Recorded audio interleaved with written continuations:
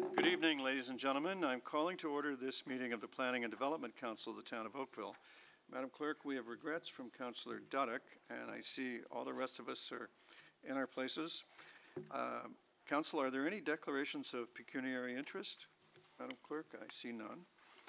I wonder if two members of council would give us a motion to resolve into Committee of the Whole. Councillor O'Meara and Councillor Robinson, all in favor? That's carried, and we're now in Committee of the Whole, which is a style of meeting that relaxes the rules somewhat. And the first items before us are the 4 consent items. When we create the agenda, it's the expectation of the Clerk's Department that items put on the consent agenda will not have anyone wanting to speak to them and that they're non-controversial. And I'll just check, is there anyone here with information for council on the first 4 items of this agenda, the consent items? I see none. I need a mover for the consent items. Councillor Lischina, thank you. All those in favor? And the consent items are adopted. Now, I want it understood that on item 4, what we just did was the motion was, which you will have from your blue paper, that the Director of Planning Services be authorized to grant a 6-month extension to the draft plan of subdivision submitted by Silwell, and that the recommendations contained in the confidential memo dated July 10th from the Legal Department distributed at the meeting this evening be approved. So there we've covered all the, we've crossed all the T's, dotted all the I's. Now that brings us to our public hearing items, and the first public hearing item is the public hearing report on the official plan amendment and zoning bylaw amendment for the Cortel Group, Trafalgar Heights. We have a presentation. And if you give your attention to Tricia Collingwood, she will summarize for the public at home what the rest of us on council have studied already. And Trish, we're all ears. And after the presentation and any questions by council, we will poll the, we have a number of people who've expressed interest in delegating on this. We will call them and hear from them, and we will poll the audience to see if there are any others. Trish. Thank you, Mayor Burton. The report can be found on page 99 of tonight's agenda. The purpose of this report is to introduce the planning applications for the Cortel Group Trafalgar Heights, Inc. development in conjunction with the required statutory public meeting. As noted by my report, there are no decisions to be made tonight, and the report is to be received by council.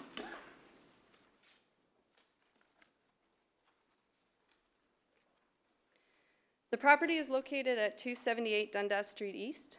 The subject site comprises an area of approximately 2.47 hectares and is located at the southwest corner of Dundas Street and Trafalgar Road.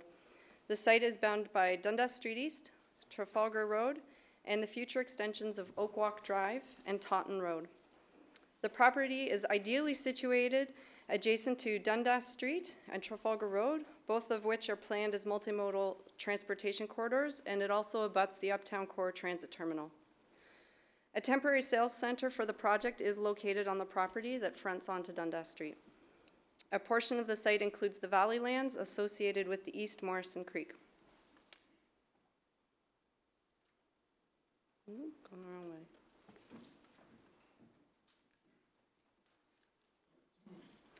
In 2011, the town and the previous landowner reached a settlement before the Ontario Municipal Board, and the approval was for a mixed-use development with residential, commercial, and office permissions. The site-specific policies and permissions were subsequently implemented through the Livable Oakville Plan and are reflected in Zoning Bylaw 2014-14. A site plan application has been submitted to the town and is currently on hold pending the outcome of the subject applications. The intent of the application is to amend the existing official plan and zoning permissions to permit one 25-story building, whereas the maximum height is currently set at 20 stories for one building on the site. The applicant is requesting an additional height increase from 16 to 17 stories for the other 3 buildings. In addition, the applicant is requesting minor changes to some of the zoning provisions with regard to setbacks and the height for a podium connecting the towers. The previous approval permitted one of the 4 proposed towers to be a maximum of height of 20 stories and all the other buildings to be a maximum of 16. And the revision to the original proposal is directly related to the applicant responding to planning staff's comments that a redesign of the tower height be considered to be more dynamic and to add to the visual appeal of the proposed development. Livable Oakville includes policies that promote a diverse and innovative urban form and discourage repetitive design. The applicant responded and adjusted the site design to improve the overall design of the site and included more height in the first phase to avoid large, chunky slab buildings that would not have complied to several other standards and policies within the Livable Oakville Plan and design guidelines. The chart in front of you shows the original application in stories and the proposed application in stories. So you'll see the difference. Tower 1 goes from 20 stories to 25. Tower 2, instead of 16, would be 17. Tower 3 would be 12 instead of 16. And Tower 4 would be 14 stories. The total number of stories permitted is 68 and will stay at 68. The total bonus stories that is being proposed are 20 stories, and that will stay at 20 stories, and that is within the 68 stories.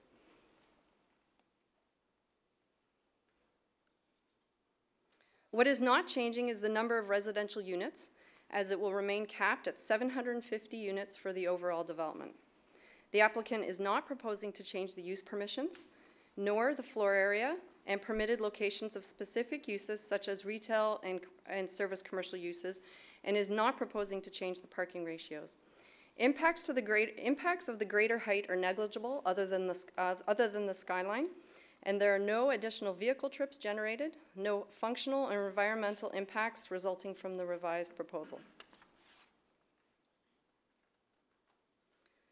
The property is located within the uptown core and is identified as a primary growth area which is intended to accommodate higher density transit supportive development, focused around the major transit station area and along the Dundas Street and Trafalgar Road corridors. There are several single-story buildings containing retail and/or service commercial uses, but the area is anticipated to develop and redevelop into a pedestrian-oriented, transit-supportive community comprised of a mix of office, retail, service commercial, and residential uses. The tableland portion of the property is designated urban core and natural area, and then there's the woodland area, the ravine, as natural areas identified within the Livable Oakville Plan. There are bonusing policies which are applicable that would permit additional height, as I went over with the bonus stories, and I'll speak to that more in just a minute. For the zoning, the tableland portion of the property is zoned MU4, urban core, and the watercourse portion of the property is zoned N for natural area. There is a holding provision on the zoning that can be lifted once the conditions of the provisions are satisfied. A complete analysis of the applications has been underway and includes a review of the following matters which have been identified to date. Conformity with the urban design objectives and policies of Livable Oakville, and then general intent of the original minutes of settlement. Increased height, sun shadowing and design impacts, integration of development with the transit facility, traffic impact study that is being updated to assess the existing conditions with the current traffic counts, technical issues with regards to the natural areas, floodplain, and woodlands, and bonusing provisions under the previous minutes of settlement.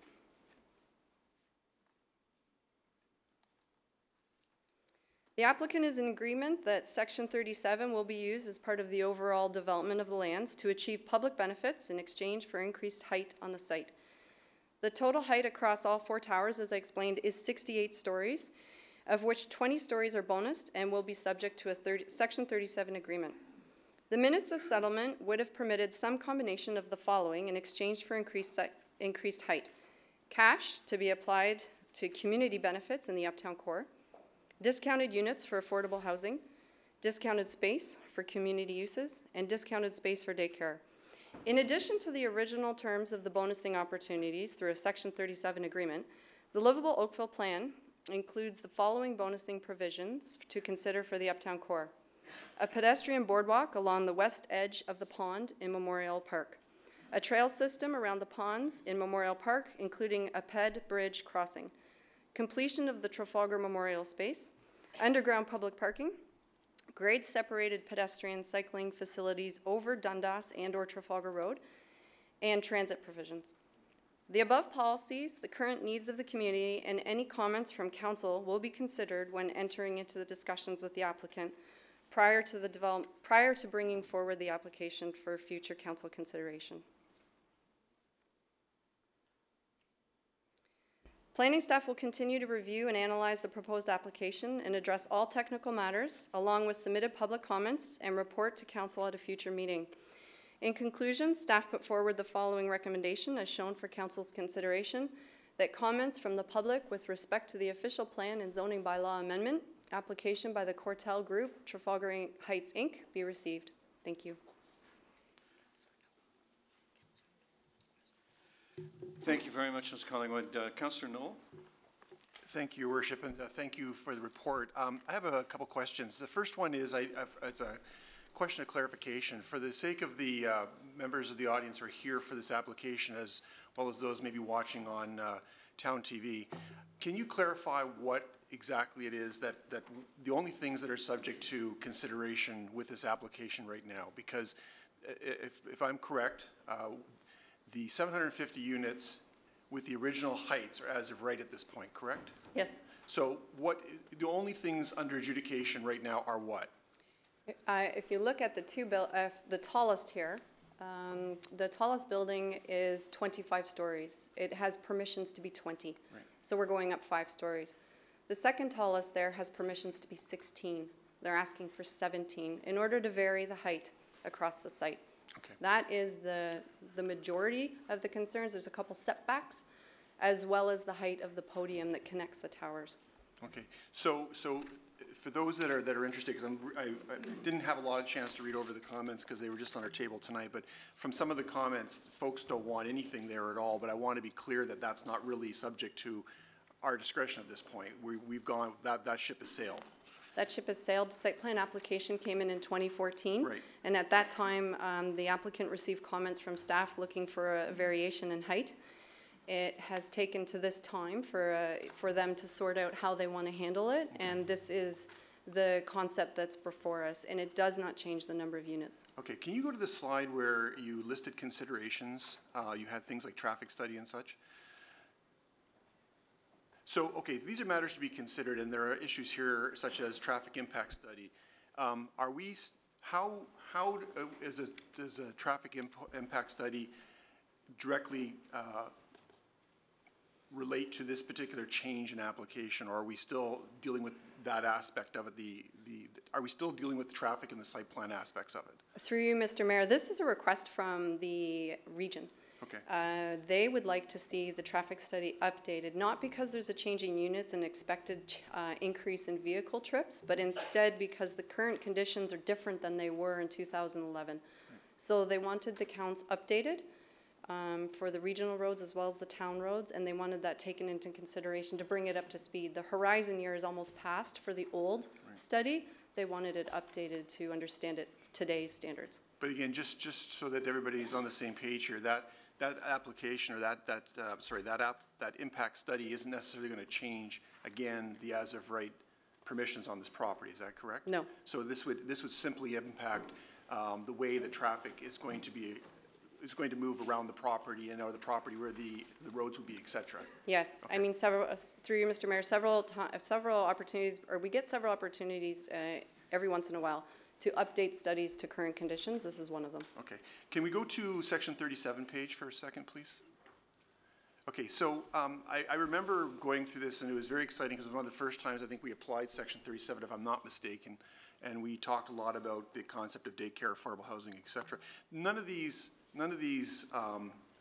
conditions have been established at this point yet. These are still options at this point? These are still options. As we're opening up the application, because we have new development applications in front of us, we can open up the discussions on the provisions that we put forward. So what we get out of the section 37 bonusing provisions is really a blank page at the moment based on these conditions, I assume, or these potential.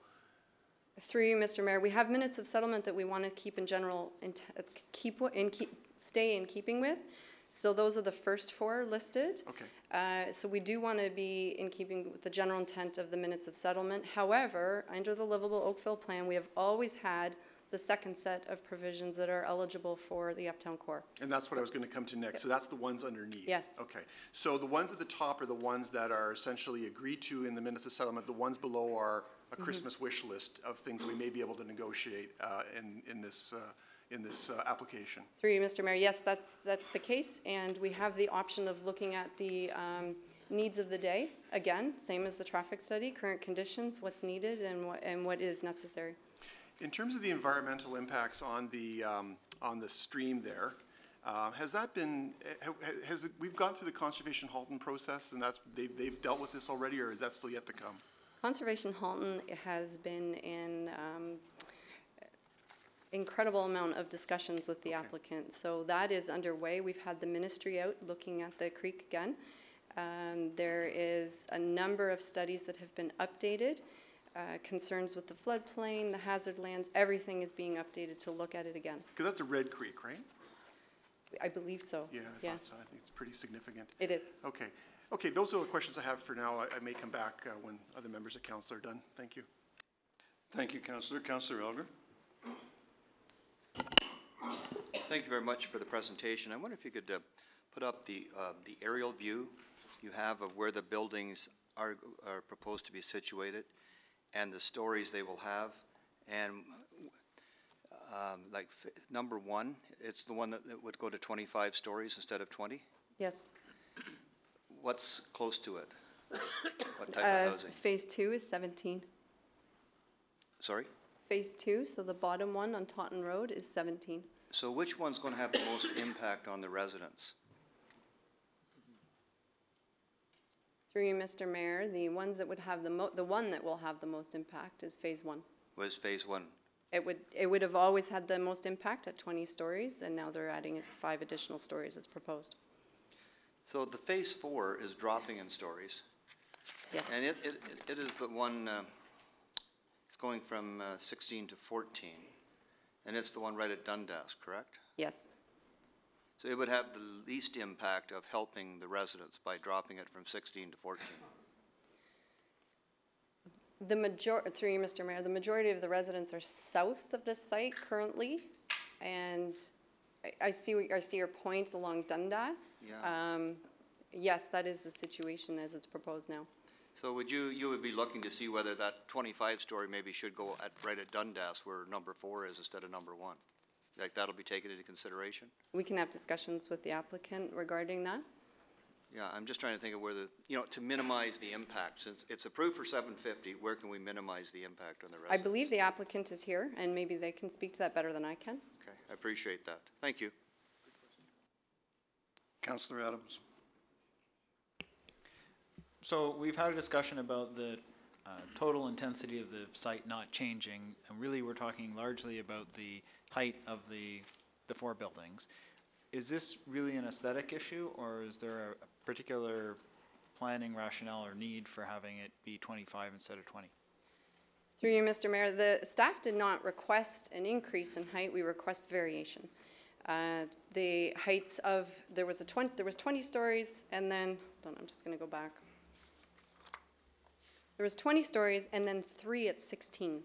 The 3 at 16 were slightly chunkier, larger slab type apartment buildings, and what staff from the urban design section requested was that there be more variation in height to it allows for some of the towers to be slender, and it allows for some more interest, as this is a gateway site for the town. It allows for some more dynamic expression through the architecture. That is what staff was looking for. This was the response from the applicant. Could they have met that same criteria by changing it to 2018, 16, 14?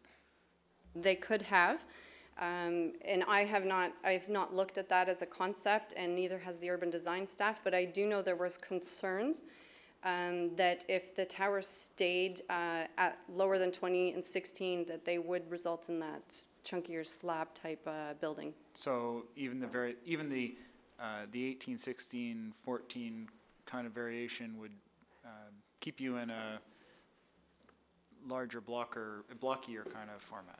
Through you, That's Mr. the Mayor, complaint? I'm not the right person to answer the urban design guidelines of this.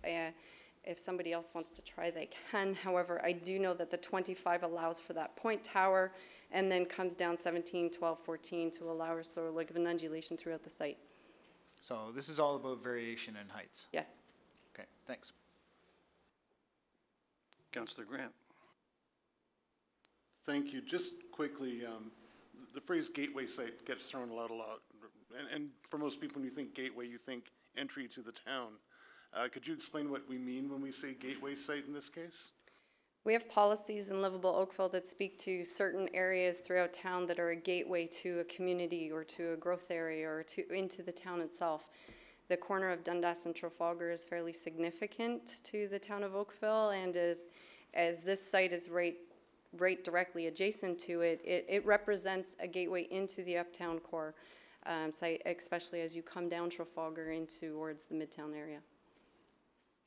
Thank you. And as nothing happens in a vacuum, are we able to take a look and see what would be happening in the property north of this or to the east and west? I mean, to the east across Trafalgar?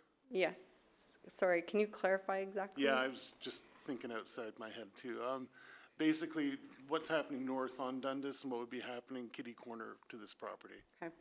Through you, Mr. Mayor, I have the applications for the Minto subdivision that is kitty corner across Dundas and Trafalgar. We are looking at what is proposed or what has come in through pre-consultation applications for consideration. We are working with the applicants to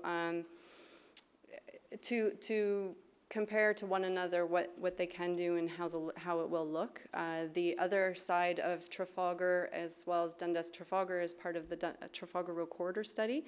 We have looked at the redevelopment options of those sites, but that's in the long-term future. We are looking at this not being just a sore thumb sticking out in the middle of nowhere. There will be developments similar to it around it.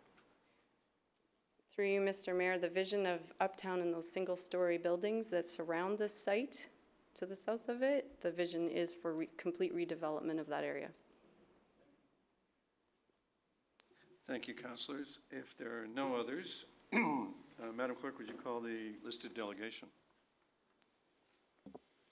We have one listed delegation for this item, Malcolm Fernandez.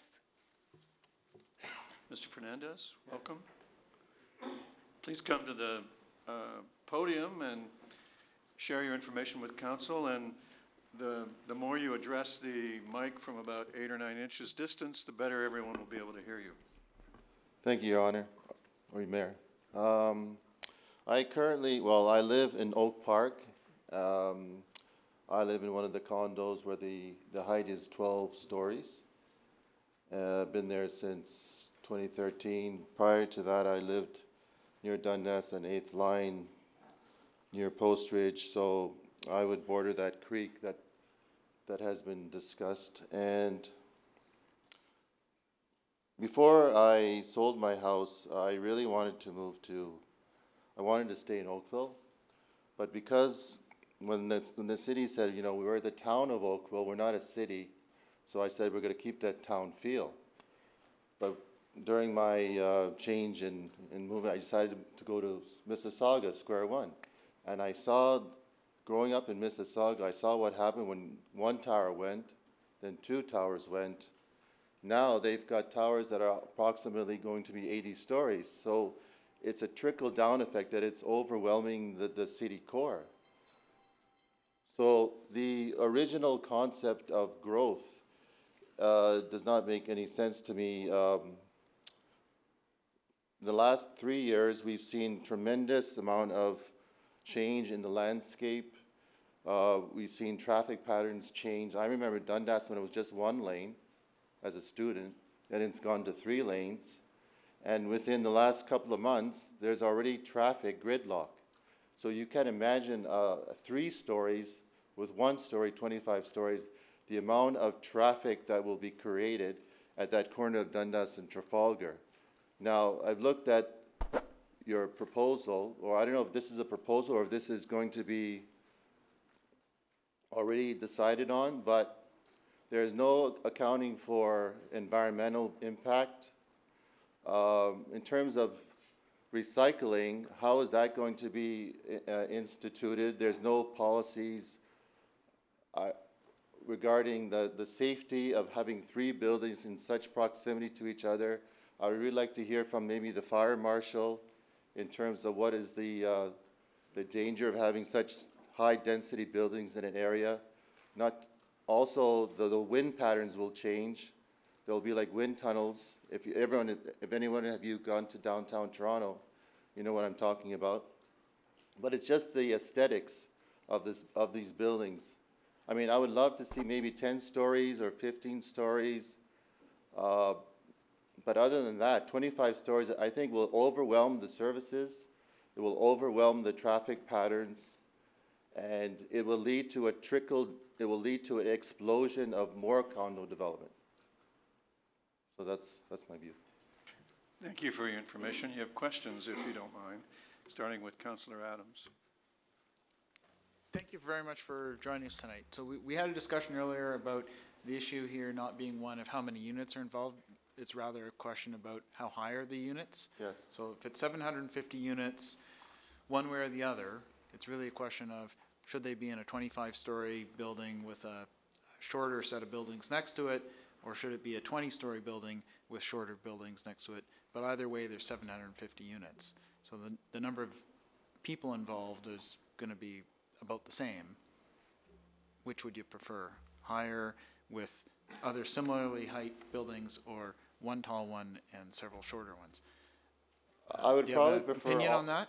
Yeah, I would prefer an average height of maybe 12 stories to 15 stories. And if you really want to create this livable city, I would like to see more pedestrian-friendly walkways. If we're really trying to, if we're going to implement the carbon footprint of the future, we need to be having people in Oakville, especially in that area, walking more, less reliance on cars. So that would have to change the planning of the pedestrian walkways. We do not want to see roadways everywhere like we see in Mississauga. It's just crazy. It's bedlam with the amount of traffic. It's dangerous. So we want to reduce our carbon footprint. So I say that we should lower the ceiling of these buildings and start thinking about how we increase pedestrian walking areas. Councillor Knoll. Councillor Adams actually asked the same question I had, so I'm done. Thank you very much. Thank you very much, Mr. Fernandez, for your Thank you. information. Council took note of your issues, and they will consider them in the evaluation of the application. Thank you. Is that the only delegation? Are there other members of the public here with information for council on this item? All right, I'll confine it to table. Councillor Knoll. I'll move the staff recommendation and make sure that the members of the audience here understand that we're not actually approving it tonight. We're just moving on to the next step. So I'm happy to move that, and we will take all the material that we've received into account and make a decision at some point when the staff are prepared to bring it back to us. Councillor Elger. Is the applicant not here to speak to the? There's no other listed delegation.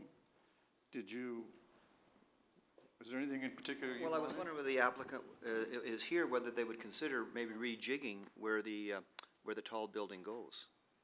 That's what I was just wondering, if their applicant is here to address that issue. I'm pretty sure that staff and the applicant will discuss that now that the issue's been lodged for staff to chase. Okay, thank you. Councillor Grant? I just wanted to toss in, we received most of these letters and notes from people just as we sat down this evening. So thank you to everybody who's written in, who's made comments, and comments can still be made, I believe. I just wanted to make that known to anybody who might be watching us at home or who has an interest in the audience, who hasn't gotten up to speak, that we're still taking comments. So thank you very much, and thank you for the people who took the time to do it so far today. All right, shall I put the vote on receiving the information received so far? I'll take that for yes. All those in favor? And that is carried. Thank you, everybody. So our next discussion item is item number 6, the public meeting report. And again, we get Ms. Collingwood, and this is the Dundas Trafalgar zoning bylaw amendment for Minto communities. And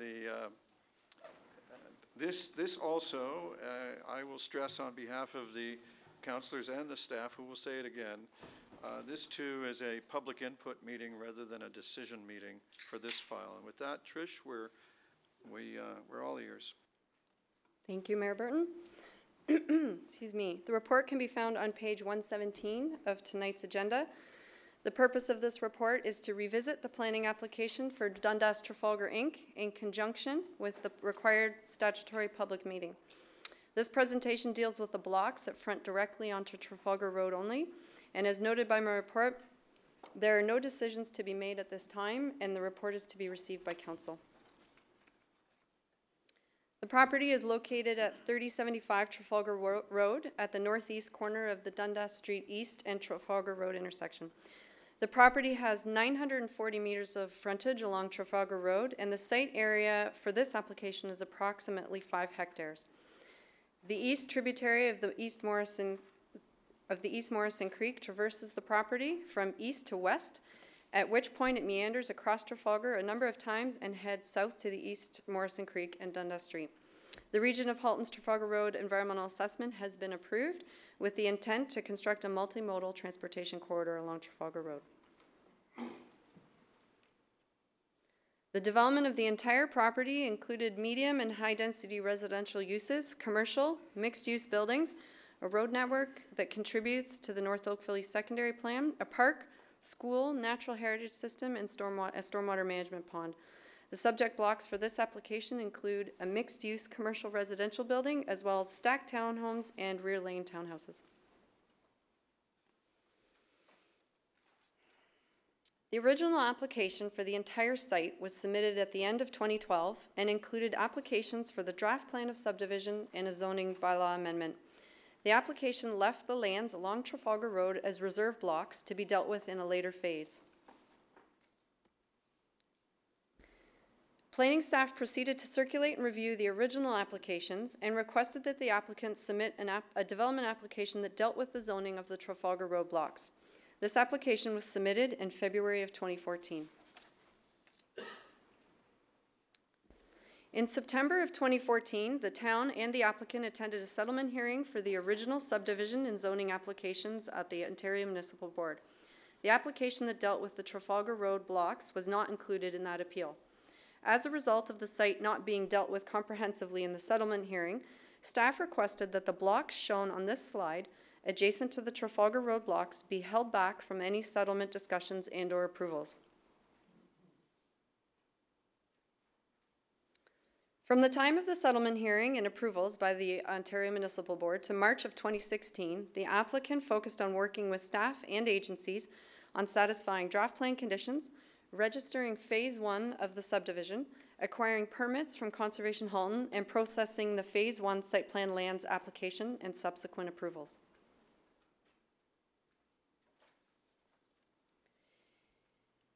Oops, sorry, I think I went too far.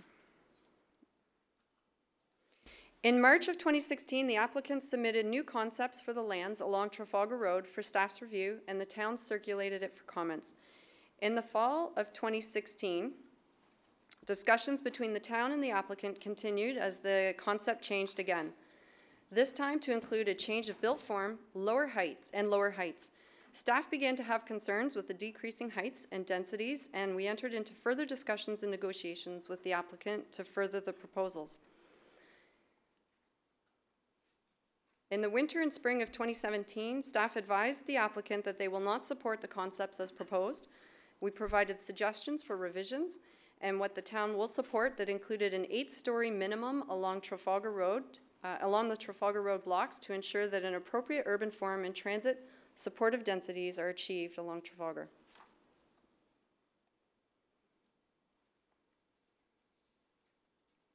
In the past few months, the applicant has agreed to divide the Trafalgar lands into smaller subphases in order to comply with staff's height and density requirements. A new concept is submitted that is before council tonight. The applicant has also agreed to, for the time being, holding other blocks for later phases for future development.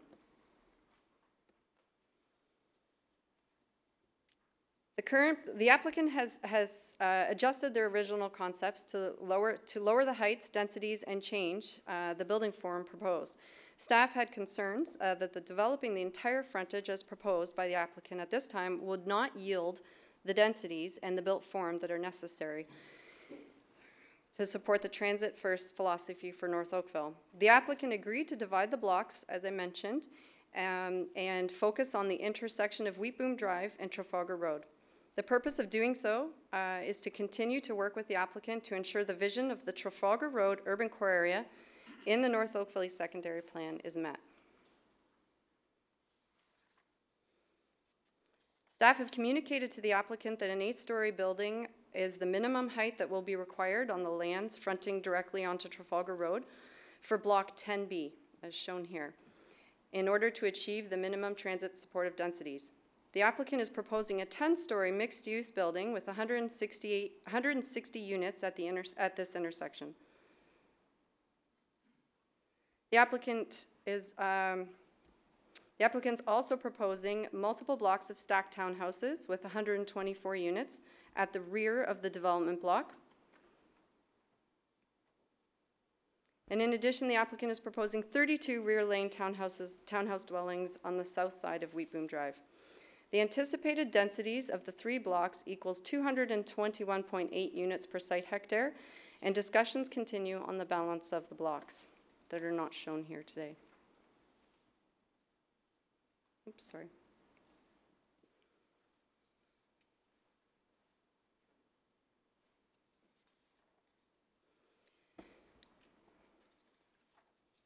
The Trafalgar urban core area is intended to be the focal point for development in North Oakville and ultimately provides for the creation of a major node, a dense mixed-use development concentration that is pedestrian and transit-oriented.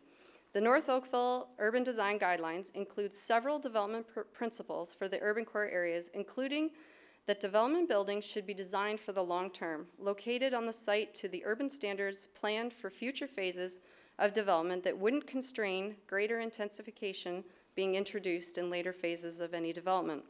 Trafalgar Road is a gateway entrance and represents a significant opportunity to demonstrate the highest town-wide sustainability and urban design standards by incorporating a diverse mix of land uses essential to promoting pedestrian and transit access, thereby increasing the activity level of these areas throughout the day and evening. The mix of uses permitted ranges from employment, commercial, residential, institutional, and cultural within a medium and high density flexible built form that can transition to other uses as development occurs, and this is encouraged by staff. The North Oakville implementation documents recognize that the development along Trafalgar Road will evolve from an interim stage into the long-term build-out.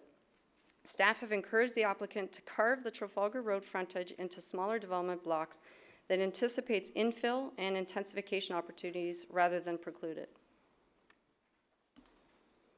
The North Oakville East Secondary Plan designates the lands as Trafalgar Urban Core and Natural Heritage System. The proposed plan of subdivision by Dundas Trafalgar Inc. contains the Trafalgar Urban Core Area and Natural Heritage System components identified in the master plan excerpt shown on this slide. The lands are currently zoned ED for existing development. The applicant is proposing to rezone the properties from existing development to Trafalgar Urban Core.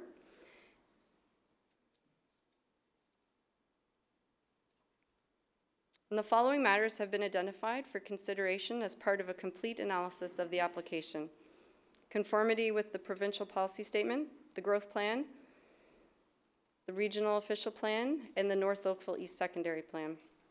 Urban design standards, proposed built form and densities within the Trafalgar Urban Core designation, and servicing allocation. It is worth noting that the growth plan is newly in effect and will govern the review of this application. The greenfield density targets are going up incrementally up to the horizon year of 2041. The North Oakville review has been initiated as part of that review, and the conformity exercise to meet the new greenfield targets, as well as a greater emphasis on providing stronger links to transit and complete communities, is underway. The intent of the Trafalgar Urban Core designation is to contain a mix of uses the highest of densities and heights within North Oakville, in order to support transit and complete communities. The development vision is not to have medium and low density uses within the body of the blocks, but on the edges of the Trafalgar Urban Core zones, to allow for the appropriate transition between the higher density land uses and lower density. The next steps include further review and analysis, as well as consultation with reviewing agencies. In conclusion, staff put forth the following recommendations as shown for Council's consideration: that comments from the public with respect to the zoning bylaw amendment application by Dundas Trafalgar Inc. be received. Thank you. Thank you very much, Trish. Any questions, Council? Councillor Adams? Thank you very much. On page 122 of the report, you've got a table that shows the overall development total and the current proposal numbers. And I wonder if you could help clarify the totals, in as much as I suspect that the number that's being shown under the current proposal doesn't include some of the other blocks which are in the overall development total. Is that correct? Yes, through you, Mr. Mayor, that is correct. Could we clarify that in a stronger way in the future so that we don't have confusion around what's being proposed? Yes. And is it possible to get a more comprehensive application so that we understand what's happening in the other blocks adjacent to these ones? Because I do fear that we're going to end up with a situation where these ones come forward and then something else will come beside them that in some way won't be compatible, and we're going to end up with a fight on our hands around what goes first. Through you, Mr. Mayor, are you referring to the blocks within the subdivision as well as on the other side of Trafalgar? Well, primarily the ones that are within the subdivision, but who knows what's happening on the other side of the road. But certainly the ones that are within the subdivision that'll be immediately abutting these ones, I have concerns that we're going to get piecemeal development and a lack of cohesion. Through you, Mr. Mayor, I will get that together for the next report. Thank you. Any others? We have at least one listed delegation. Madam Clerk, would you call the delegation? The delegation is Donna Paris.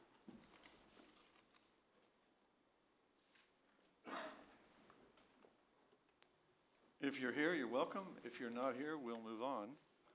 I have a question. Give me a second to find Donna. You want to call her one more time? Yes. One more time. Oh, Donna Paris, speaking to item 6. All right. Are there other members of the public with information for council? Mr. Fernandez, you indicated that you had information for council? Well, okay. There's people watching at home on TV. They won't hear you unless you speak to the microphone. Okay.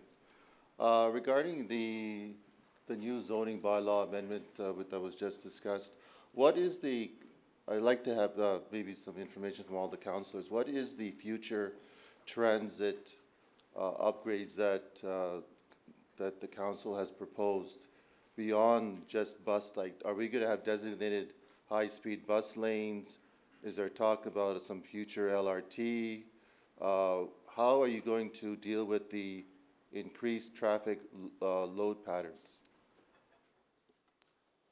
I think perhaps what we should do is agree to meet with you outside this meeting. There's something close to 17 years of planning has gone into what's happening here, and transit, all of those things are provided, including pedestrian, bicycles, everything. Why don't you, my office will reach out to you and we'll schedule something with you and some planners, and you can see what there is. I don't want to take an hour tonight to go through all of those things. No, I appreciate that, Your Honor, and I remember reading that the Oakville magazine regarding the future planning, and it seems like we're doing a lot of high-density planning, but there's nothing there to talk about future corporate business development along the 403, 407 areas. I see a lot of residential planning, but I do not see any corporate business development planning. I don't think you've looked in the right place, and we'll reach out to you and show you all of that. All right, thank you. Okay. Anyone else? All right, I'll look to perhaps Ward 6 for a motion to receive the information. Oops. Yeah, I'll move the recommendation from our staff that the comments from the public with respect to the zoning bylaw amendment application by Dundas Trafalgar Inc. be received. Thank you. All in favor? And that is carried. Number 7 now is the public meeting report for the town-initiated official plan amendment, the Midtown Oakville and Transportation Network updates. And we have a presentation from Leslie Gill Woods. Council has studied this, but I'm thinking that the members of the audience who may be interested would benefit from this, and the people at home, of course, would like to know what we're talking about. So we'll all give our attention to you, Ms. Woods. Thank you, Mayor Burton, and good evening, members of council. This is the statutory public meeting for a town-initiated proposed official plan amendment called the Midtown Oakville and Transportation Network Updates, OPA. The subject lands for this application, or this proposal, excuse me, are all of the lands south of Dundas Street. These lands are within the Livable Oakville plan area. Livable Oakville is the official plan for all of the lands south of Dundas Street, as well as all of the lands north of Highway 407. Midtown Oakville is highlighted here because the majority of the changes in the proposed OPA are within Midtown Oakville or relate to the achievement of the planned level of growth in Midtown Oakville. As you know, Midtown Oakville is the town's urban growth center identified in the growth plan, and it has been planned to accommodate approximately 20,000 people and jobs. So in the official plan, we like to reference the most up-to-date source material. This proposed official plan updates policies and mapping related to Midtown Oakville and the transportation network south of Dundas Street, including the active transportation network. It implements work completed through a number of previous Midtown or transportation-related projects, such as the 2014 Midtown Oakville Class Environmental Assessment, as well as the Regional Transportation Master Plan and the Town's Transportation Master Plan, among others. This is the proposed road network to support the development of Midtown in the long term, and emphasize here the long term. This map indicates the 2014 Midtown EA road network, as well as the local road network that was designed to fit within the broader EA road network.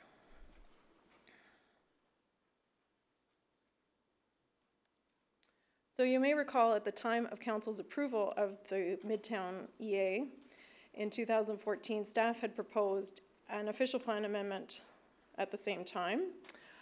That official plan amendment was put on hold because there were some requests for the minister to review council's approval of the Midtown EA. Those were subsequently dismissed.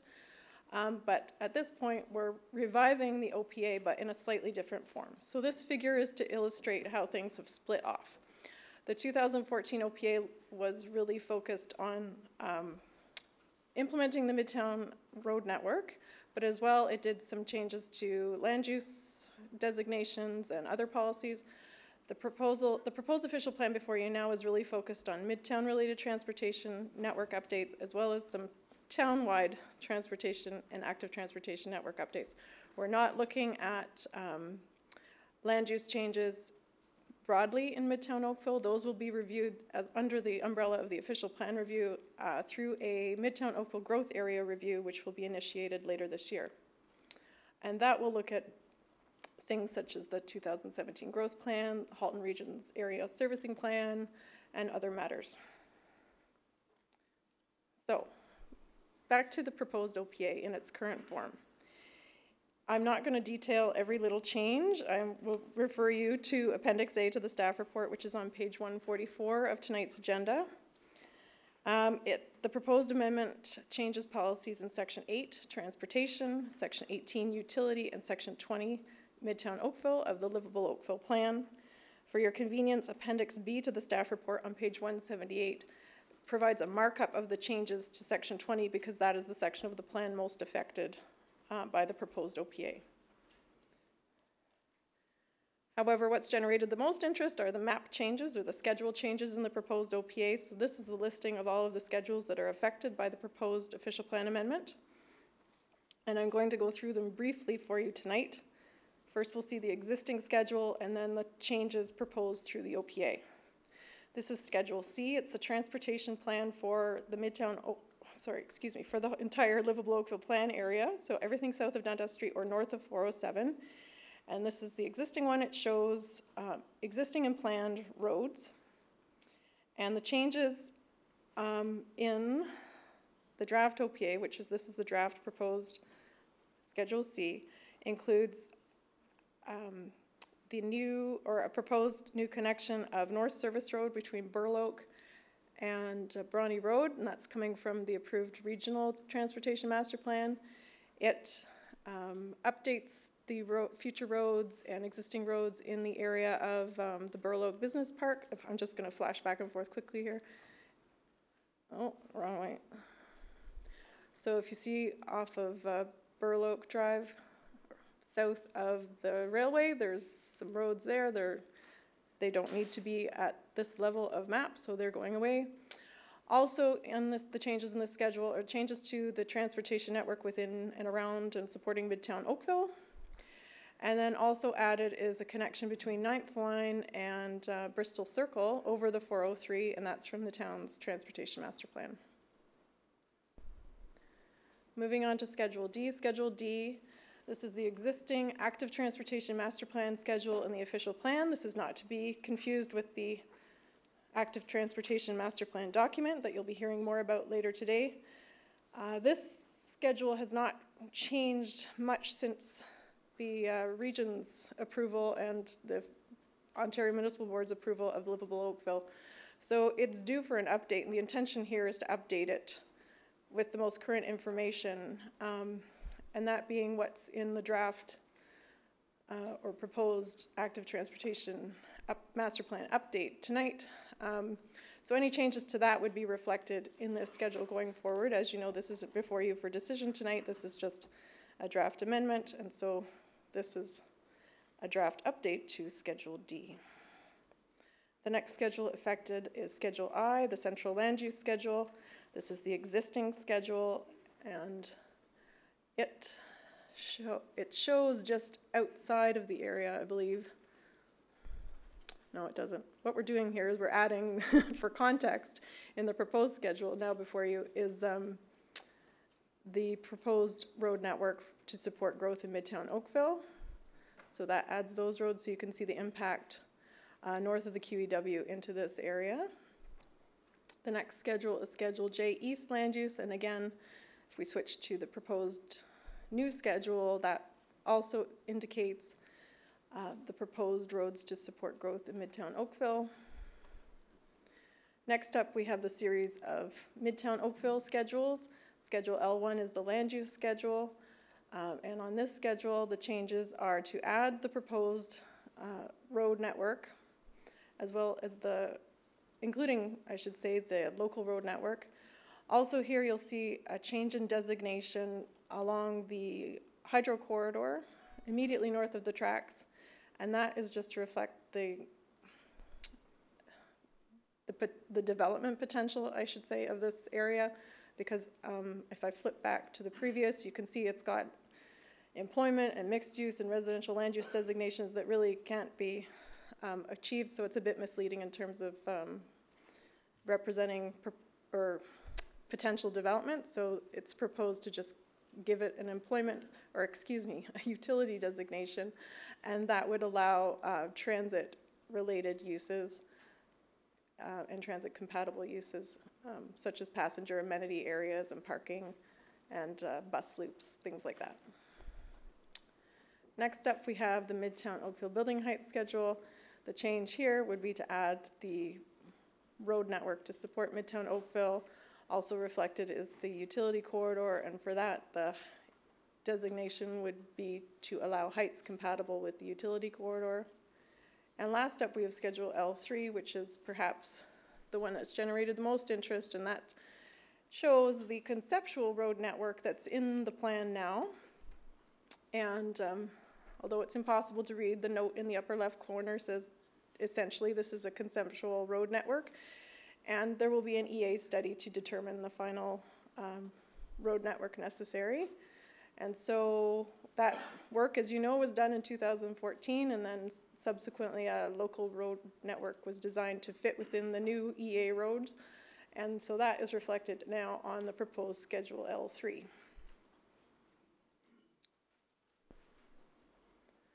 So we had 2 public information meetings already on this proposal on June 21st and 22nd. We had about 37 people out between those 2 meetings. We've also received, as you've seen today, a number of letters. The comments to date have primarily focused on property impacts from proposed new roads, comments about the transportation network design within Midtown and then a little bit more broadly beyond Midtown, traffic impacts and the extent of planned growth in Midtown Oakville. Some people are concerned about the scale of development and how quickly it may or may not happen, and the timing of new roads and development. And other concerns have related to the relationship with the active transportation master plan update, which is before you tonight as item 14. So we're going to take all of those comments into consideration and report back to you later this year. The recommendation before you tonight is to receive the comments related to this proposal. Thank you very much. Are there questions for Ms. Gilwoods? Just a few over here. Councillor Hutchins. Thank you, Your Worship. I would like to, first of all, say I'd like to propose this after the questions once everybody has had their fill, so to speak, and talk to you. On page 136, my first question is to do with the numbers that is, you're talking about the Midtown covers an area of approximately 100 acres, and there'll be about 12,000 residents and 8,000 jobs, so you get 200 residents per job per hectare. We don't know when this is going to happen. Could be 5 years, 10 years, 15 years, who knows. But the longer it goes out, do you see the numbers increasing, the number of people living there or the number of jobs? I mean, are we building in sufficient capacity to absorb the increase if that happens? Through you, Mayor Burton, it's the language in the growth plan and in the livable Oakville plan are to accommodate a minimum planned density of 200 people and jobs per hectare. So that's what we've done to this point. The plan is reviewed regularly, so I don't think there's a concern about things getting ahead of us. As applications come through, they're evaluated in terms of their impacts to the overall network, and so as things need to be tweaked, they will be. So you're saying that the density is going to be kept the same despite the years going by and the demand by the province for higher density and Oakville having to accept more people, because in 2041 we hear that the region of Halton is going to have 1 million people in. Through you, Mayor Burton, yes, this is the town's urban growth center, and it's at this point planned to accommodate 20,000 people and jobs. It's, I think, the biggest concentration of planned growth in Halton region, and at this point we're in very early days, shall we say. On 138, you're talking about the appropriateness of local road intersection spacing on Cross Avenue and the Station Road, etc. You obviously thought long and hard about how you were going to lay out the roads.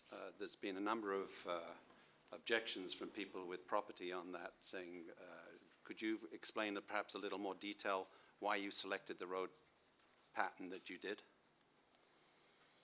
Through you, Mayor Burton, I did not select a road pattern at all. I'm merely proposing to implement work by qualified traffic engineers, so I would ask for some assistance in that regard, I think, at this point. Let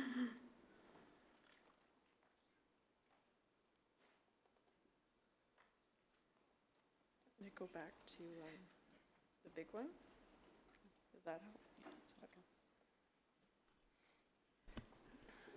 Through you, Mayor Burton, the Midtown EA, as you're aware, set out what we've referred to as the EA roads, or the major roads that will provide access into the area and the general network for the movement of all modes into, out of, and through Midtown. But we need a local road network to support the connections between those larger roads, collector type roads, etc. So we looked at where those major roads were, what kind of spacing we needed to support access into the different properties that will become part of Midtown. Also looking at the traffic implications and using our guidelines through those to assess an appropriate spacing of the different local road network components. Ms. Stevens, I wonder, it might be more responsive to the councillor's question if you explain what an EA is. There's the councillor is relatively new to the process, and all of our jargon may not make sense, and as well, the people at home may not understand it.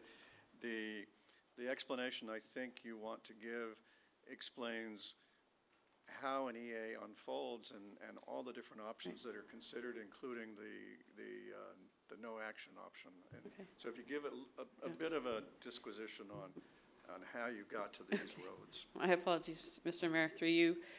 So the EA is short for environmental assessment. The class environmental assessment process is a process that municipalities go through to identify the infrastructure needed, in this case, to support growth. So we are required to support growth in the Midtown area. It's our urban growth center. And we knew that we needed infrastructure, including roads and sidewalks and transit and all of those things to get people into and out of Midtown. The class environmental assessment process, or class EA process, requires us to look at all reasonable and feasible alternatives to do that, and that also includes the do nothing alternative or the status quo. So we would examine what the traffic impacts would be if we built no more new roads, or if we left things the way they are. And then we examined a number of different alternatives to add collector or arterial roads. So those are the bigger, wider roads with more capacity that get people into and out of an area. The Class EA process doesn't go to the level of a local road or the neighborhood type roads, the narrower roads that are generally one lane in each direction. For example, the EA is focused more at that higher level. So when we completed the EA, it identified how folks would get into and out of and move through Midtown, east, west, north, south, and the larger roads through here. So the north-south running parallel to Trafalgar Road, for example, that was one of the roads that was identified through the EA. Improvements to Iroquois Shore, improvements to the ramps and the interchange at Royal Windsor Drive, the realignment of Cross Avenue, and new ramps at Trafalgar, and some alterations to roads such as Argus were also identified through the EA. Those are the major components of the transportation network that would serve Midtown. Once that work was done, that really just sets out the spine of the transportation network for Midtown, but then there will be other properties that need to be accessed. And so on top of that, as we would do with, say, a subdivision process, we layer on the local road network. The EA roads are ones that the town or the region or MTO or whichever the transportation authority responsible for those roads would pursue. We would be responsible for the design and the construction and the funding of those, the timing of when they go into the capital forecast and the coordination of all of those other works. The local roads are ones that would proceed through development, and the timing of those would be based on the timing of development of those properties. The network, the local road network that's here, though, is to indicate the approximate spacing and grid to support the types of land uses and the movement of vehicles and bicycles and pedestrians and transit vehicles through the Midtown area and within the Midtown area as it grows. And would it be fair to say that the local road, the exact location of the individual local roads would be conceptual at this point or somewhat approximate, subject to the actual applications that came in? Through you, Mr. Mayor, that's a key difference between the EA and the local road network. The EA network, a lot of work went into designing exactly where those roads would go and what the property impacts would be. The local road network is more of a concept at this stage and subject to change as development proceeds. And would you also indicate how long a process the EA was and how many different models or configurations were scored? Through you, at least 2 years. Yes, through Mr. Mayor, it was at least 2 years. We went through a lot of different of options and then combinations and permutations of those options. So there were quite a few that were examined and weighed against each other to determine the best recommended proposal for Midtown. And were there a number of public open houses for the public to examine the different options and to examine the scoring that was given to them? Through you, Mr. Mayor, public consultation and open houses is a key component of the EA process. And yes, there were multiple opportunities for people to come out and look at the plans, and also staff, I know, did a lot of work with property owners who had questions or anyone who had questions about the Midtown planning. Did in fact one member of the public actually appeal the EA to the I think to the OMB? Through you, Mr. Mayor, we did have three appeals or Part 2 order requests or bump up requests, depending on which terminology you prefer, to the Minister of the Environment and Climate Change. It took us approximately 1 year to address all of those concerns, but in 2015, all those appeals were dismissed. So there, Councillor, I hope that helps with what you were looking for in terms of how these roads came about and how fixed or not yet quite fixed they are. I did know about General Electric and some of the other appeals for that. But my point was to get across to people that there'd been a long process to get to this point at this time, and you succeeded very well. We've worked together fabulously to establish that it took, and we took a long time to show that it took a long time. Exactly. Okay, I have a couple of other questions. Basically, I have some requests which could be put as a request for report after the thing, but after everyone else had their questions answered, I'd like to propose the acceptance of the staff thing with some of my questions added to it. Thank you, Councillor. Councillor Giddings. Thank you. A number of my questions have been answered as well. However, so the timing and the density is the same as before. That hasn't changed at 200 jobs and people per hectare. It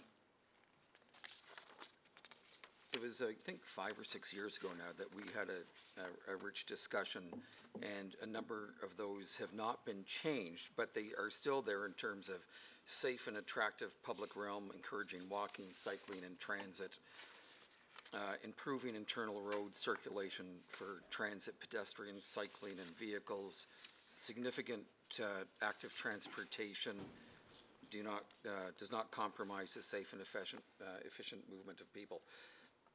With that, you mentioned that it was not to be confused with the ATMP.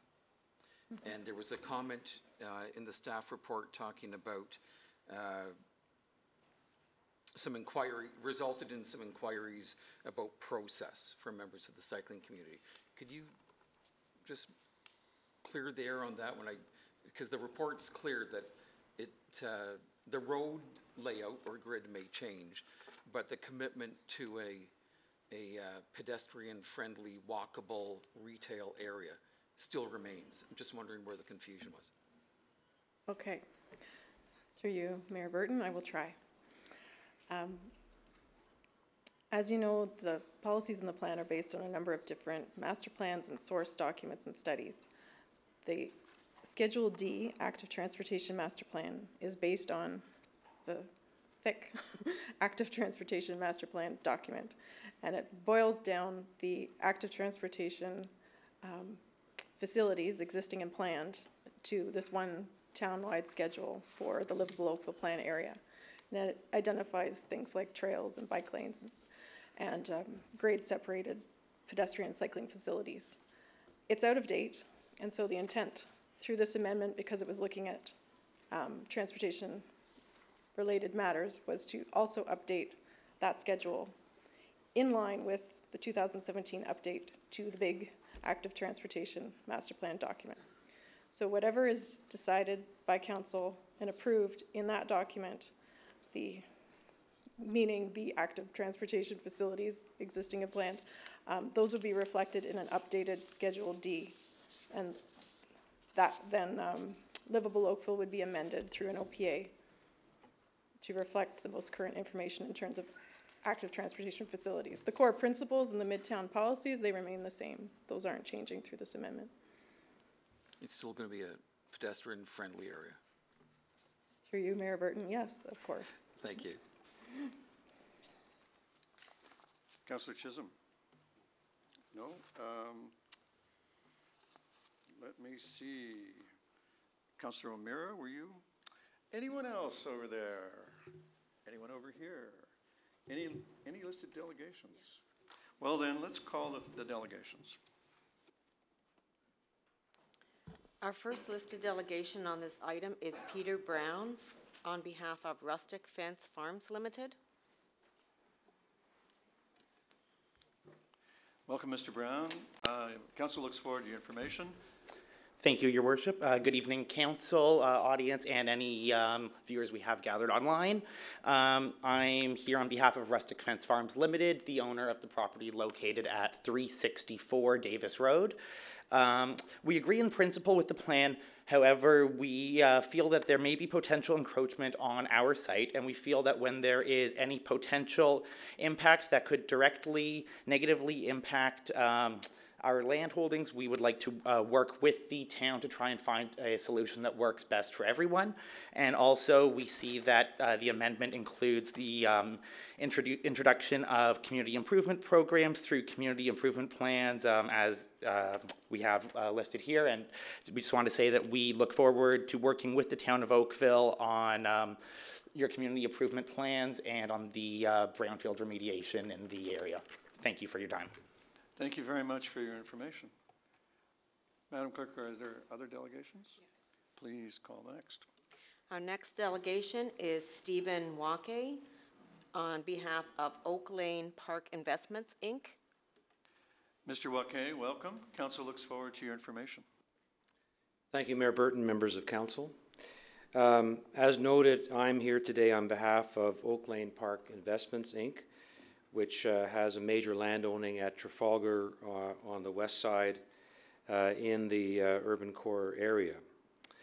Our client has significant concerns about whether the proposed land uses and building heights will lead to a vigorous and vibrant urban center.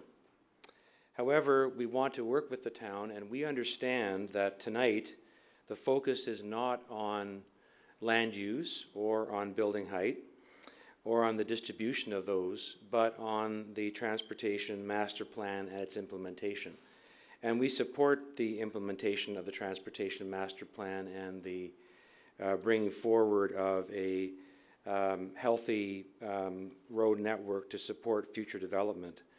So we simply didn't want council to take our silence on land use issues to indicate satisfaction with them.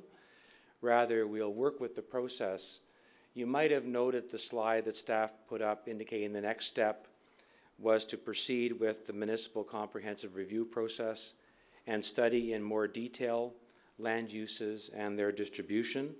And we look forward to participating actively in that process and coming forward, working with the town with revisions to land uses. Thank you. Thank you very much for that. Councillor Elgar has a question for you.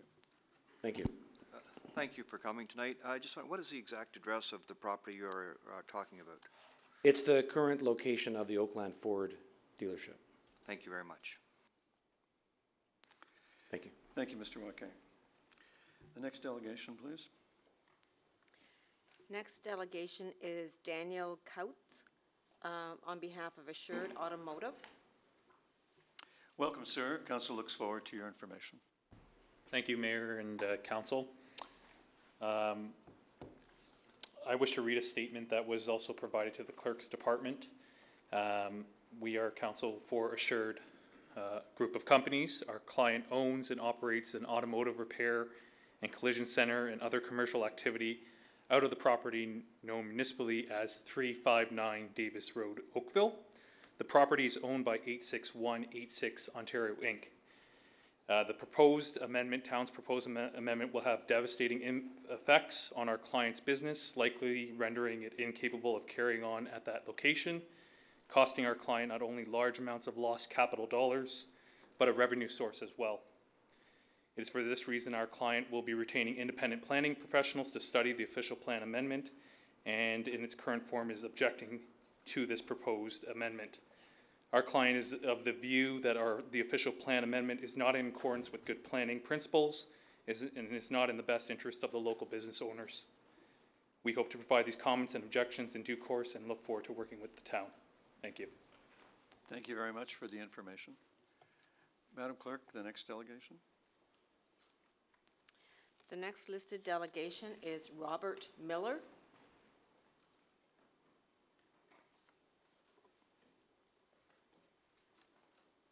Mr. Miller, welcome. Council looks forward to your information. Thank you, sir. Good evening, Mr. Mayor, members of council. I'm with the firm of Scargillo and King, and we are counsel to Algonquin Power and also to the owner of the building at 354 Davis Road LLP, or LP. Our client participated in the environmental assessment process, and at this time our client is opposed to the current proposed road network. If you're familiar with where our client's building is, it is a very new office building at the corner of Davis Road and the South Service Road.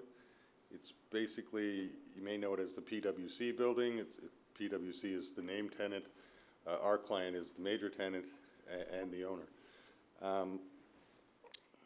The impacts of this proposed road pattern on our client's property and their business, as both the landlord and their own business, are devastating. Our major concerns are twofold. One is that the current proposed road pattern, which staff described as the EA road pattern, seems to preclude, takes away our existing access and precludes any other access, effectively landlocking the property. Now, maybe when they get down to the local road level, that may not be the case, but as we were advised tonight by staff, the provision of the local roads will not be done by the municipalities and will be dependent on the timing of other developments. To expect my client, who's already developed, to build a municipal road to replace Davis Road, which appears to be being closed between the loop in the South Service Road, the realigned South Service Road. It's unclear to us what's going to happen to that stretch of Davis. Now, if it's going to remain open, there may be the possibility for an access from there. We currently take our access, one of them, at the northeast corner of our property, off of Davis, and we have another one on the South Service Road. The reconfiguration of the South Service Road will more than likely preclude that. Other issues with regards to our access are the flyover extension of the off-ramp from Trafalgar may lead to issues of whether MTO corridor control will allow us to have an access within a certain distance of the highway. And so we have those concerns with access and also with the effect on parking. By our estimate, we're going to lose 20% of our parking if any of you understand the impact on a business of loss of 20% of their parking, that's devastating. Either workers aren't parking there, clients, customers. If there isn't parking, they lose business. The landlord will lose tenants. The damages can be very severe, may lead to loss of tenants. You know, they'll move somewhere else. If this were a very old building at the end of its lifespan, you know, maybe that would be understandable. But this building was approved by this council in 2012, built in 2013. It's basically 5 years old. It's brand new. To render it functionally obsolete with this road pattern is not good planning, and to leave a new building possibly as an urban blight if it can't be used or you know, needing to be knocked down is not good planning. So at this point, my client's opposed to the road pattern, but we are willing to work with staff, because if the local road pattern is going to accommodate some of our concerns, it may mitigate these damages. But from the information we have currently, the impacts seem devastating. And so for that reason, my client's opposed to the road pattern. Well, thank you very much. The purpose of the meeting is to surface for staff's consideration the issues and concerns and fears and doubts of people, and yours have all been noted. I would tell you that this council worked very hard to make that building happen, and I can tell you that there's no wish on council to harm it. Well, I appreciate that, and so we're very hopeful that we can work with staff to avoid that. But from looking at the road pattern and superimposing it on our property, I mean, the parking loss and the impacts on access will have devastating effects unless the local road pattern can be built quickly, not by my client, and will give them access. The comfort I can give you in the short term is the EA roads, let's call them, have no prospect known to me of being built quickly. Well, as an interim solution, that's helpful. Thank you. Anyway, we look forward to you working with the staff. I think your concerns can all be met. Thanks for coming. Madam Clerk, the next delegation. The next delegation is Merrick Wazook. Good evening. Welcome, sir. Council looks forward to your information. Yes, Your Worship. My name is Merrick. Excuse me? I just wanted to try to get you to talk toward the microphone for the folks at home. Thanks very much. My name is Merrick Waschak. I am an owner of property at 1090 South Service Road East in Oakville. I got 3 issues with the project. First of all, I've learned of the project in early spring of 2015 by being contacted by a real estate agent interested in representing me in selling my property. The property is about 5 hectares of land and 3,500 square meters of industrial building. At this moment, this property works somewhere between 50 and 80 people. There's 5 tenants, okay? The proposed road pattern, okay, plows through the center of my building, make it unusable for any future employment. I'm hearing all the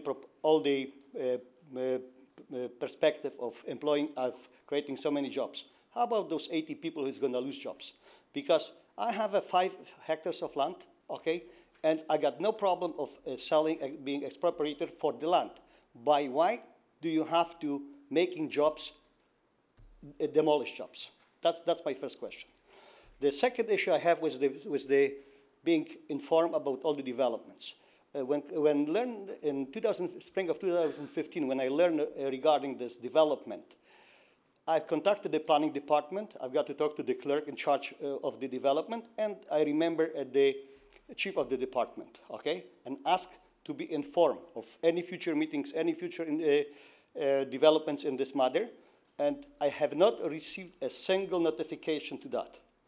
I've asked for at that time, I've asked for a meeting with I believe was chief of the mayor office, okay? We discussed the issue. That was again my proposal. Please, I got no problem, at least according to me. the road can be rerouted, okay, and save the building and save the jobs, save my work. I bought the building in 2000, and it was derelict building. It was completely uninhabited. There was no activity, no business activity at all. I bought it in December of 2001, and I've turned it into a presentable building. It's industrial building, it's old, but it's presentable, okay? I'm not ashamed of it. So, coming back to the issue of being notified of it, okay?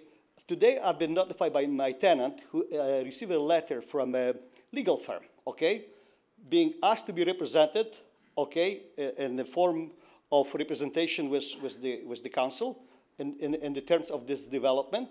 But again, I have not received anything from the planning department or from the council, from anybody, okay?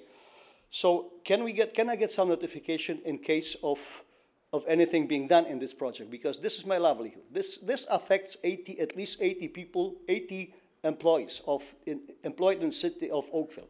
It affects the tax base. I'm paying more than $100,000 in property taxes, okay? Somehow, the tax bill never misses me. The notification for the development every time, okay?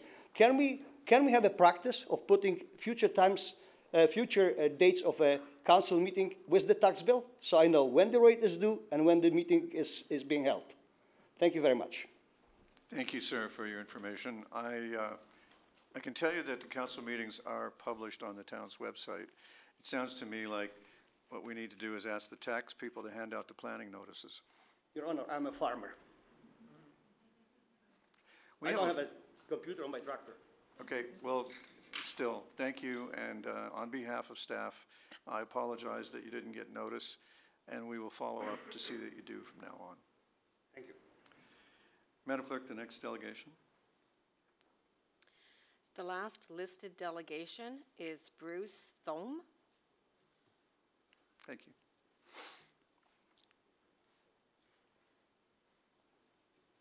Can I see that?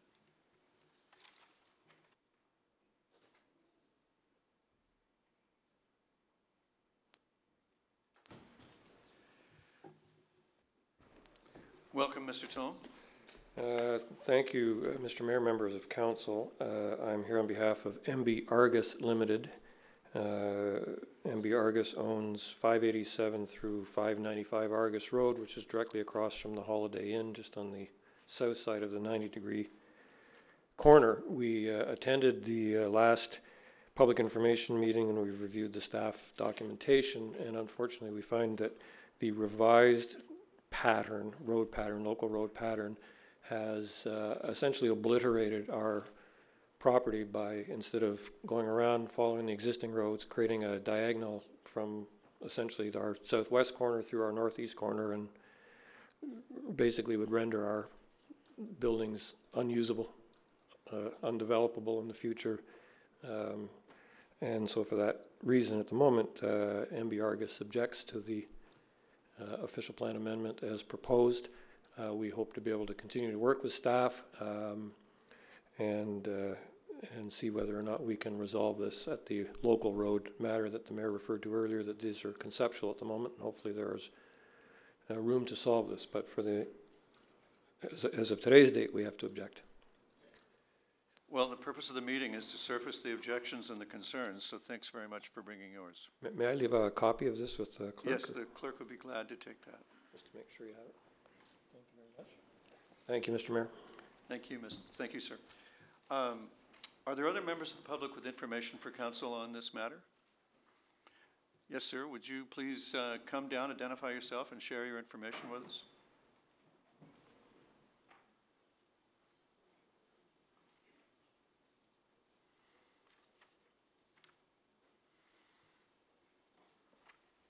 Good evening, members of the council and the mayor.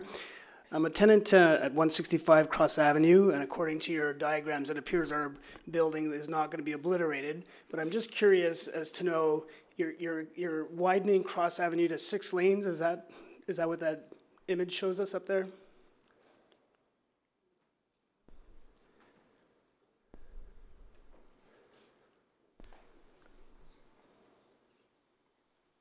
Mr. Cozy, Ms. Stevens, who's going to field this one?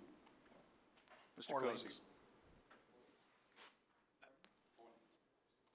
It's meant to indicate 4 lanes. 4 lanes, okay. So if there's already an existing building that doesn't look like it's going to be torn down for roads, how does the town function? Are they always guaranteeing that there's going to be access for customers and patients to come into these businesses as these roads are ongoing? Like, do you ever foresee actually daytime closures of these roads, or is it always meant to keep businesses moving along as you're redeveloping the area? I think that's a question for the commissioner. Through you, Mr. Mayor. There is, after these roads are put in place through the EA, there's a whole detailed design exercise that we go through, and we look at individual properties and how we can maintain access to those properties, and the exact alignment of the roads. So there's a whole other layer of detail which goes to address, I think, a lot of the issues that you're asking about. But generally speaking, the town of Oakville keeps businesses going, whether they work at nighttime, or how does it actually work? We attempt, as best we can, to minimize negative impacts from construction. Commissioner, there's another matter that might help this member of the public and the rest of the public, for that matter. In another matter, you indicated that properties have a right to access to a public road. Can you enlarge on that? Certainly, Mr. Mayor.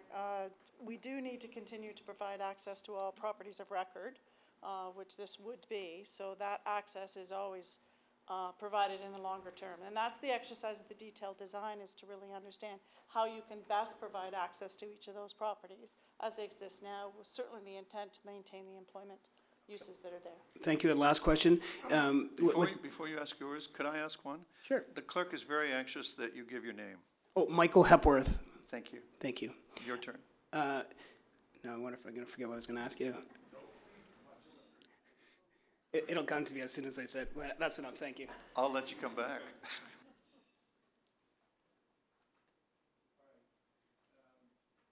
Sir, if your question comes to you later, contact me or the clerk, and we'll get you the answer to your additional question. And I'll confine it to table now. We need a motion to receive all the input that we've had. Councillor Hutchins? Before I have a motion to receive, I have a couple of things I'm hoping that Council will look at and allow me to have a request for a report for, in addition to receiving this report. These are designed to keep... Councillor, yes? if you'll let me assist you. Okay. Your shortest route to your desired objective, I think, is to move the recommendation as written and add an item listing the other things that you want. Perfect. Then, as such, I would suggest exactly that. I will move the report. You still need to name the things you want, and preferably in writing. I have them in the form of a resolution, so that the clerk can, so that we can all make sense of it. Do you want to take a minute to write it out? They are in writing, but in form of they are all right. Resolution. Okay. Do you want to? Do you need to change it in any way? No, I don't think so. Do you want to hand it up to the clerk then? Surely. Thank you. So, you know the darndest thing.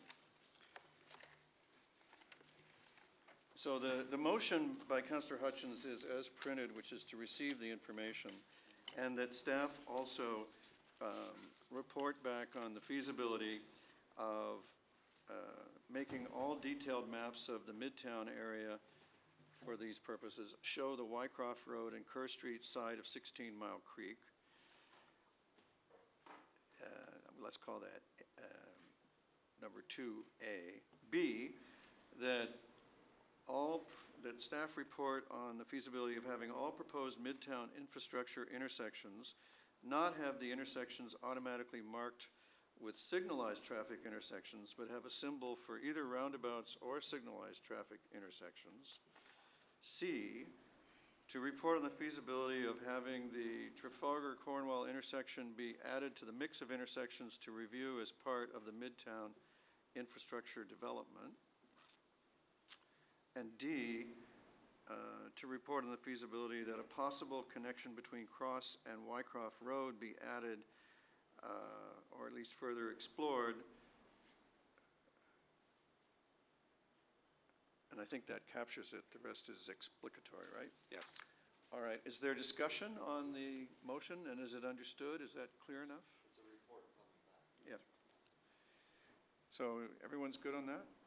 It's moved by Councillor Hutchins. Shall I put the vote? All in favor? Opposed, if any? Councillor Hutchins, your motion carries. Thank you. Now, I think that lets us go to item number 8.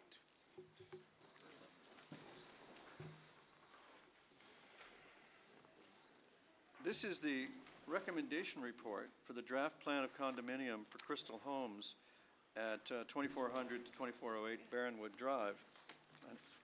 And there are no pre-registered delegations. Are there members of the public here with information or concerns on this file? Council, if you require a presentation, Rob Thun is available. If you do not, a motion is in order. Councillor Elgar. Councillor Lapworth and I don't need a presentation unless other members do, and be pleased to move it. Councillor Elgar has moved the item. Shall I put the vote? All in favor? That's carried. Now, the next thing on our agenda is number 9, the recommendation report. And this is the draft plan of condominium for Bronte Community Developments Corporation at 2280 Barronwood Drive. And we have the same offer from Mr. Thun, if required. Councillor Elgar? If there's no one in the audience, I'd be pleased to move that also. Thank you. Are there members of the public here on this item? Shall I put the vote? All those in favor? And that is carried. Thank you, Councillor Elgar. Number 10 is the recommendation report for the draft plan of condominium for BEC Trafalgar GP Inc. at 3075 Trafalgar Road. And we have a presentation. We have no registered delegations. Councillor, you've studied the material. Tricia Collingwood is here with a presentation if you want it. Councillor Adams. If you wouldn't mind polling the audience to make sure there's no one here from the floor, I'd otherwise be happy to move the recommendation of the staff without a presentation. Are there members of the public with information for council on this matter? Shall I put the vote? All those in favor? Opposed, if any, and that is approved. Now, the next is number 11, and that is the notice of intention to demolish at 3451 Tremaine Road. And we have a presentation from Susan Shepard, and we have a registered delegation. So, Ms. Shepard, we are all ears for your presentation. Council has studied the matter, but the public need to know these things as well as the folks at home.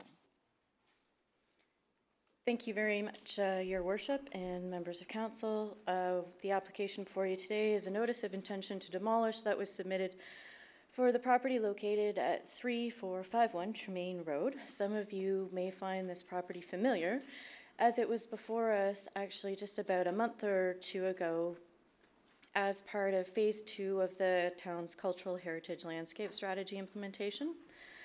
So the property is listed on the Heritage Register as a non-designated property of potential cultural heritage value. We have received a notice of intention to demolish. I believe the property owner is here to speak to us later, and I'll let him clarify that.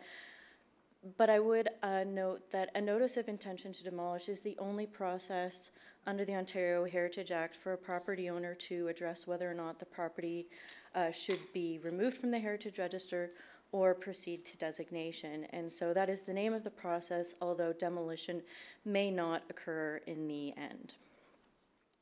The property contains a collection of built heritage resources that were identified as having potential cultural heritage value through phase 2 of the CHL study that I just mentioned. Although the outcome of that study was that the property is not a significant cultural heritage landscape. And so just to clarify that, there are built heritage resources on the site, but there isn't enough connectivity between the landscape to make it a significant cultural heritage landscape, but the buildings themselves may have value. And so phase 2, the research assessment report that council saw several months ago, was completed without the benefit of a full site visit. As part of the notice of intention to demolish process, staff were given access to the site so that we could fully document and investigate the structures that are on the site.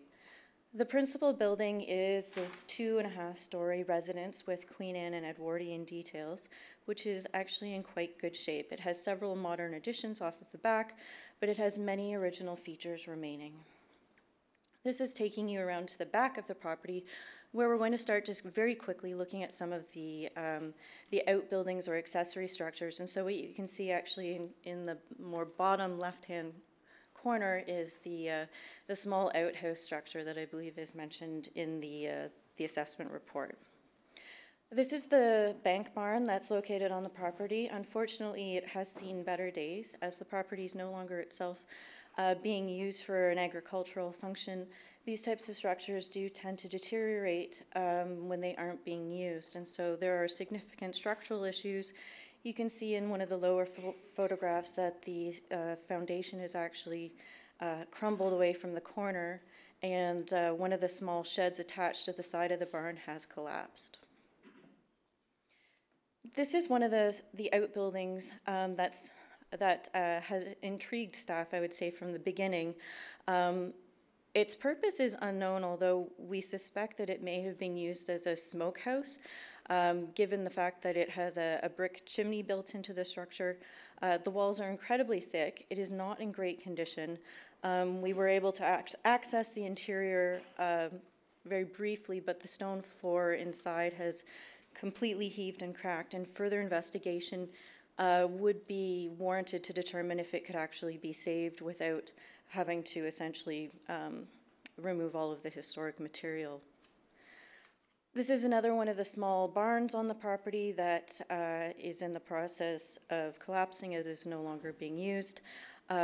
Staff are uncertain of the date. We don't feel that it's especially historic. Another small shed, a construction date unknown. Another small shed possibly used, possibly constructed of what we suspect is salvaged materials. And so we wouldn't consider it a historic structure, although some of the materials within it are probably old because they have been removed and reused from other buildings. The results of the review that was completed in addition to the research assessment from the Phase 2 Cultural Heritage Landscape Assessment. So this is taking it through the review of Ontario Regulation 906, which is the province's criteria for determining heritage value. We've noted that the house and some of the outbuildings do have significance as a collection of representative late 19th century or early 20th century farm complex built heritage resources. The farmhouse itself is a good representation, and the stone building certainly bears some future consideration. We've noted that the property has significant associations with the Van Sickle family, who are one of the early families of Trafalgar Township, and farmed this particular property for a number of years and are associated with the agricultural development of Trafalgar Township.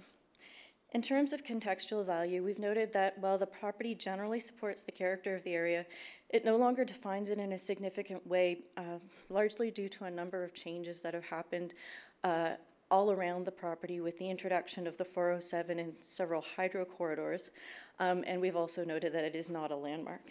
However, the property does meet 2 of the 3 criteria for the definition of cultural heritage value, and therefore it's staff's recommendation, supported by the Heritage Oakville Advisory Committee, that we issue a notice of intention to designate for the property at 3451 Tremaine Road.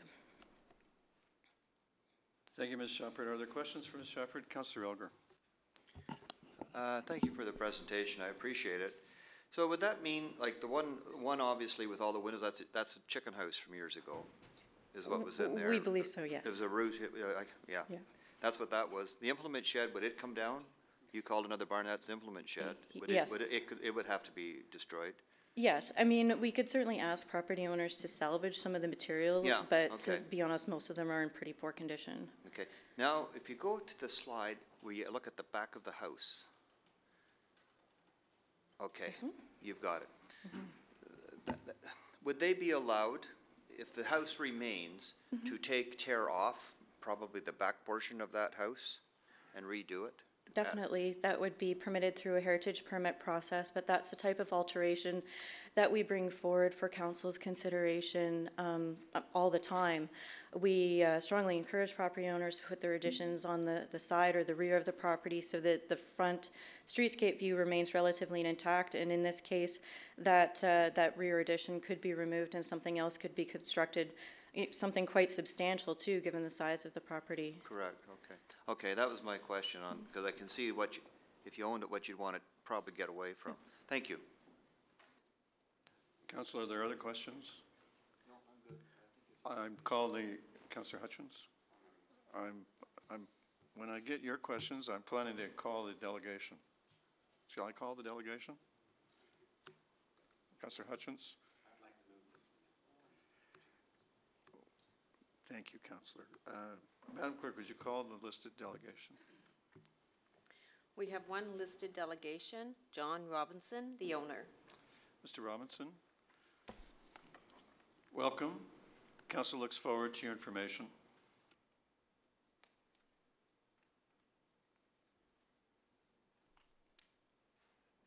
Good evening, Sir? Yes. No one will be able to hear you. Well, now it's much better. Sorry. Thank you so much. I'm sorry. Good evening, Mr. Mayor and members of the council. My name is John Robinson, and I'm, together with my wife, I'm the current owner of the property that we're discussing. The property, as you know, is located in the northwest corner of Oakville, very close to Milton, very close to Burlington, Burlington being immediately across the street from it. And thank you very much for the opportunity to come and talk about it tonight. Sheila and I raised a family of 4 in this house over a period of 30 years. It's not that we've just bought a house and want to sell it. They were very enjoyable years for us. A considerable time period of the 130 years old that the property is, in fact, and one could argue that we are, in fact, part of the heritage. I would like to request that the property, however, be dropped from the potential heritage list. And my reasons refer to, there's a section 2.6.3 of the provincial policy statement.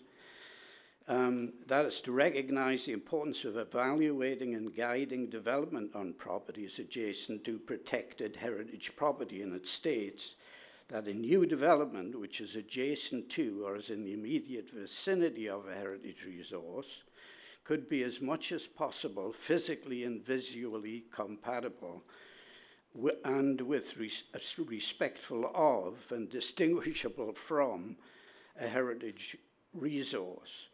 Now, speaking to that, our property is divided by power grids, first of all. There was a power line that went through it, and it was separated so that the power lines, in effect, occur on both sides of the property. A lot of people don't like that because of the magnetic effects of these lines. I don't think there's any truth in that, but it certainly does make the property less attractive to some people. To the south of the property, and adjacent to it, adjacent to the property, is the 407 highway. It's accompanied by the noise that we get from that and concern over pollution. These are things which are introduced, by the way, since we moved into the property. The concern is magnified by growth in the increase of road vehicle density there, of course. To the west of our property, and immediately adjacent also, is a shale quarry. The shale quarry was commissioned, I think, probably about 5 years ago. That also increased traffic flow, and it also reduced the quality of our drinking water, in fact, dried out our wells. So we are now currently on a water supply from the quarry. It's good water supply. It's, you know, it's, they're doing it well, but clearly we're vulnerable.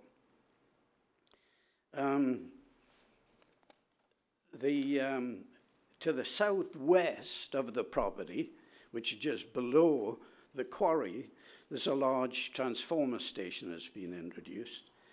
And with it, an extensive complex of very unattractive poles which now currently border the road. And all of these items really interfere with the view that, that we used to have to the escarpment. It's been implied by the heritage application that a property has been allowed by its owners to be run down. Now, my family has all left home now. My wife and I have moved to Oakville to be closer to surfaces. And over a 5-year period, we've had the house up for sale, the farmhouse up for sale. For 5 years it's been there. And during that time, we've had 5 different real estate agents who've attended to the house. All of them, I think, good people and trying hard to do this. We have not had one offer on the house. And we're selling, or at least we're offering the house for sale, what we think is a very low price, considering it's 17 acres and it does have a house. Now, my wife and I, well beyond retirement age now, we still continue to work in order to pay the mortgage of the new house that we have. We cannot get that.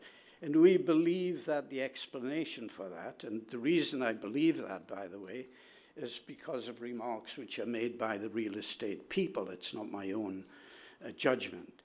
That the reason that they can't sell this house is because of the heritage claims. It's not a heritage house yet, but it's on the listing, and we can't sell it because of that. And as a consequence, the house has been empty for 5 years, during which time, on 6 occasions, it's been broken into. 3 doors have been totally damaged. We've had many articles that have been stolen from it. We've repaired this house whilst we're continuing to pay our mortgage. We repaired the house by putting on new roofs, new doors. A lot of work has taken place to the house. And we have currently rented the property. We've rented the property for 1 year, but this is really just to sustain the cost to some degree. We can't expect the rented tenants to maintain the property. And so consequently, it's going to further deteriorate. It's deteriorated now for 5 years, and believe me, it disappoints me as much as it disappoints you people. I love that house. Although the house is not a good house to live in. It's a double brick assembly, which has a 1.5-inch center between the bricks. It's not enough to put insulation in.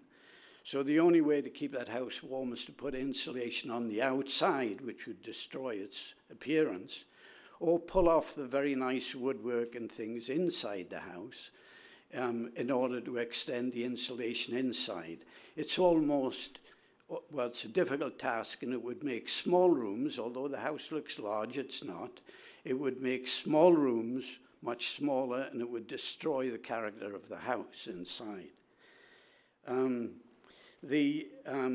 meeting with the Heritage Group recently informed us that the land and the house were of very little interest, in truth. And it's a Queen Anne house. It's not in bad shape, but I understand there are 7 more like that in Oakville. In other words, it's not particularly special, except to me. The smokehouse as well, which we thought was very special, we're now being told is not that special because somebody has tried to fix it up from time to time, and I'm sure I've contributed to that. I put a new roof on it at one time.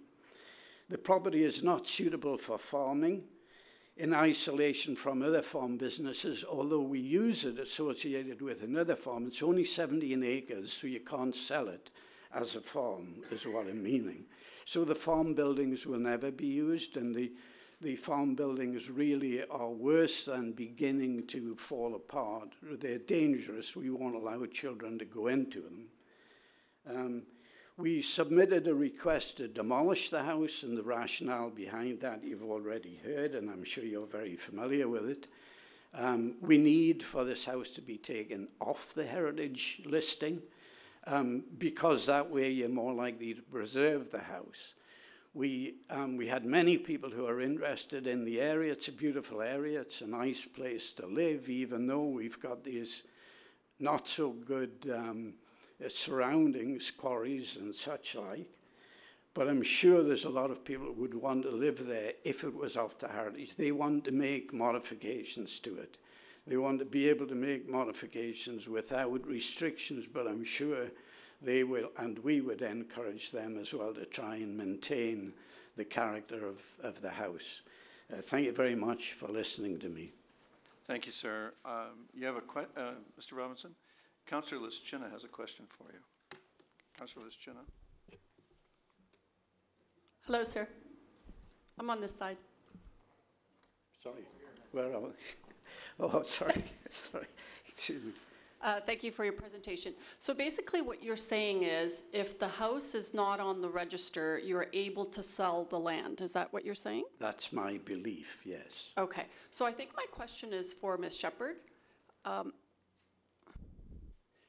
Ms. Shepherd, is there any thought about moving the house? I know that in North Oakville we've got several other houses that have been moved for the purposes of development of the area. Is that something that is possible in this case? Through you, Your Worship, I wouldn't rule it out, but when we look at relocation of a house, it's not something we undertake lightly, and we'd like to keep it retained in the nearby neighborhood. I think the property has additional concerns regarding development other than heritage, and those are that it's also part of the Parkway Belt plan by the province. I'm not sure if it's still under a minister's zoning order, but there are layers of restrictions on this property that are also going to prevent, unfortunately, any kind of significant development on the site that any property owner would have to deal with. To be honest, heritage, I'm not the property owner, but from my perspective, heritage seems to be something that we can at least deal with. We can allow change. There is a process that a property owner would have to go through, yes, but you know, we're very understanding of how people need to make these properties usable for them. As I explained to Councillor Elgar earlier, you know, they could certainly add on to the house, and also the interior would not fall under a heritage designation, and a property owner could do whatever they wanted to on the inside of the house. So I'm not unsympathetic to the property owner's concerns. I feel like there may be a little bit of miscommunication in terms of what staff and the Heritage Committee felt about the value of the property, because we do feel that it is significant, and we wouldn't be here recommending that lightly. Thank you, sir. Are you aware of the other issues from? Yes, I am, yes. So it wouldn't just be the yes, home then? I'm well aware of those, yes. Thank you. Councillor Elgar. Thank you very much for coming and presenting your concerns regarding the heritage. How much of your property is bisected by the Trafalgar Moraine? I don't know. But you do know that Trafalgar Moraine is on that, because yes, you've got Becker's Dog Kennel to the north. Yes. And an awful lot of their property is part of the Trafalgar Moraine that cannot be developed. Yes. It's probably, I don't know, it's probably, if I was to guess at that, it's probably 5 acres on one side and 12 on the other, something like that, yes. Yeah, so really, it's really not going to be developed, that area, like that portion. So I'm trying to understand why you're so against them. You want them to be allowed to tear the house right down, obviously. I don't really want them to do that. I want a permit that permits us to have the house without it being heritage. We can't sell the house. 5 years is a good try to sell the house, and we're unable to sell it. You know, it's a financial thing as far as I'm concerned. I have another house, and I can't afford it.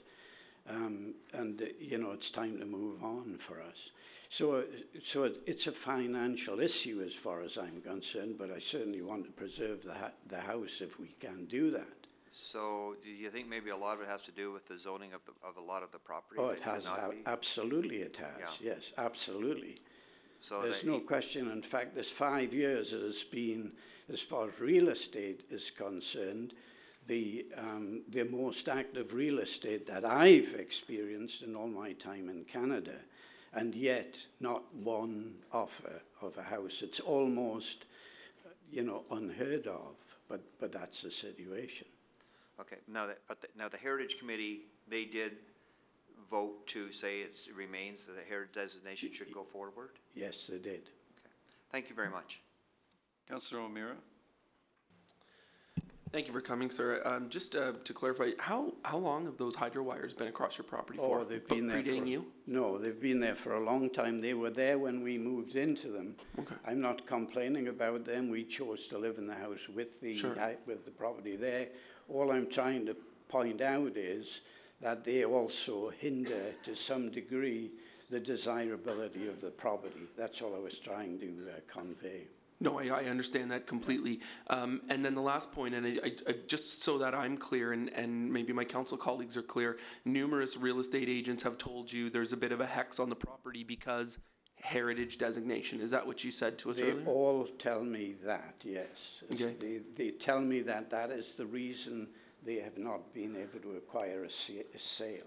And have Clearly, sorry, go And on. have they told you it's because of Parkway Belt designations or any of the other issues? Have they said that's the reason why no offers in, or it's been mainly the heritage designation? Of course, that comes up too. That is raised too, but the heritage seems to be the significant issue. There are problems with it when they come and make enquiries and they find out that it's heritage related. They don't want to have anything to do with it. Thank you, sir. Thank you, Your Worship. Thank you, Councillor O'Meara. Thank you very much, sir. Thank for you your very much. information. Madam Commissioner, I just wonder for Council's benefit if you could talk about the official plan designation of this area and the zoning that may apply on this land. Certainly, Mr. Mayor. I don't actually have the zoning. I'm sure that Diane Childs has that. It is designated in the official plan as part of the Green Belt and the Parkway Belt. So it covers those designations. Everything north of the 407 is covered by that. So that's its designation at this point in time.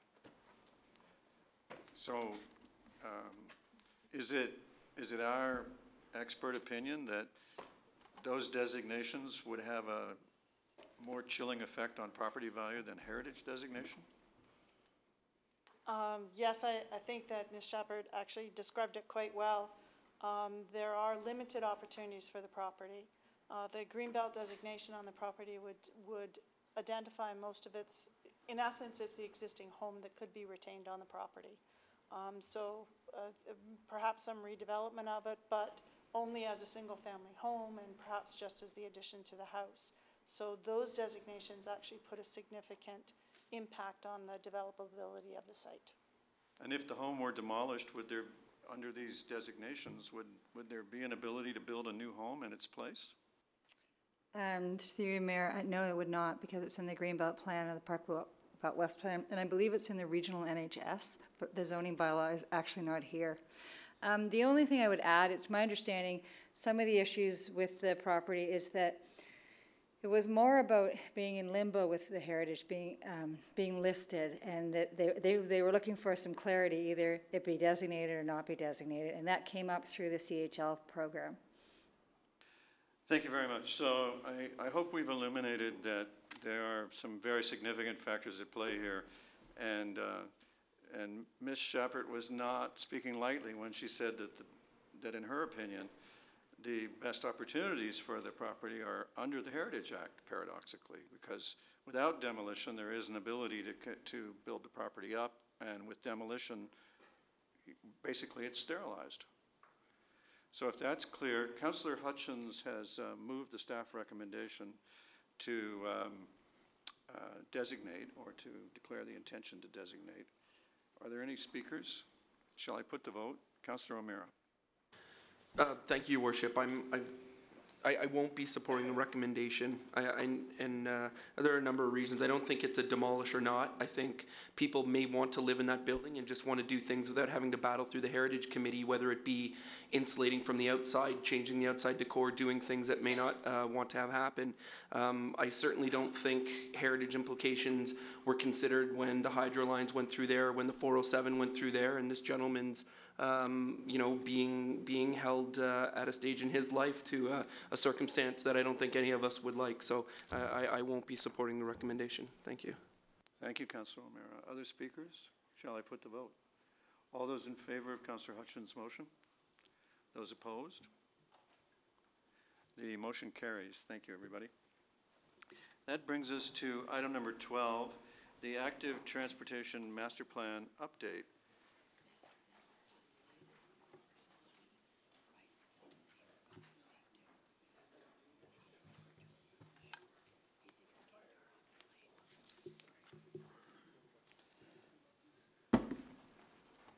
All right, council and public, we have several registered delegations, and I will poll the audience after we hear those delegations. And first, I would invite everybody's attention to the presentation to be provided by Chris Clapham. Mr. Clapham.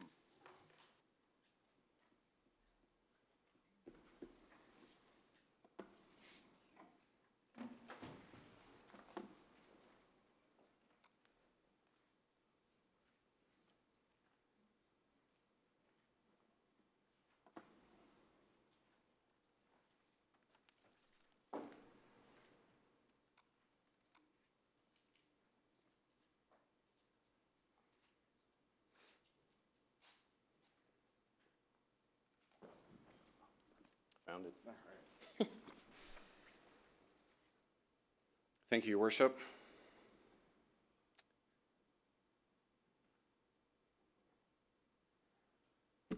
Hello, my name's Chris Clapham. I work in the Engineering and Construction Department.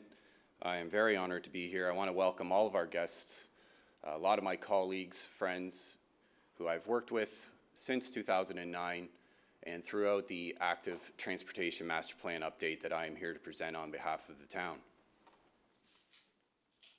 I'm going to give you a quick overview. We have a background, 2017 ATMP update. We're going to talk a little bit about the public and stakeholder input, the study process.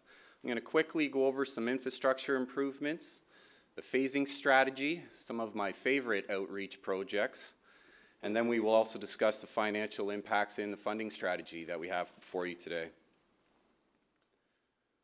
The background.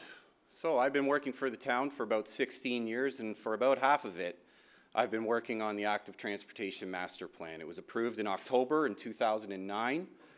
We approved the capital plan subsequently in 2010. We did not begin to implement infrastructure until July 2011. In 2012, we saw switching gears approved by council, which drastically changed how we fund active transportation within the town. We also went on to approve the North Oakville Trails Plan in May 2013, where we dealt with just the land south of 407 and north of Dundas. We're hoping to merge that plan and the 2009 plan into our 2017 update. Halton also approved their ATMP in May 2015, and we've seen some recent changes in jurisdiction over some of the regional roads and the infrastructure that we have on those regional roads. And today, I'm here to present the ATMP update. So, this update builds on the cycling and walking projects that we've completed within the last 6 years. It continues to support active transportation as a viable alternative for commuting, as well as for leisure and recreational opportunities. The update also provides input and direction for the TMP update that's coming, and the 2018 Development Charges Bylaw. This further strengthens Oakville's commitment to find alternative ways to travel for residents, goods movement, and tourists throughout our community.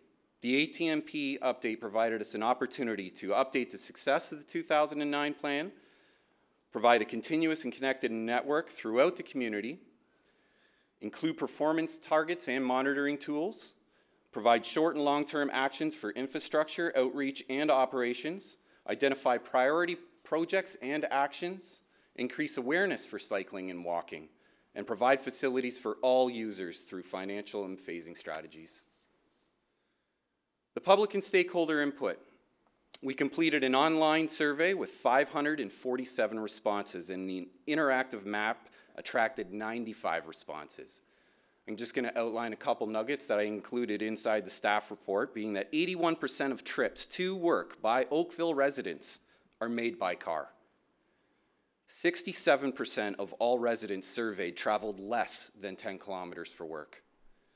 94% of residents, 94% surveyed, feel comfortable or somewhat comfortable walking in Oakville. 72% of residents surveyed feel comfortable or somewhat comfortable cycling in Oakville. We also conducted 2 public information centers, one in June and one in October of 2016. We held 2 separate interest stakeholder groups, and we held 2 separate technical agency committees. The study process. We heard a very great outline from Ms. Stephen about the EA process today. The master plan also follows the municipal environmental assessment process. We divided it into 3 steps. Step 1 being to review the current ATMP, Step 2 to refine the existing network and strategies, and Step 3 to propose the implementation. Step 1, during this step, a review of the ATMP goals, objectives, and principles was completed. Through the stakeholder consultation, we confirmed the vision from the 2009 ATMP is still reflective of the desired active transportation outcomes in this community. Further, Step 1 also confirmed the objective statements. We reviewed existing trends in spatial analysis. We compared Oakville to other municipalities and identified opportunities and challenges within our community. So, after establishing the vision and goals of the ATMP, it was time to refine the network and strategies within the 2009 plan. Step 2 involved us using best practices and lessons learned from our 6 years of implementation, and through public and stakeholder consultation, we updated the network in 5 stages. We reviewed the existing active transportation conditions. We reviewed and confirmed the route selection criteria. We confirmed the facilities and identified new routes and alternatives. We determined criteria and investigated routes. And finally, we confirmed the new routes and selected the facility types. In 2009, the ATMP reviewed the town's AT infrastructure and reported an existing 28 kilometers of bike lanes, 49 multi-use trails, and 4 kilometers assigned routes. After the past 6 years, the town has implemented, an additional 44 kilometers of cycle lanes, 21 multi-use trails, and 47 kilometers assigned routes. This is on top of the numerous kilometers of on-road bike lanes implemented by the region and over 1,000 kilometers of existing and new sidewalks and off-road trails this town has to offer. You can see the totals that we are now at existing. In the last 6 years, 112 kilometers, we are at a total of 193 kilometers. This is the existing active transportation master plan without sidewalks. It involves numerous different facility types, bike lanes, buffered bike lanes, multi-use trails, signed routes, creating a network for people to travel north, south, and east, west.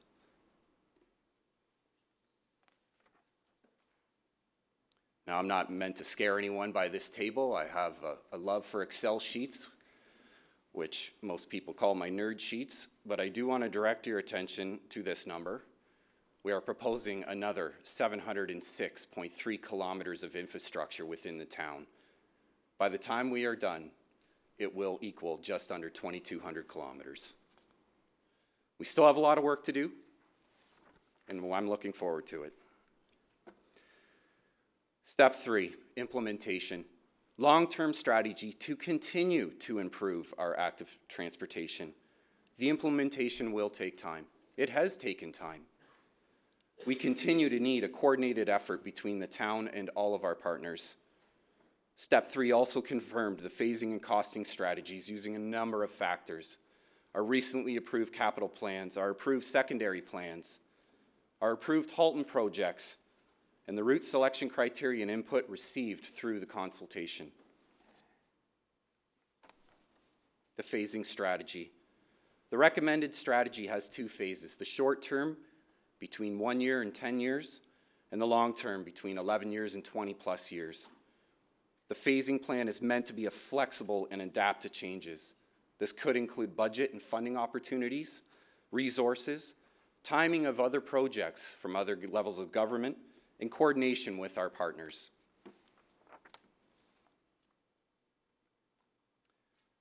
I wanted to talk a little bit tonight about the priority projects. The 2017 ATMP update also included a list of priority projects, which were included in the staff report. These projects were identified based on network needs recognized by town staff and residents, as well as missing links and gaps in the existing system.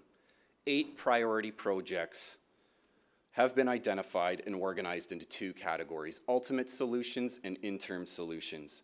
In each category, the solution is to implement a signed bike route, and super sharrows will be accommodated on the pavement. I'm going to show you some examples of where we're trying to put this infrastructure in an ultimate solution scenario. This is Trafalgar Road, south of Cornwall to Randall. You can see the constraints that we have with regards to the mature trees, the utilities. This is Kerr Street from Spears to Lakeshore. You can see the constraints that we have with on-street parking, utilities, street furniture. This is Brawny Road, south of Rebecca to Lakeshore Road. You can see the constraints we have with infrastructure, trees, utility poles, signage, driveway access. We understand the council does not have an appetite to widen some of these roads, as well as the residents that live along them. This is an example of what the super sharrows will look like on the roadway. They're working effectively in Kitchener and Vancouver.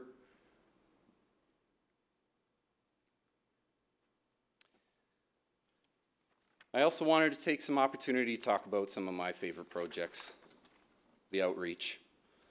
Notwithstanding that we will continue to move forward with the implementation of infrastructure, the town needs to increase the number of people cycling and walking, and to continue to change the way people commute to and from school and work within this town. The ATMP has recommended 25 outreach initiatives to achieve the vision and objectives of this plan. These projects have also been phased into a short-term 10-year plan and are intended to continue well into the future.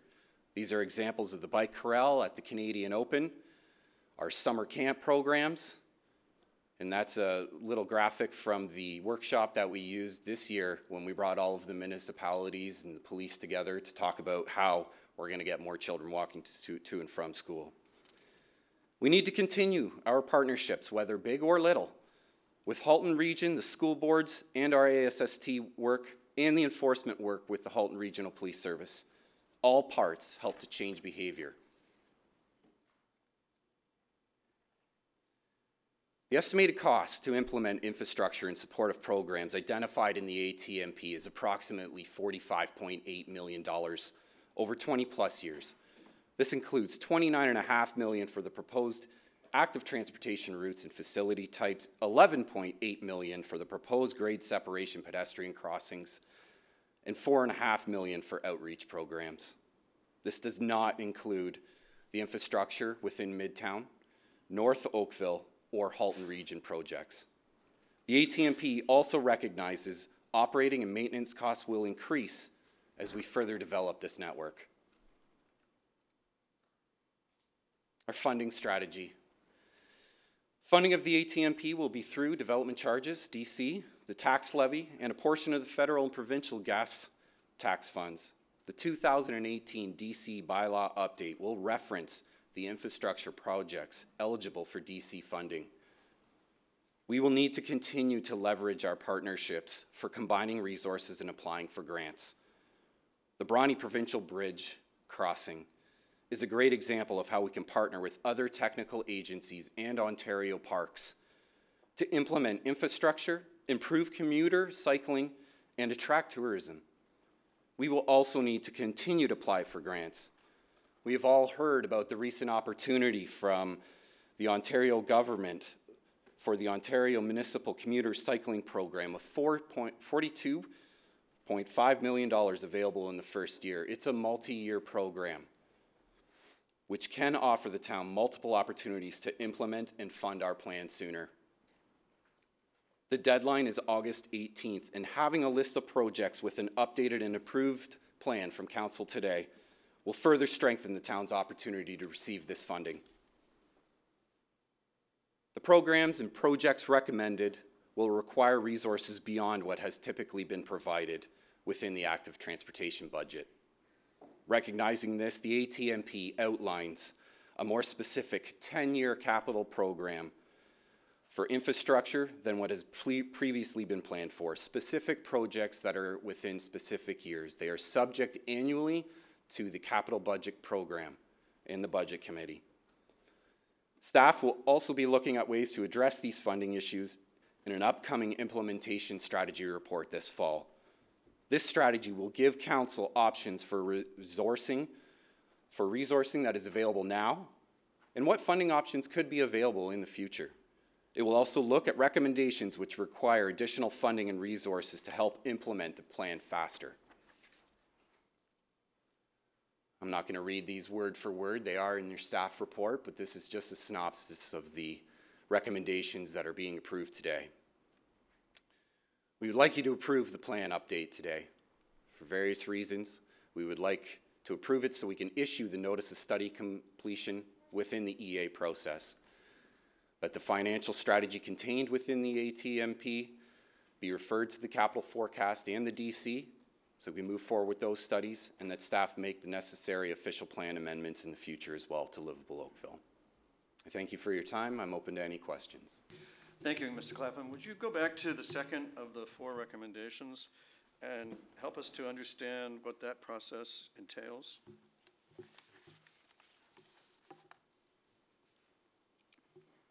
That's the notice of study completion be issued to initiate a 30-day period for public review. Could you just talk about the public review piece of that? If Council does approve the plan today, in principle, the public still has an opportunity to provide comments to staff on the plan. If there are minor changes, we will implement them. They could be editorial, they could be adding in a piece of infrastructure that doesn't justify or change the entire approach to the active transportation update. It also allows the public underneath the AA process to file a Part 2 order to appeal the plan. That order goes directly to the Minister of Environment, and then we would be in the same situation as you heard tonight with regards to the Midtown. Thank you very much. Council, are there any questions? Councillor Grant? Thank you, through you, Mr. Mayor. So I'm looking at the solution you have for south of Oakville, for Trafalgar, for Bronte, and for Kerr Street, and you point to super sharrows. Now, I appreciate they're painted green because, you know, I'm always going on about let's paint these areas green so people can see them, but the sharrows that I have in my own communities are not well regarded by either cyclists or even respected by drivers. And these are communities that have families on their bikes that are seen all the time. On streets like Trafalgar and Kerr and Bronte, you don't have that familiarity with these families on bikes. So I'm just wondering how the super sharrows are, how they would be any different from the sharrow program we have now. Through your worship, we have heard concerns from the public about the inconsistent use of sharrows. The Ontario Traffic Manual, Book 18 for cycling facilities, recommends sharrows as an additional feature to assigned route. We're suggesting and recommending that we close the gaps on some of these areas that we have no other options for except to implement assigned route. The super sharrow brings the awareness that the cyclist can take the middle of the lane if he or she so chooses. They can still ride along the curb if they feel safer to do so. The recent addition to the Highway Traffic Act is legal that every car who passes needs to provide 3 feet of space. So regardless of where the sharrow is, we want to bring awareness through these corridors with signed routes, share the road signs, and additional super sharrows that give space to the cyclist if they so choose to take the lane, which they are legally allowed to do. Is there any way that we can include some kind of a function for education for drivers? Because depending on drivers understand the Highway Traffic Act, I'm sure half the people on the road right now don't realize if you're at a stoplight, you still can't look at your phone. You're still breaking the law. And so we need to get something in the minds of the drivers, I think, more than the cyclists, because the cyclists may believe that they have the legal right and they're safe, but the drivers are just looking to get home or get into their place of business. Through you, Your Worship, I totally agree with you, Councillor, and we have many programs within our outreach initiatives that are being recommended that continue to work with the police services to educate and enforce the laws that we have in Ontario and in Oakville. So I will promise you that we will continue to educate and make videos and partner with other organizations such as Share the Road like we have to bring videos and put them on our website and continue to educate the Oakville population. I've actually got a compilation of a bunch of videos I've put together, which I'll share with you, I guess, at some point. I would just love to to. show that, yeah, the difficulties sent by, I believe somebody might be here tonight. Thank you, sir. Councillor Adams. Thank you very much. Chris, first, before I say anything else, thank you very much for all the work you've done over many, many, many, many years. I've served on all kinds of committees with you at the region and here, and I really appreciate all the work and energy you've brought to the file. It's been fabulous all these years working with you on this. So thank you very, very much for that. And a personal anecdote, my kids are going to be going to one of the Oakville cycle camps, which I understand you had a big part in helping to bring along to us. So, and they volunteered for it, so thank you. That's great news. So anyway, to some questions. So first of all, I understand there have been some issues raised in an email by Marcus Hurton, which I think was copied to you earlier. Have you had time to look at those, and are you able to respond to some of those questions that were raised? In particular, issues around crossing of the creek and the lakeshore area and so on?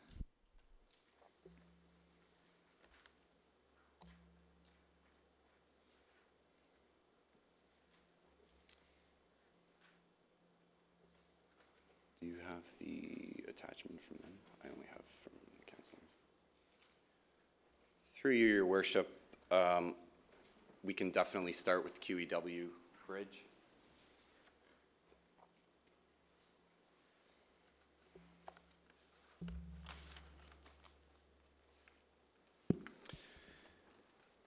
So after the public consultation, I was approached by Mr. Hurton and Dane Morrison, which we've had many conversations. They have formed a cycling group, Oakville Livable Cycling. I know they're on the agenda to speak as a delegation.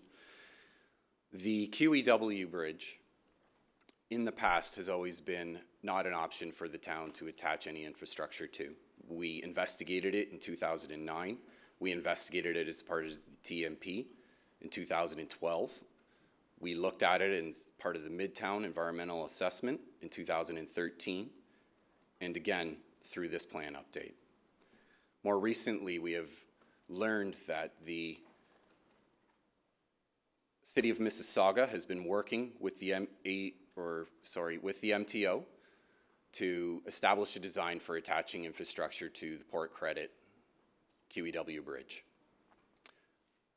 We believe we're just a victim of timing. They are going through that process now.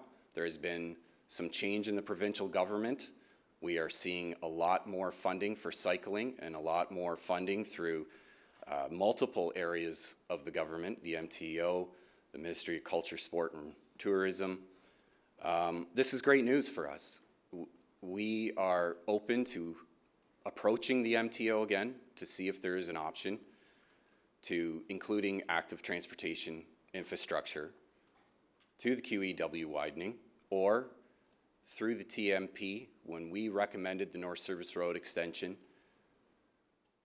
And we would probably recommend tonight that that be done through the TMP. We understand that in the future there will be constraints for traffic that need to cross the 16 Mile Creek. And in the TMP, we know that we are looking at two options to either widen, like we already recommended in 2012 to the QEW, or the North Service Road extension. So it involves vehicle traffic. That process is ongoing, and we can further have those discussions with the MTO.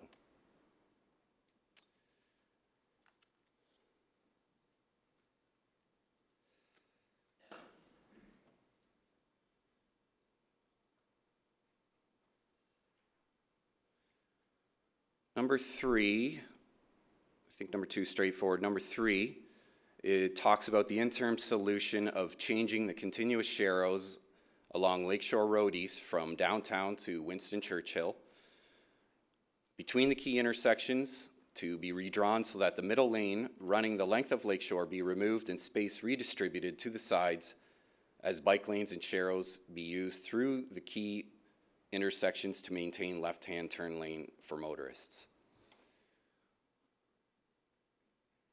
This option requires us to start and end bike lanes between every major intersection. This option of providing bike lanes mid-block also requires us to remove the center left turn lane. We have had opposition from this from local residents in other areas of town, specifically Burloak Drive, where we recommended the implementation of cycle lanes, and it was not accepted by the local residents. We looked at this option of implementing full on-road bike lanes along Lakeshore in 2009 as part of the ATMP. We also looked at it again in 2013 as part of the feasibility study that was done by AMEC for Lakeshore Road, and the recommendation was to stick with the multi-use trail off-road. We are currently in the detailed design process for the multi-use trail along Lakeshore Road, and we also further looked at on-road bike lanes again in this update. We have concerns with the traffic operations, not only at the major intersections, but also at the private residences, which will change the traffic operations along Lakeshore Road. At this time, we are not looking to include this solution. However, if council would like us to entertain it, I would still recommend we move forward with the interim solution. Looking at this solution, we will need to engage the public. At the time that we engaged the public for the multi-use trail, they were only aware that we were widening the existing sidewalk to implement an asphalt trail, which is where we would like to see the increase in cycling. We understand that people will continue to use Lakeshore Road. We understand that we need a solution. So we're recommending an interim solution until the multi-use trail is fully built.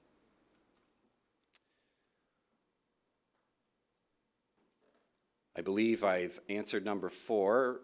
It is, number 4 is the ultimate solution for Lakeshore Road East, that Lakeshore be widened at the key intersections to allow full continuous safe cycling lanes and left-hand turn lanes for motorists to be completed within the first 10 years of the plan. Ballpark estimate for this project is in the range of $500,000 to $750,000 based on the unit cost figures in the ATMP.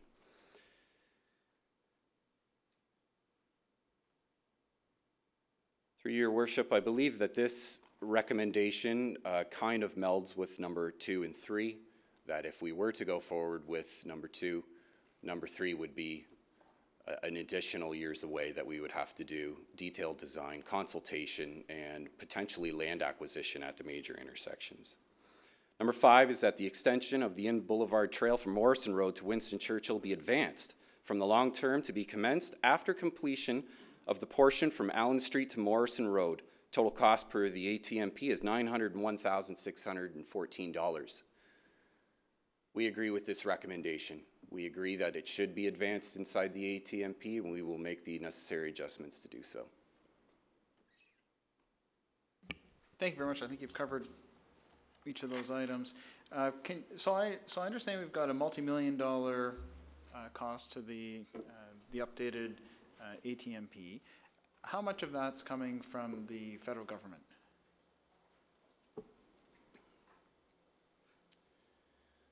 Through you, your worship, none of the existing projects that are ongoing right now are within the plan update because it starts in 2018. So the federal government would only fund projects either through the gas tax or any additional grants that we fund or apply for. Okay, so if additional infrastructure funding is made available, there could be an opportunity to apply for it. Absolutely. Okay. Absolutely. Thank you very much. Thank you, Councillor. Councillor Giddings. Thank you, Mr. Mayor. You talked about, further to the Mayor's question, in terms of the study completion and the 30-day period for public review.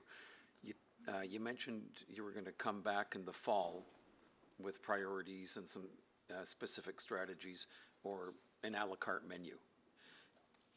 Is that prefaced on it being accepted tonight to kick off the 30-day to allow the public input, to allow you to do the work before the fall? Through your worship, yes. It would require us to put a notice in the public paper. The earliest opportunity we would have is next Thursday. that would kick off the 30-day period. All right, and in the information received from Livable Oakville Cycle, there was a lot of concern about north-south connectivity. And I know you don't have the regional, you aren't involved with the regional plans, but I look at what fairly recently completed on 9th Line between Upper Middle and Dundas, which is in place, and it is a great place to ride. What about Trafalgar Road? Is that coming next year, and does that bring anything to the ATMP? Through your worship, the regional plan brings a lot to the ATMP. They control on-road bike lanes on all regional roadways, as well as the off-road infrastructure that needs to be implemented. In June last year, I guess the Regional Council filed a motion that would say that they would look after all of the implementation and planning of all off-road infrastructure. Once it's completed, it then becomes a jurisdiction of the town of Oakville, which we operate and maintain. Trafalgar Road is a major arterial within Oakville operated by Halton Region from Cornwall north. The improvements to Trafalgar Road include a widening from, I guess the widening doesn't start until around Sheridan College, but it does include improvements from Leland north. The improvements right now are in the detailed design stage. They include a multi-use trail on the west side. There is portions of it that are there now around Sheridan College and a little bit north of that. When we went through the EA, this is what we pushed for, and this is the infrastructure that they can handle. And that will have the transit lane on the outside? Through your worship, the existing EA does talk about having an HOV lane there along Trafalgar. More recently, there has been the mobility management strategy has been approved at the regional council level. It has identified Trafalgar Road as a transit priority corridor. So there is some further study coming that looks at the form, type, and function of transit along Trafalgar Road. Now, how that takes shape, I am uncertain, but that is the next step. All right, thank you very much. Thank you. Councillor Hitchens?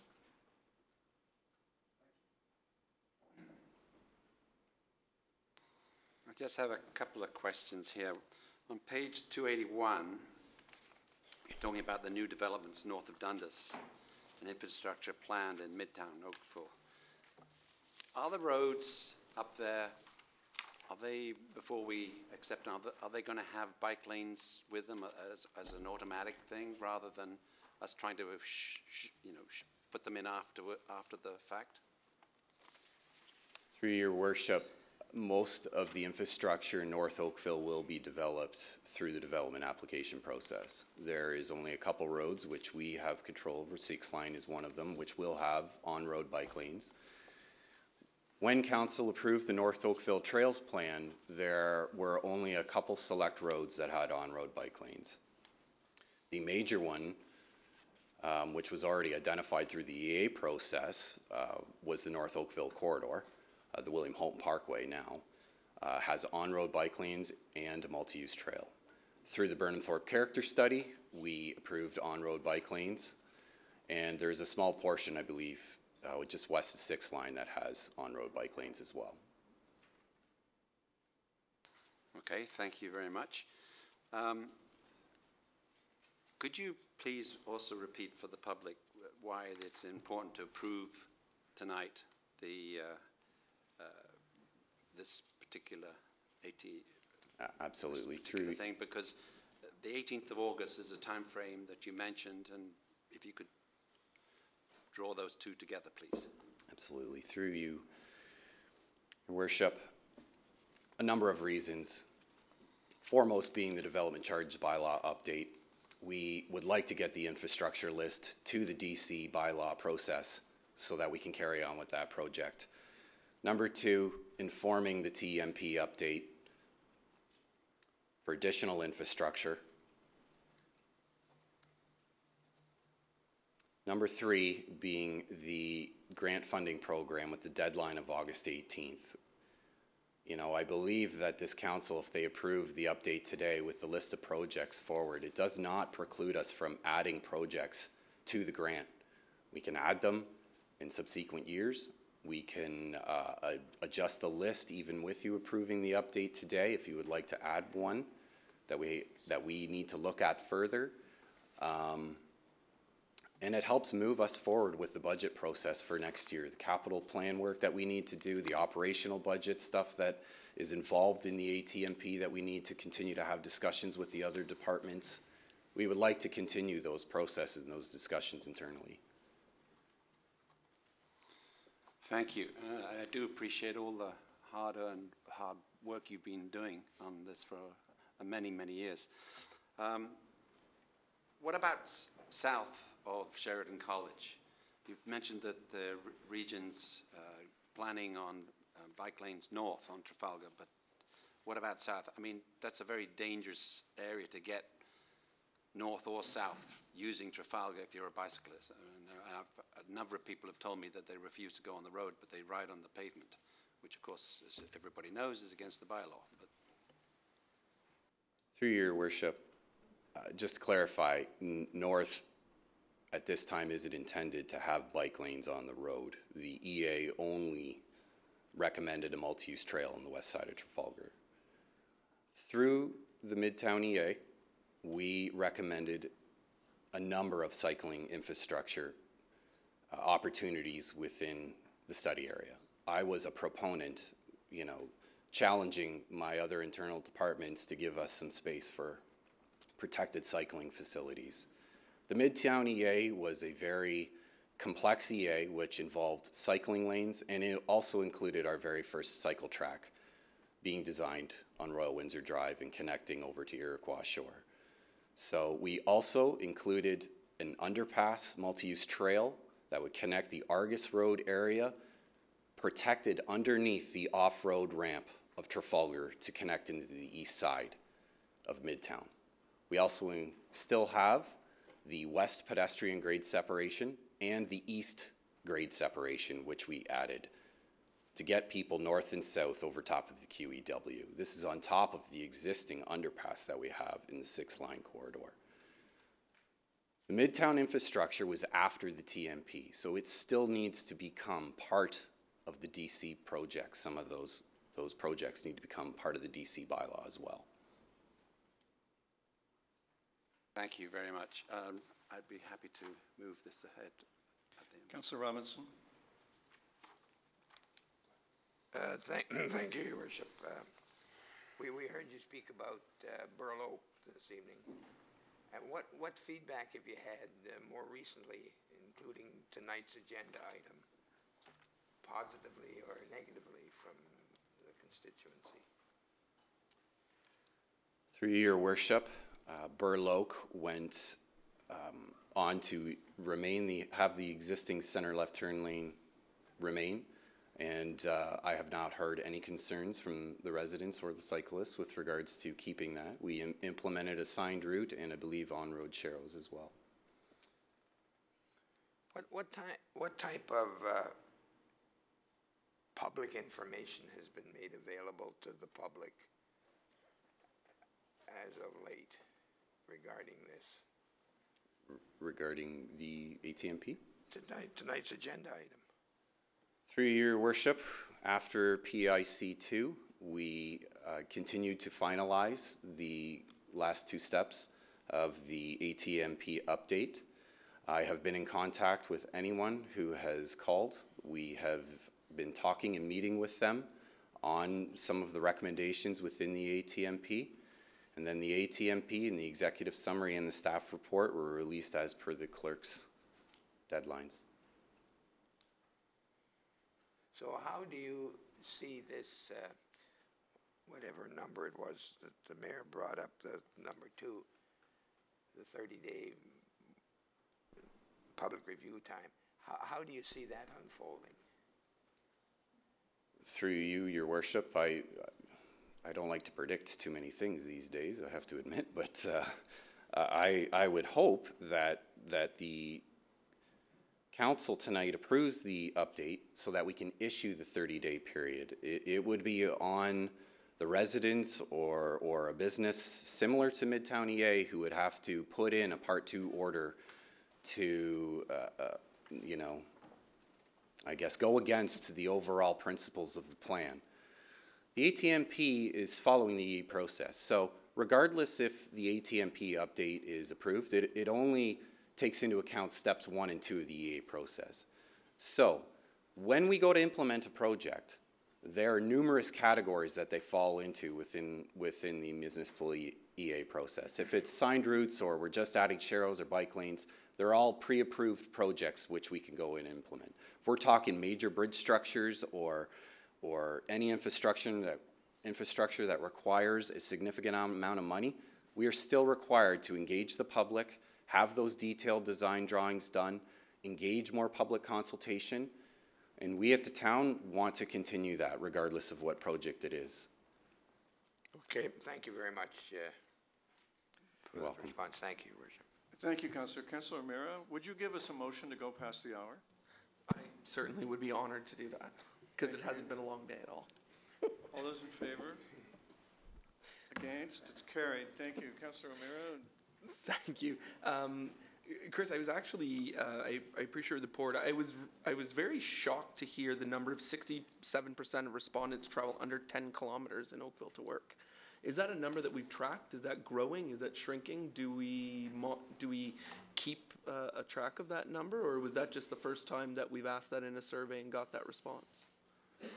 Through your worship, I would have to dig up the old 2009 ATMP background study. So there was some extensive background work done in the 2009 year to see what the correlation between those two percentages were, and I can get that information. I'd be interested in that, yeah, and I think it'd be great if it's something we could track just to see where we're going, and I don't know whether it speaks to a change in culture in Oakville or it speaks to a different group who are answering the survey. I'm not quite sure on that, which it could be. So, just to add to that, though, it's good to keep in mind that the results from that survey are only from the people who answered it. So it's not part of like the Transportation Tomorrow survey or any census data like that. So.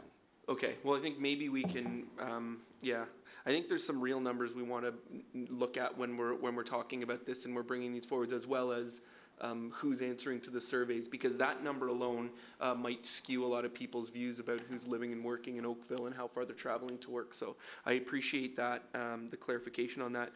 The other question I had was with regards to the current Lakeshore Road EA environmental assessment we're doing along that, and wondering if there are going to be points of interjection in terms of the ATMP and how that work unfolds. Are you working closely with that group as well? Through your worship, the Lakeshore Road EA, which is ongoing, began after we initiated the ATMP. We recognized that the two kind of had maybe a little bit of a conflicting process timeline. And so our approach was to allow the Lakeshore Road EA to take its own course. This is no different than when the region were doing their ATMP, and we were right in the middle of our Midtown EA work. So there is a note or a bubble on one of the maps that recognizes the Lakeshore EA is ongoing, and it needs to look at alternative solutions for not just active transportation, but also cars and the urbanizing the road. And so from the master plan level, we see an opportunity to implement buffered bike lanes, but it will be the decision of the Lakeshore Road EA, and how that process unfolds that is the ultimate solution for Lakeshore Road. In the interim, because we know that that process is still ongoing, we understand that there would need to be land acquisition and detailed design and then construction and budgets. That's why we're recommending the interim solution of super sharrows along that road with the signed route. Okay, I appreciate that. I know I'm focusing on the word flexibility in your plan as well, which I appreciate. And just last, and I know it's a good problem to have, but in terms of the ultimate solution on Brawny Road from Rebecca down past Lakeshore down to Ontario Street, the sharrows that you're talking in there, south on Brawny Road is an absolute beehive of vehicles, commercial, condo owners in and out, restaurants, pedestrians. So I think I just want to be very cautious again, and it's not unique to that area, but it's a good thing that it's very busy. But I have very pains in my gut about Sharrows and what cars believe bikes can do and what bikes believe they can do now that there are Sharrows, and with traffic coming in and out. So I just a little special consideration, I think, would go a long way, because that can be a bit of a mess in that little stretch down there. So thank you again for all of your work on this. Thank you, Worship. Thank you. All right. Thank you, Mr. Clappin. And Madam Clerk, would you call the first delegation? First delegation speaking to this item is Fraser Demoff on behalf of Cycle Oakville. Welcome, Mr. Demoff. Council looks forward to your information. Okay. So do the guys at the back set up the PowerPoint on here? Or? Right over here. Oh. Yeah.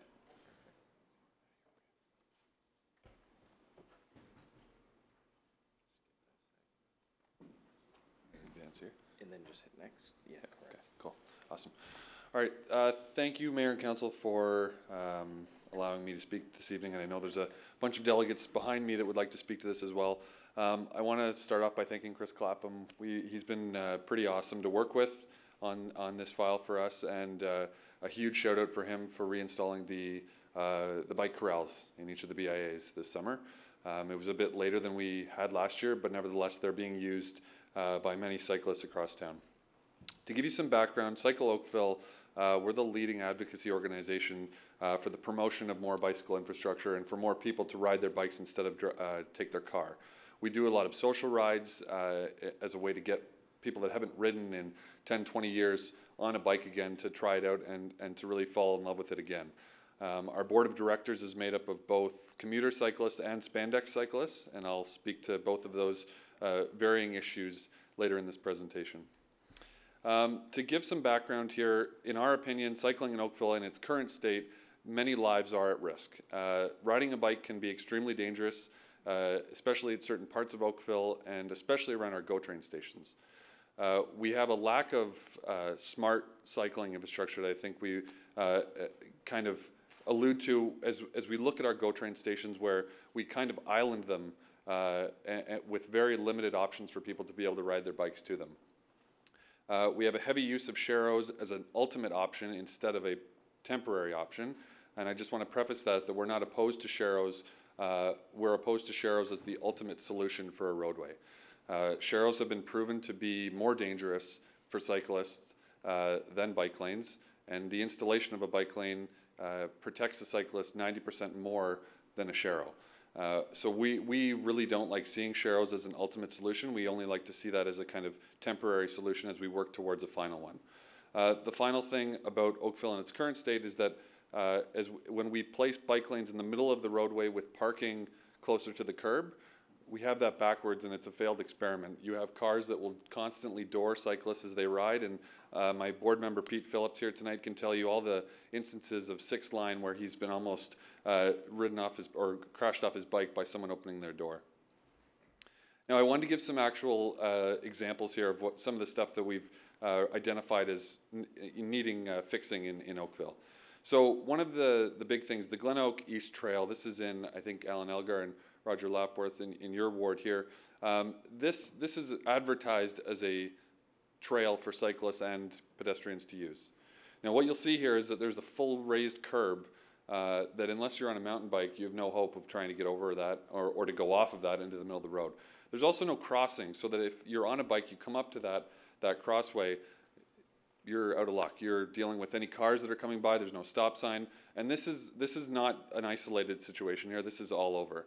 Another thing, this is a small thing, happens at certain points of the year, but it blocked bike lanes with homeowners who put their leaves. It's tough to avoid. I mean, Mother Nature blows leaves all over, but it's one thing that it pushes cyclists farther into the road. And when drivers see a bike lane, they expect cyclists to stay in that bike lane. When we have leaves like that, it pushes us into the middle of the road. The Rebecca Street multi-use trail, this one here, it's I think mostly just a lack of education, but a truck parked on the middle of the trail, and you know, unless you're got really good jumping ability, you're not going to be able to jump over that truck. You're going to have to dismount your bike and figure out a way to get around it. The final thing here, this is something I think we've spoken to Chris Clapham quite a bit about, is that in Oakville, cyclists aren't just riding for a leisurely activity in the summertime. There are a lot of us that do cycle in the wintertime, and when certain linkages between bike lanes and town facilities aren't plowed or de-iced, it creates an absolute hazard for cyclists trying to get through. And just to give some reference here, this picture is the bottom of 6th line as it connects underneath the QEW. So when we were doing the ATMP update, we obviously took this very seriously as an organization. We provided a lot of comments, which I wanted to kind of summarize here. The biggest thing is that Oakville, whether we like it or not to hear it, is falling behind its neighbors. And we advocated very strongly for a minimum grid, for more bike lanes, and to take real steps toward a safe cycling town. We're a big proponent of the town funding a full-time employee for this file, someone that we can continue to work day in and day out with.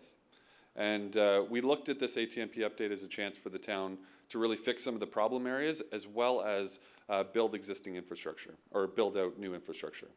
But the one thing that we tried to relay at each of these meetings is that as we build more sharrows and as we continue on, the relationship between cyclists and motorists is only getting worse. And as we build more sharrows, this relationship will just completely worsen as it goes on. And I'll get into more of that as we continue. So I don't want to be all doom and gloom here. We do really like some of the stuff in this ATMP update. One of the biggest things for me personally is that the proposed buffered bike lanes along Spears Road. For Councillor Chisholm in Ward 2, you'll know that Spears Road can be an absolute hectic area for even motorists, but for cyclists themselves, it can be pretty scary. We like the buffered bike lanes along Lakeshore Road, Church Street, and Robinson. Another big thing that we're quite a big fan of is the proposed fixing of the Lakeshore Road 3rd line intersection where a cyclist was killed last summer. And the other big thing is that the acknowledgement that our GO train stations are massive trip generators and that we need to start taking advantage of that. Now, unfortunately, there are some big things that we were quite concerned about. And I know this point here touches a bit on the regional jurisdiction, but Trafalgar Road continues to be a dangerous, unconnected strip for students going to Sheridan from the south. We were quite concerned that it's not going to be till 2022 that bike lanes will be on Spears Road closest to the Oakville GO station.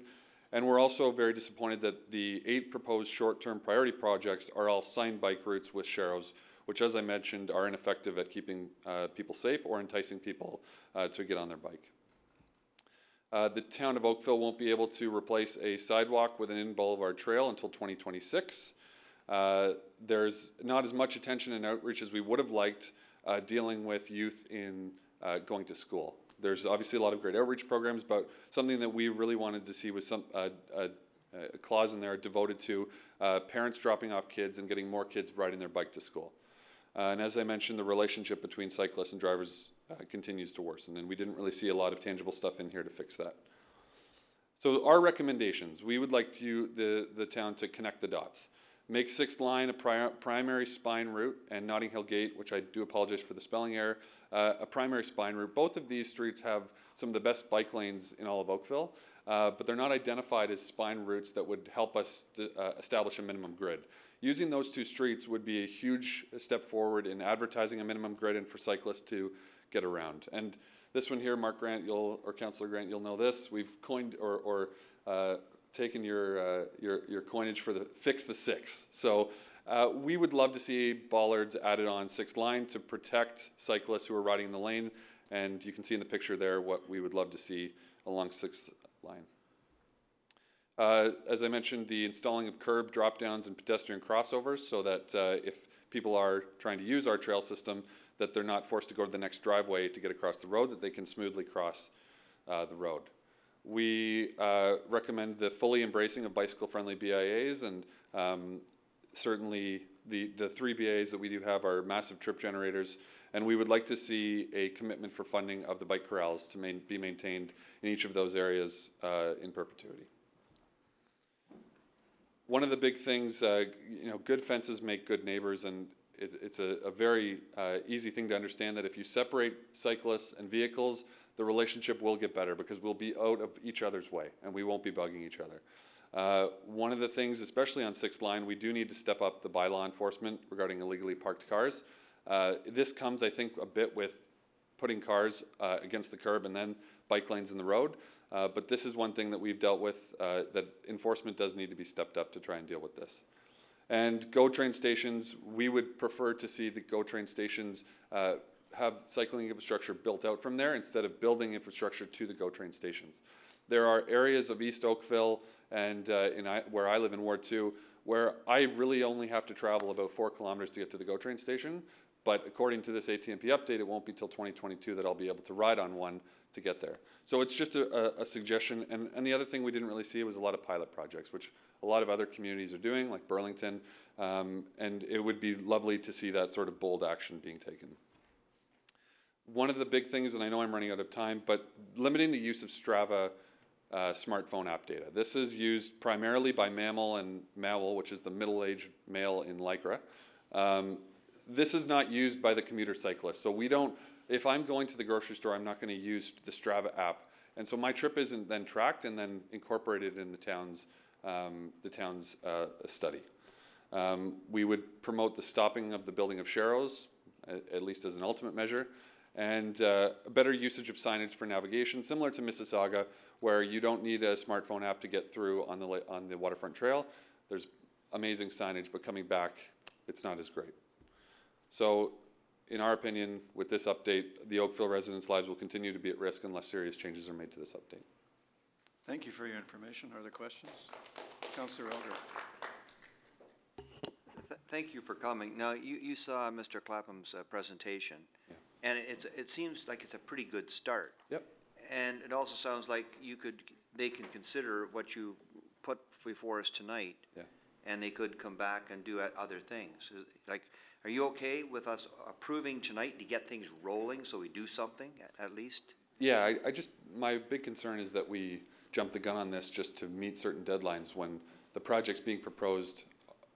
I mean, virtually the entire cycling community is, and I shouldn't be speaking out of turn, but virtually the entire cycling community is against these proposed updates. So the sharrows as an ultimate solution it's not a good move.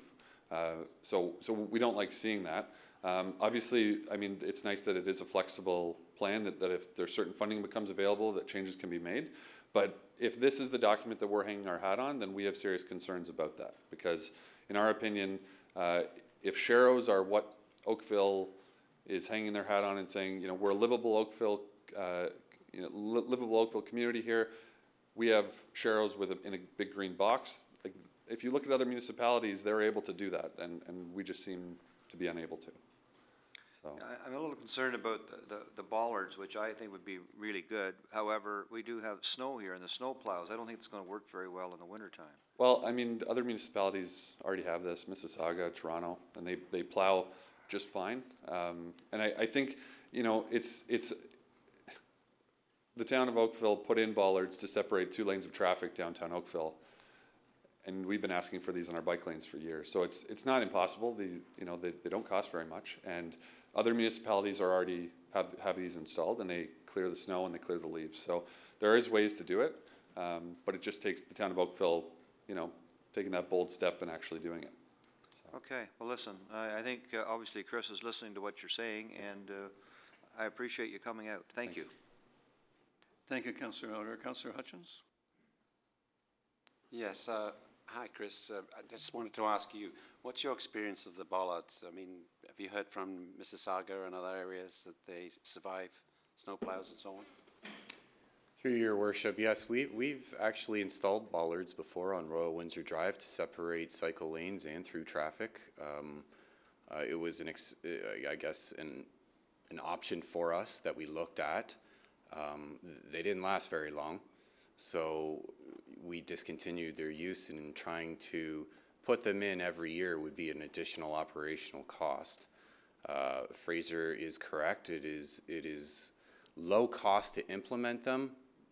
The operating costs continue to increase, and the more you have, the more you have to continue to maintain them and make sure that they are there. That is something the council would have to accept, and we could definitely look at other options of trying to separate cyclists, not only with bollards, but delineators. Rumble strips have been used in other municipalities as well as just paint and buffered areas.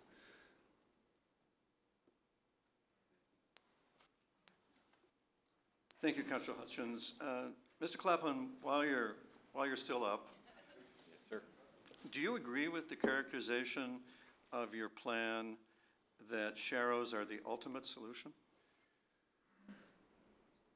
No, I believe that in certain instances in these 8 priority projects that the option we had right now, listening to the public and the concerns of these spines or network connections, that this is the option that we have to go with and that the consultant is recommending so that we can heighten the awareness of cycling on these portions of roadway. There are numerous infrastructure projects recommended within the update that look at bike lanes, multi-use trails, signed routes, buffered bike lanes, all of the facility types that the public would like to see within our shared network. Thank you. Councillor Robinson? Thank you, Worship. Thanks very much, Fraser, for being here. I appreciated your comments very much, and I've just got one quick question. Actually, I'm asking you to repeat, in your opinion, the method that we should employ to establish a stronger relationship between vehicles and cyclists. So, in my opinion, and I think a lot of the community will agree, a clear separation between where bikes are and where cars are is a surefire way to improve that relationship. If you build sharrows, in my opinion, if you build sharrows and you put cyclists in front of cars, that relationship will continue to deteriorate because you'll have cars that believe the cyclists should be on the sidewalk, and you'll have cyclists riding 2 or 3 abreast, or 2 or 3 wide, that will really make a lot of motorists mad. Thank you very much, and I appreciate those comments. Thank you, Mr. DeMoff. Madam Clerk, the next delegation. Next delegation speaking to this item is Marcus Hurton and Dane Morrison.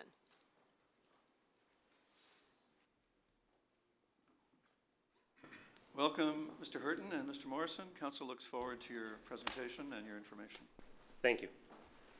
We'll try to make this really quick because Councillor Adams actually covered a lot of it with his conversation with Chris. So if you just bear with us, we might be changing this a little bit on the fly here.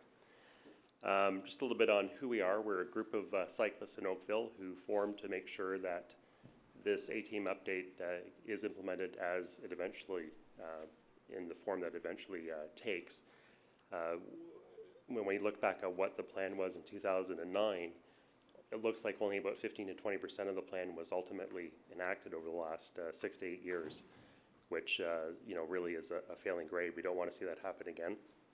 So that's why we formed this group. We apologize for all the emails and letters that we sent you, but when we were first chatting with Chris back in May, we believed that this meeting would be to receive the plan, not to provide ultimate approval, and ultimate approval would be sometime in September. So we apologize again for the number of letters and emails. We do want to congratulate Chris and staff on the great work that they've done. We were very pleasantly surprised when we saw the plan. It has a lot of great stuff in it. We're quite happy with it, and we're quite happy to see the level of funding wasn't cut back to what's been done over the last 6 to 8 years. One of the comments that we made in one of our letters was that there's something like 7,000 daily cyclists on Oakville roads, and the question was, where do we get that number from? And we got that number from an organization called Share the Road, which is an Ontario cycling coalition that does annual surveys of Ontario people, like the general population, not just cyclists. And based on their surveys, we determined if you extrapolated that information down to Oakville's population, that would be somewhere around 7,600 daily cyclists. It'd be about 26,000 weekly trips and 30,000 monthly, or 30,000 people taking a monthly trip, which actually equates to about 3.3 million cycling trips are taken each year in Oakville, which when you compare that to transit at 3 million is a very significant number. It might be, you know, less than 3.3 million, it might be 2.5 or 2 million, but people really use cycles for transportation and also recreation. It's a big thing in Oakville. And last that I wanted to say was that, you know, our main focus is to provide safe, continuous routes throughout Oakville. And when we're looking at the ATMP update, that's really what we're trying to fix. We're trying to give complete routes that are safe, that don't have sharrows. We have some huge concerns about sharrows as well that my partner here, Marcus, will talk about. But, you know, it's going to be a disaster on places like Lakeshore Road East, that if there's no ultimate solution for Lakeshore Road East and all we have is sharrows for the next 10 or 15 years, it's going to create a lot of conflict. Like, you know, you have bikes traveling at 20 kilometers an hour in the middle of the road with cars coming along at 60 to 70 kilometers an hour, and it's going to be a massive problem, and you'll be getting a lot of complaints throughout Oakville if these aren't implemented. Marcus is going to talk about the specific recommendations that we have. Your Worship, Council, staff, thanks, Dane. I'm going to need some visuals to help me along here. So,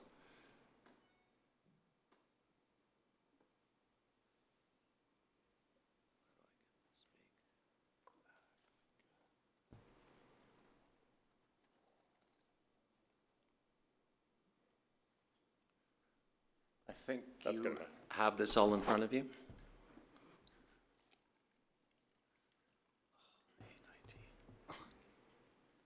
How do I advance the slide? You can just go. Okay, thanks. Just before we begin, some terms that we throw around, I just wanted to quickly define them. There's a concept called the complete street, and our streets are public, and they belong to all users, and users include cyclists. Mr. Hurton, in an effort to help you, this there's a concept called a complete meeting, and we have already passed a resolution to go past the hour of 10, which is the normal stop time, and 10:30 is the stop time now. So. But I've got 10 minutes, right? You can use your time any way you want, but I just try to help you with an understanding of how the meeting works. Well, Your Worship, we've spent a lot of time on this, and this is our opportunity to communicate our message, and you've just taken up 20 seconds of valuable time, and I was under the impression we have 10 minutes. Thank you. So a complete street, streets are public. They belong to all users. And a minimum grid is actually a viable transportation network that allows you to get somewhere on a bicycle, and you link key destinations so that you give a choice of mobility to the public. And one of those choices that needs to be provided is safe cycling.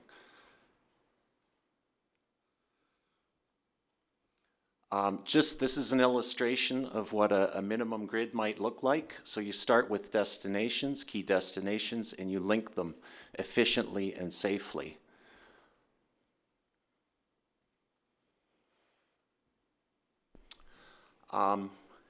Decisions need to be data-driven, and Cycle Oakville talked about this a little bit, the Strava data that you have purchased.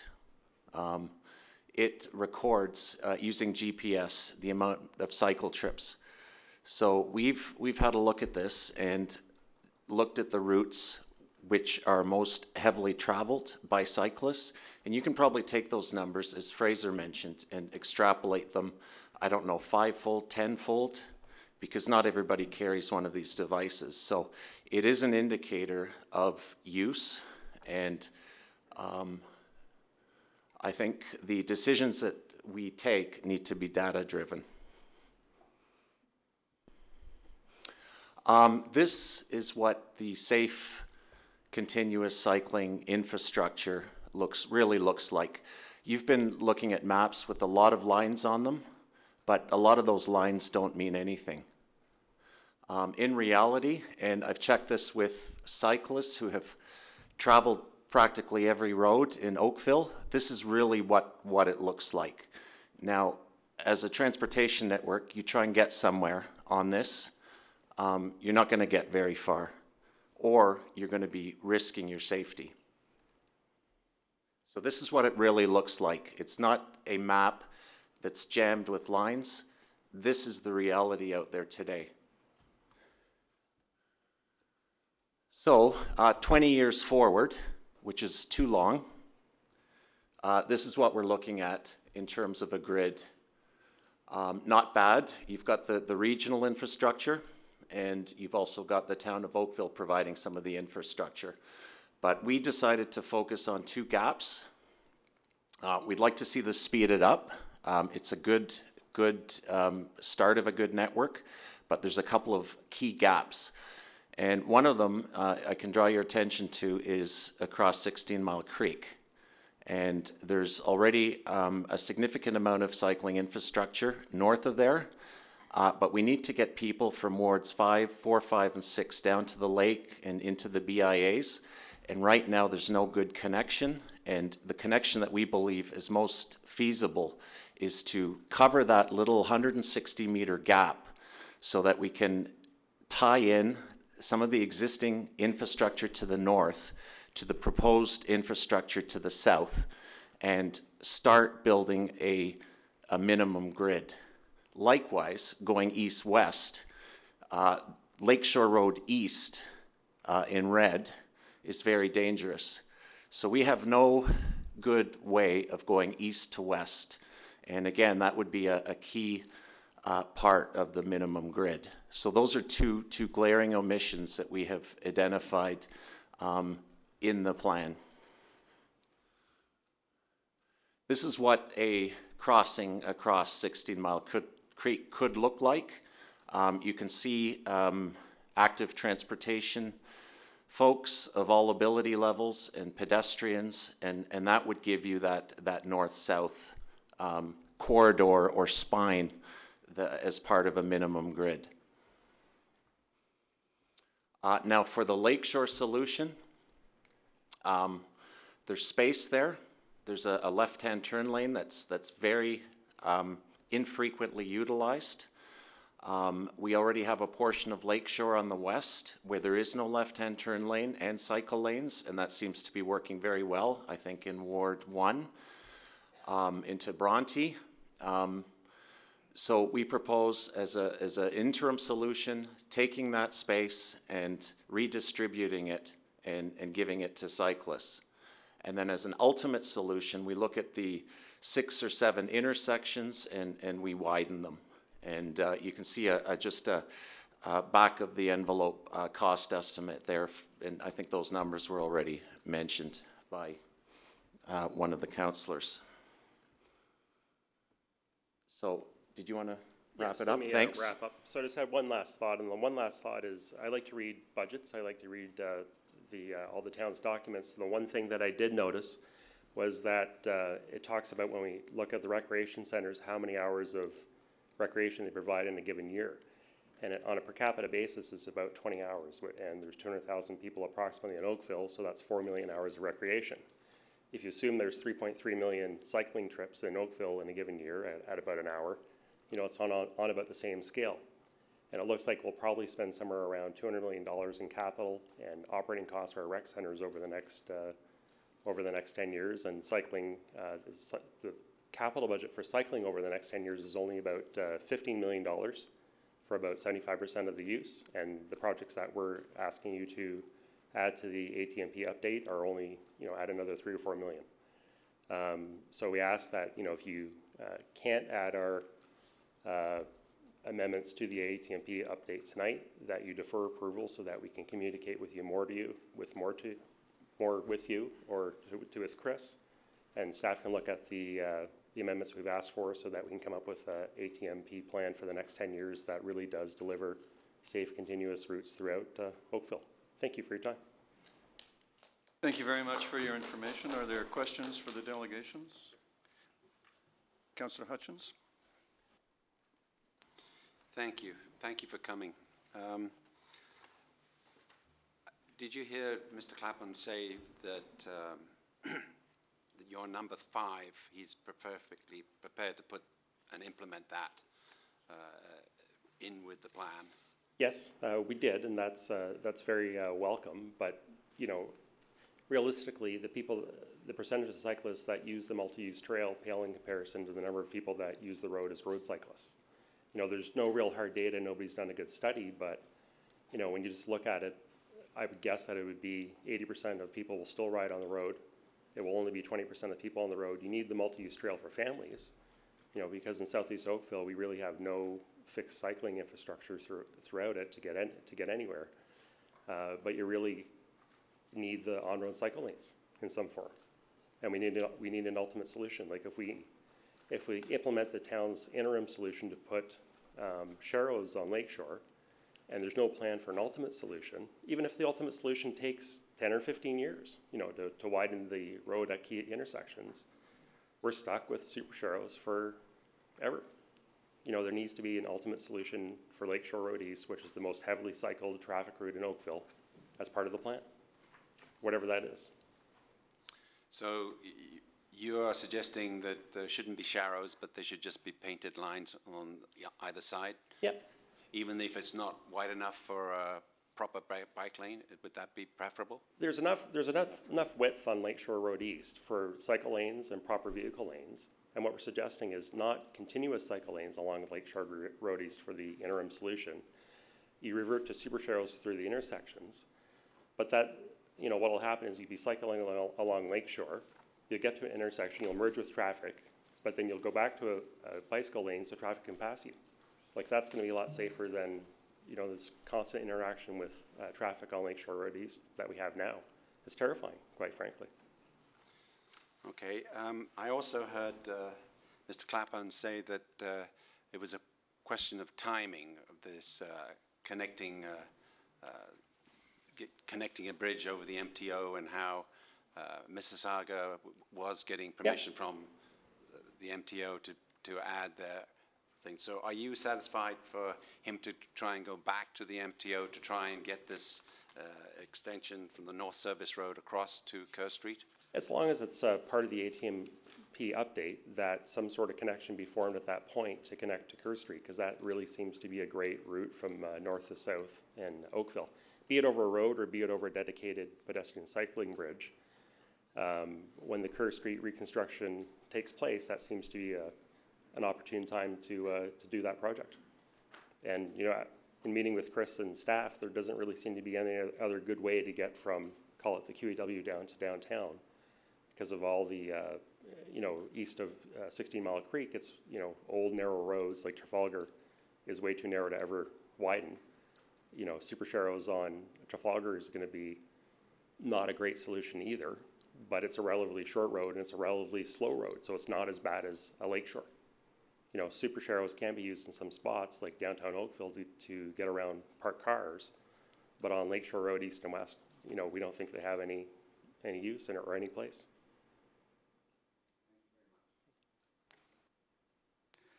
Thank you, Turris, very much for your time and your information. Thank you. Madam Clerk, the next delegation. Next delegation is Pam DeMoff speaking to this item. Ms. DeMoff, we only have 7 minutes before the meeting automatically ends unless a majority of council, or rather a supermajority of council, wishes to extend the meeting. So would you like me to try to get extra time? Or would you get a couple minutes? I'm not going to take more than 10 minutes. I'm a prisoner of the procedure bylaw, and it's up to council. How many speakers do we have left? I'd like to know. We have one more listed speaker on this item, and then we have one more delegation speaking to item 17. I'll move we go past the hour 10:30 to 11, but that's it. Is there a seconder? Councillor Lischina, shall I put the vote? All in favor? 1, 2, 3, 4, 5, 6, 7, 8, 9. Those opposed? 1, 2, 3.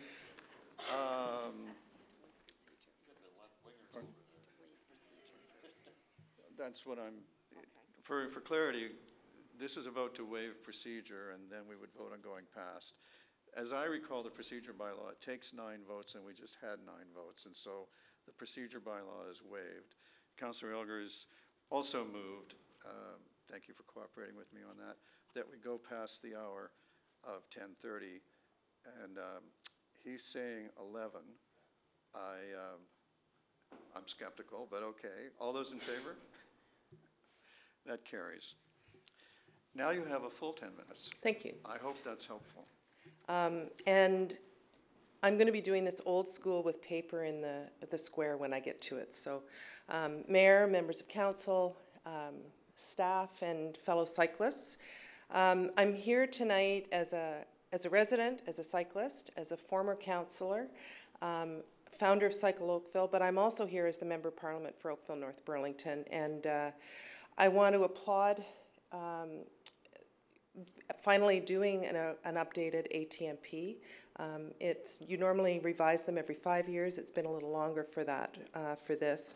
But if you look back at what was done in 2009 to where we are today, it really is something to be very proud of.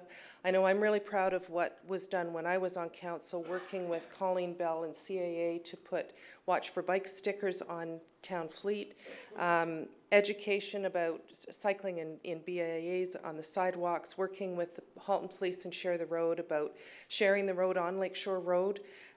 Bike parking at events in the Canadian Open, that's something that was unprecedented, and I'm so proud of the town for continuing that every year. But I really want to give a big shout out to Chris Clapham, who does yeoman's work on this issue and doesn't get the credit he deserves for doing as much as he has been able to do in the town of Oakville. So thank you, Chris, for all your work on this. In 2006, council made a commitment to transit. Many of you, Mayor, you were certainly here. Many of you on council were here when you had a bold vision and you made the investment in transit. And that's paid off with increased ridership. And it also recently paid off with increased federal investment in transit, because Oakville, because of the ridership, received $5 million. I also represent the city of Burlington. It received $3.4 million. So because of the vision that council had in 2006, you're seeing residents using transit. You're also seeing additional investments that can be leveraged with other levels of government. And I think it's time for Oakville Council to take that bold vision when it comes to active transportation and cycling and walking. It's not only good for cyclists and pedestrians. It reduces congestion on the roads. It would allow us to become a leader on the issue. It improves the health of our residents. It would grow our economy, and it would take us a long way on the road to making us the most livable town in Canada. Building cycling infrastructure is cheap in the grand scale of things. I know compared to building a road, it's significantly cheaper. The ATMP is a critical roadmap for the town. And the one concern that I have is that you are under time constraints. This is coming to you in the summer. I had an experience when I was on council where Third Line was being repaved. GO Transit had built a southern entrance to the GO train, which wasn't anticipated when the ATMP was done, and there was no opportunity to put bike lanes on Third Line or put any kind of active transportation facility on Third Line. So there's still nothing there. It's going to be way out, and I was told at the time as a councillor that it would have been a lot easier to do if it had been in the ATMP. So my concern is that Chris has said you can make small changes to it. My concern is that if there are changes and that there are things that residents are recommending right now, that there won't be that opportunity, and things like putting cycling infrastructure on Third Line to get to the GO, those kind of opportunities will be missed. Right now, when you go north onto Third Line, there are Share the Road, Bike Route, and Sharrows. I have yet to see a cyclist ever use Third Line. I wouldn't use it. I've seen a couple on the sidewalk, but you know, it's just not practical. Right now, from where I live, if I'm to ride my bike to the GO, Upper Middle Road has off-road multi-use trails, some on the north, some on the south. As a driver, you don't like having to reroute to make turns. As a cyclist, you take part of it on the north side, then you've got to come to the south. Bronte Road is great. I go down Bronte Road, I get to Quality Suites under the QEW. it ends. So now I'm on the sidewalk or on the road, but then I'm on Wycroft and there's nothing. It is in the plans, and I think it's for an in-boulevard trail. Is that right, Chris, on Wycroft? That means that all those trucks coming in and out of those businesses are not looking for cyclists moving quickly near a sidewalk. I'm not a fan of those, but that's a practical solution. Fraser talked about how GO trains are islands. That needs to be a priority for council. If you want to reduce congestion, you've got to make it a priority. And I brought, this was the Minister of the Environment provincially, Glenn Murray, took a visit to Burlington, and his tweet was, "Go cycling visit to Burlington. No cycling lanes or infrastructure connecting GO station to anything. Dangerous after dark on busy streets. #fail." Oakville's worse than Burlington when it comes to connections to the GO. Sorry, I know I'm rushing for time. You mentioned bollards. Ottawa uses bollards. They get a lot more snow in Ottawa than they do here.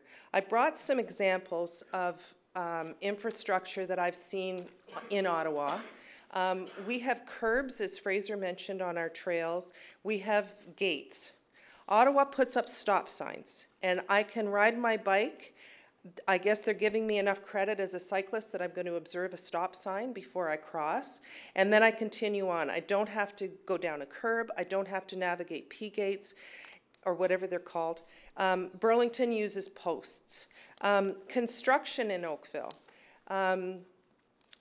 When the region was doing construction on Lakeshore, there was no accommodation for cyclists on Lakeshore Road. On Rebecca Street Bridge, when it was under construction, as an afterthought, a sign was put up that says walk your bike. In Ottawa, cyclists can take the lane, stop honking. That was what was put up during bridge construction. We were talking about dooring. This is what's put in busy areas like Bronte. A dooring zone is painted, and I had sent this picture to Chris actually, or to the ATMP update people, but a dooring zone and then the Sherrills in the middle of the road. You don't get more obvious than that of what some of the dangers are. And these are some of the signages that you have. It's not just a bike that signifies a bike route. You've actually got signs, you've got pathways, you've got maps along the route. It tells you how far it is to get not just to Parliament, but also if you're going to a train station. So there are examples out there of actually putting cyclists first, and pedestrians, quite frankly, but it's changing a mindset, and it's actually making a conscious decision that this is a priority. So I've got a few recommendations. And the federal government is a partner in all of this, and we weren't mentioned anywhere in there. So I want you to know, not only me personally, but our government, $235,000 of the $735,000 cost of the crosstown trail upgrades are coming from the feds. In John Oliver's riding of Oakville, $336,000 federal investment. As part of that transit announcement, $400,000 is going to a multi-use trail on the North Service Road, as well as bike lockers and bike racks. There's opportunities to partner with the federal government. I think that should be included in the report, and I think you should be calling on us whenever possible. Our Minister of Transportation has called for a federal provincial territory task force on pedestrian and bike safety. Recommendations: make what you have easier to ride. Use the type of infrastructure that other communities are using. Take it seriously when there's construction. Enforcement. So this I put on Twitter. This is a bike lane. It's pretty clear you're not supposed to park there. Work with Halton Police and bylaw to get actual parking officers out there. The City of Toronto have them ticket people that are in bike lanes. Encourage residents to call them in. And I would also direct the Budget Committee to review significantly increased investments in active transportation.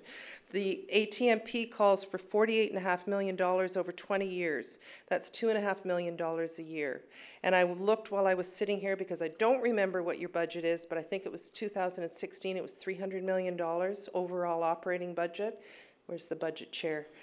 I think, as you did with transit, making a significant investment will move some of these projects that are in there forward. You also need the staff to do it. And as great as Chris is, and as wonderful a job as he has done, you can't have somebody, you need somebody full-time looking at the infrastructure piece, and you need somebody full-time looking at the education and outreach part of it. One person can't do all of the work that needs to be done to educate people. So I think I had more, but I know I'm running out of time.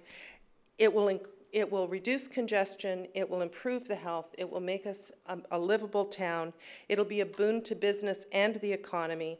Let's all work together. This Saturday, we're doing a Tour de Trees, 5th annual with Cycle Oakville, myself, and Oakville Green. Everyone is invited, 9:30 at St. Mary's Elementary School, and that's it. Thank you very much. Questions? Councillor Elger. Just quickly, Pam, welcome. And did you bring any federal money with you so we can speed things up? But in all seriousness, do you have a real problem though with what Chris is presenting tonight to get it moving? Like, just get started, let's kick-start it, or this will drag on for years and we'll never get anything moving? I think what Chris has done is great. My worry is just that you run into a problem like I did with Third Line, where somebody says, well, it's not in the ATMP. So maybe staff could speak to that. But I mean, that was a huge issue to get those bike lanes put in. So if there's flexibility in this, but if it's something where it's only small tweaks that can be made, I mean, Wycroft Road to the GO, that should be a primary route. And both of the GOs, everything going into those GO stations should be primary. So if there's changes that can be made to it, that's great. But if you're stuck with this and then you can't modify it as things change, I do have a problem with that. I thank you for that. I'm going to ask Chris whether he can, is he able to make changes like maybe something at the GO train station? I'm worried that everybody, I'm worried that people didn't hear Chris explain that there's another opportunity in the actual TMP for these things. And so there is no freeze-out, is the way I understood him. And Mr. Cozy will say I'm wrong if I am, but... No, I wouldn't do that. I think what's important to note is that we have to hit the DC bylaw. If we don't get this approved in the DC bylaw, we're going to miss that opportunity. I think it's very important that we move forward with the ATMP. We went through the whole public process. It's not making everyone totally satisfied, I would agree. But there are opportunities for us to consider some of the things that were discussed tonight as part of the implementation strategy report in the fall, which will be referred back to Budget Committee. And in addition, there may be some other opportunities for us to look at other recommendations, but they have, I'll say this right now, some of these recommendations have significant cost implications, and you know, we have to accept the fact that it's going to cost a lot of money, and is council willing to approve that kind of additional expense? Thank you, Mr. Cozy. Thank you, MP DeMoff. Welcome. Oh, I beg your pardon, Councillor Lischina. Thank you, Pam. One of the issues that I haven't heard from Cycle Oakville is about, and I don't know if it's a behavioral issue from the standpoint of that share the road isn't always also from the side of the cyclists. And I can tell you several months back where I really got scared, where I had a green light making a left turn and the cyclist went through a red light, and I could have hurt him badly. And you know, to this day, anywhere I see one, I try to stay away. I'm going to have to tell you that you're out of order. I apologize. My point is that the educational component I support wholly in this active transportation. There are stupid drivers and there are stupid cyclists. You can't legislate, right? So.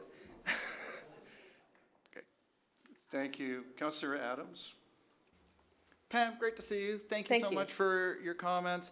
And thank you for the crosstown funding. We appreciate that. We did ask for funding for many other projects. We didn't get that money. including projects that would have helped active transportation and cycling across Oakville. We didn't get that money. Is there more coming? Did you talk to me about it? Yes. We sent you our list of asks, and we didn't get it. We had a long list. And it was, You did, and we did some of it. And it was many millions, and every municipality doesn't get all the projects they ask for. No. And so when we ask for one thing, we don't get another thing. So we appreciate that we've received funding. I think It's it very would be important nice to if us. we were acknowledged in the report as a partner, and I think it would make it easier for me to go further down the line to try and sell those projects if we were I'm going recognized to as rule well. both of you out of order here. We're not discussing the ATMP. We're arguing about federal largesse or lack of it, and the deadline is 11 o'clock. Okay, it's a very important thing, however, to ask for funding. If you're going to come and ask for us to spend money on infrastructure, will you also send us money to do that? Because I'll do everything I can to, It's something yes. that we can't do I realize alone, that. given the funding constraints that You we need all three levels of government working on this. have. Okay, thank you very much. Thank everybody for behaving at the end.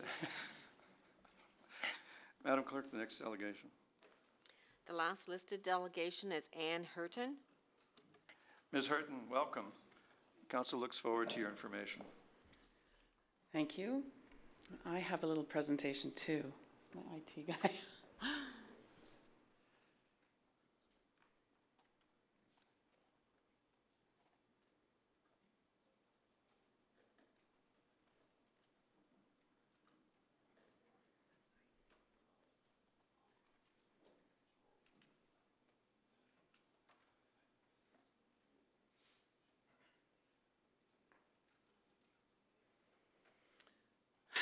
Your Worship and Council, thank you very much for taking the extended time with us this evening, and that you would take this discussion so very seriously.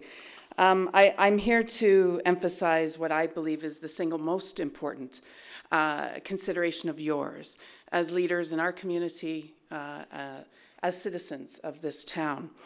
Just as an introduction, before I go, my name's Anne. I'm born in Oakville. I live in Ward 3, and my preferred mode of transport is a bicycle. I'm also the global head of Human Resources, Environment, Health and Safety for Stackpole International. This is an automotive parts, great Canadian story manufacturing company. I'd like to just make a couple of points today as it pertains to cycling in Oakville, but by using some industrial terms that I think and hope will hit home. In any case, whether it's Oakville cycling or industry, our goal is always accident prevention. Safety management requires measurement, and I've heard tonight our need for data. Measurement should be a combination of both leading and lagging indicators. Lagging indicators are measurements of incidents in the form of past accidents. Leading indicators are measures of preceding or indications of a future event used to drive activities that will prevent and control injury. Lagging and leading indicators should drive continuous improvement, and I would just like to share with you some of those that I think are relevant. Leading safety indicators in Oakville cycling. And the rest of my presentation is photo, so this should be easy. Kerr Street South from Canadian Tire. This is a photo from On Bike that is a leading indicator of an observable hazardous cycling lane merge. Until you're on the bike in the lane, only then really do you see these hazards. And I thought it appropriate to really be emphasizing these. Another leading indicator is our West Oaks Trail and Upper Middle Road. And by the way, these are just examples of many safety concerns and leading indicators of potential accident and injury. The leading indicator in this case is an observable hazardous cycling lane start and stop. It converges right in front of an intersection and right where other vehicles would be turning. When you're on a bike in this situation, and I'll throw in there is a sewer grate as well, just to make it extra interesting. Our chances of accident and injury are high as cyclists. Next example is Bronte Village. I've heard it cited a few times tonight. We actually didn't plan that, but we're all bothered by this. The leading indicator is that there are observable hazards, an observable hazardous lack of cycling lane, lack of vehicular or driver awareness, and high likelihood of parked car door hits, also known as dooring. It's been said before, I'll just let that go. Other than to say, when you're on a bike, you feel this deeply. This has also been mentioned tonight. Lakeshore Road East, our leading indicator that there will be an accident here. There will be an accident because there's an observable hazardous lack of cycling lane. The middle and otherwise, I know it's part of traffic, but it is a relatively unused space, the turning lane. It is well respected. Everyone's really carefully staying off of that lane while cyclists are squeezed into the curb and sewer grates. Those are just examples of leading indicators, and those are heads up to each one of us, as it would be if we were in industry right now and Ministry of Labour were to come into my factory and see that kind of leading indicator. I might very well be shut down because the risks are so significant for accident. Moving on to lagging safety indicators. I only have one. Again, seen earlier this evening at the intersection of 3rd Line and Lakeshore Road West, our ghost bike, indicative of a cyclist death. This is the worst possible thing that could happen, both in a town for any one of us who feel in any way accountable and responsible for the best interest of our residents, certainly in industry. Any one of us who would see a death happen on our watch would feel absolutely devastated. We would have to stand back and say, what could we have done better? I'm asking that we be sure tonight, that we be sure that not on this watch does that ever happen again. I move to my point. When on my bike in Oakville, I'm afraid for my own safety and for the safety of others on bicycles. I would like to see a safer cycling infrastructure in Oakville that will include continuous cycling routes. I think you've all seen this evening some very good suggestions for what would be a solution to make it safe. I put this in here because I feel is in my company, I'm held as senior leader entirely accountable and responsible for the health and safety of everyone of our thousands of employees in Canada, down the road and around the world. I hold this council, both staff and elected officials. I hold myself as a member of this community responsible for creating conditions that uphold the safety of all of its residents. Therefore, the proposed amendment to the ATMP made by the Livable Oakville Cycling Delegation, Mr. Morrison and Mr. Hurton, should be upheld as an indication of the town of Oakville's commitment to cycling accident prevention and the assurance of the safety of all of its residents and visitors all of the time. Thank you very much for listening. Thank you for your information. Are there questions for the delegation? Thank you very much, ma'am. Are there other, oh well, I'm not going to poll the audience, or we will never do anything. I'm looking for a motion or debate. Let's get a motion on the floor.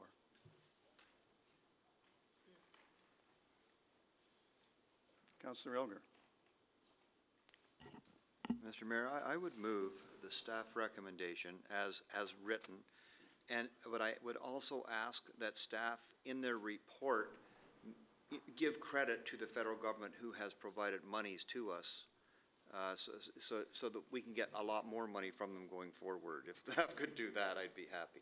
And I know we have 30 more days, and I do know about development charges, and the more we can hit onto the development charges, the better for all the residents going forward. So I would move the staff recommendation. Thank you, Councillor Elgar. Councillor Hutchins. Yes, I would also like to, how do we memorialize the two issues that Chris said that he would do, that after completion of the In Boulevard Trail from Allen to Marston Road, that the extension of the In Boulevard Trail from Morrison Road to Winston Churchill be advanced from the long term so that we can move more quickly and meet with the equivalent Mississauga cycle lanes. And the other one was that he would be prepared to go back to the MTO for the North Service Road extension to Kerr Street to see if it was possible. Can we put that in as part of it? What I heard from the staff, I'm going to ask them in a second, but what I heard from them was we have an opportunity with the TMP to put those things forward. And so it would be my suggestion that we do that. Alternatively, we could look to staff to give us new or additional wording for Councillor Elgar's motion. Commissioner? Actually, I hadn't anticipated that, Mr. Mayor. We actually had some additional wording to allow for the Transportation Master Plan and the implementation strategy to cover off some of the issues that we heard tonight. So that could be something Council might want to consider because we'd be reporting back on both of those in the fall. So that is a resolution we could look at. In terms of the federal government funding, there is a recommendation already that deals with the financial strategy, and so we could highlight perhaps in that third recommendation that the financial strategy also deal with the funding opportunities from all levels of government. You could add that one in there to address the specific issue of Councillor Elgar. For that, but I also think, acknowledge that they have given us money recently for cycling. That's what I was trying to get at, Jay. Okay, then did you want us to take just a few seconds to, perhaps I'll do it on the fly, to update the recommendation that the financial strategy contained within the Oakville Active Transportation Master Plan be referred to the capital forecast and the 2018 development charges update, and that staff acknowledge the funding already received from the federal government and explore opportunities for further funding. And the province. I can just see it now, the province saying, well. All right, so are we clear? Councillor O'Meara. I just had a quick question. I'm about the implementation aspect of and looking at this stuff through the TMP in terms of the spinal connections that were discussed. I know Mr. Cozy mentioned something that we seem to not know right now is a lot of the costs of this associated with third line and expropriating land and these sorts of things. So will those cost mechanisms, will we have a chance to discuss those costing mechanisms of some of the information we received tonight at one of those two intersection points coming forward, be it the implementation strategy or the transportation master plan? Yes. Perfect, thank you.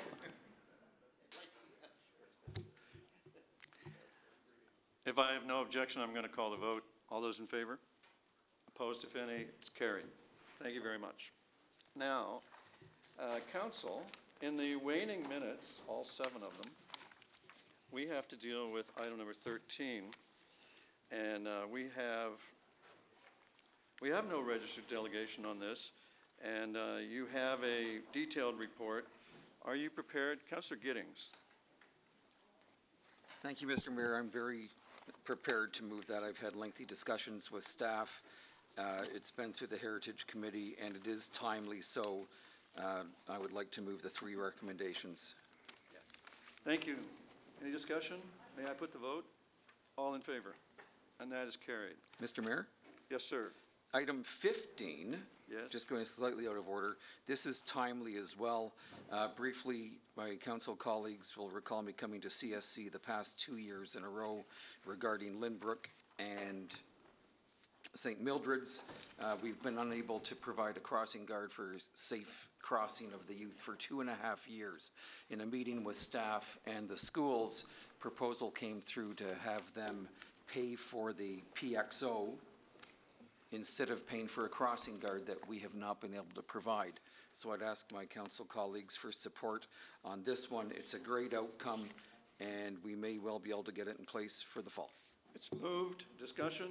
All in favor? It's carried. The next one is number 14, building staff complement. I don't believe the presentation is required. I think this is what they call a very easy decision. Is this Councillor Giddings moving it? I would like to move it. thrilled to see the report, the additional 4 FTEs.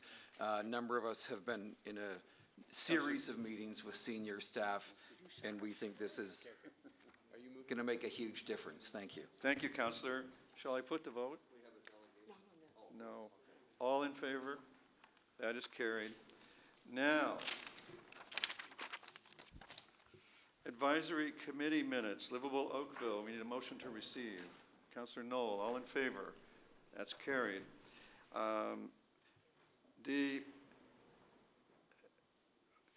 Now we have the Heritage Oakville Advisory Committee item, which is going to take more than 5 minutes.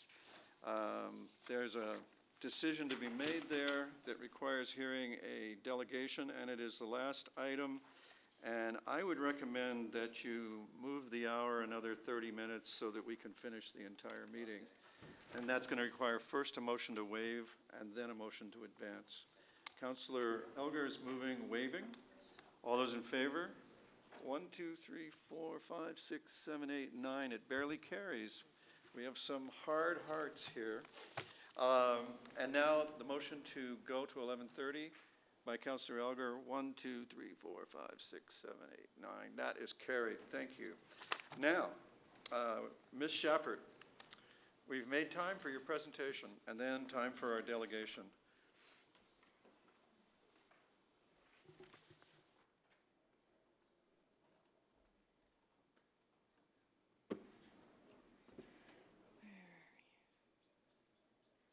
Come on. No? We'll get through this. Thank you, Your Worship and members of council. I will be brief.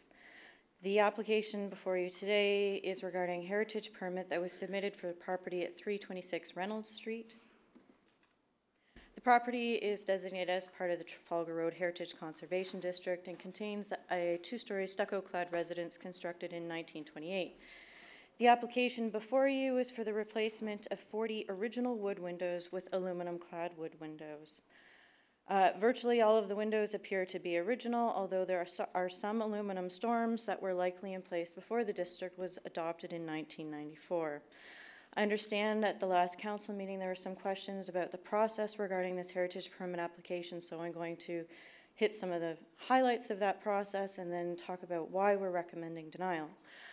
So, as part of our regular heritage permit process, we always offer property owners the opportunity to have a site visit with staff and or heritage committee members in advance of the application going to the heritage committee. This was offered to these property owners. They did not accept this prior to the May 30th heritage committee meeting. So, the application first went to Heritage Oakville on May 30th. It wasn't attended by the property owner, and the Heritage Committee endorsed the staff recommendation to deny the request to replace all of the original wood windows. At P&D on June 12th, which was attended by the property owner who made a presentation to council, the application was referred back to the Heritage Committee. Following that meeting, Heritage Planning staff did follow up with the property owner and did attend a site visit in order to determine which windows were likely original, to see if there was some way for us to allow for replacement of non-original or non-historic windows. But unfortunately, the windows for the property owner that are all appear to be historic, and while they do need some repair, in relatively good condition. The application went back to the Heritage Committee on June 27th, which was attended by the property owner who did make a presentation to us. However, no additional material was supplied to the Heritage Committee. Heritage Planning staff invited the property owners to submit additional information, but to date, we still have not received any additional information from the property owners other than the original application, which included the completed application form and a quote from Pella Windows for replacement windows. There was no assessment done by a heritage conservation expert or window specialist to provide staff or the Heritage Committee with any information regarding why the windows couldn't be restored. The existing storm windows are recommended the existing storm windows are recommended for replacement, but not the original sash windows.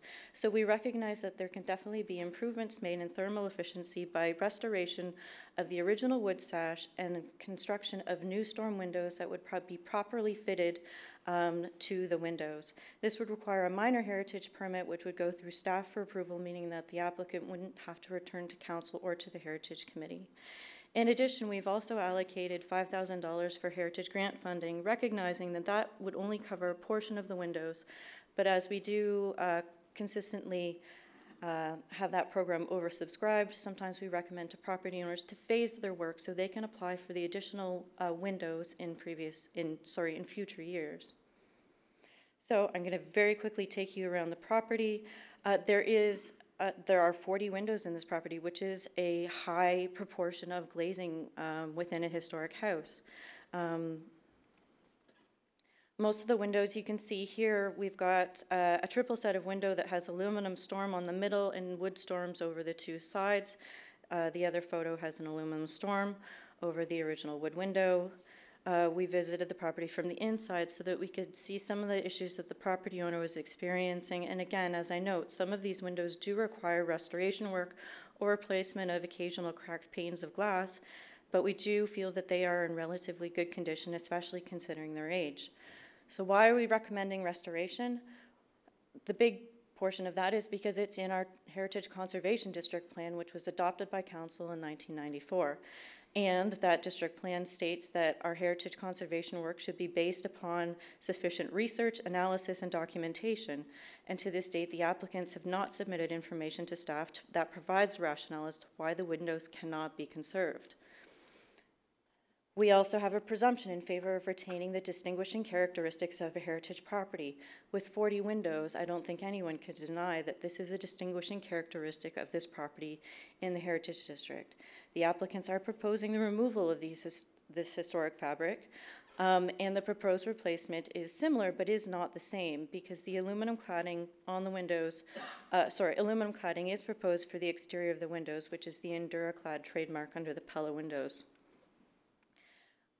Specific guidelines in the district plan say protect and maintain original window openings, and this is a direct quote, as well as their distinguishing features such as materials, frames, surrounds, shutters, sash, muntins, glazing, and paint color. They propose the destruction of the materials, frames, sash, muntins, and glazing, but they do propose maintaining the original window openings, meaning that they're not changing the size of the windows, and they'd like to keep them in black. Why else are we recommending denial of the application? Because Oakville Town Council has endorsed the standards and guidelines for the conservation of historic places in Canada, which is a pan-Canadian benchmark document, has been updated relatively recently, the first edition being published in 2003. It is considered a very current and relevant document that's used not only by municipalities, but also by provinces and the federal government. I'm not going to read this, but the summary is that repair, repair, repair is always the recommended solution. We did provide the property owner with a number of different bulletins, information, not only by Canadian sources, but by American sources such as the National Park Service, about why it makes good sense, both economically and efficiently actually, to restore your wood windows. We've encouraged the property owner to look at other reasons for why their home is drafty in the winter. The house has recently undergone extreme renovations inside, which have removed some of the interior walls, and that may be impacting the air circulation in the house as well.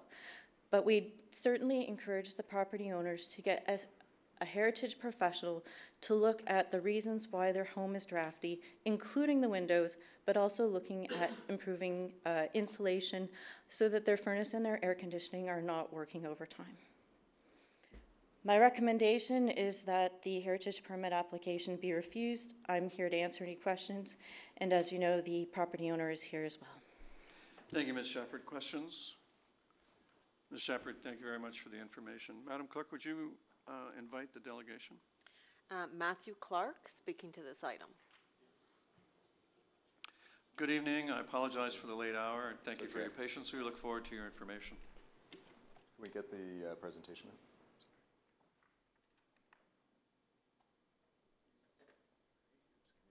here.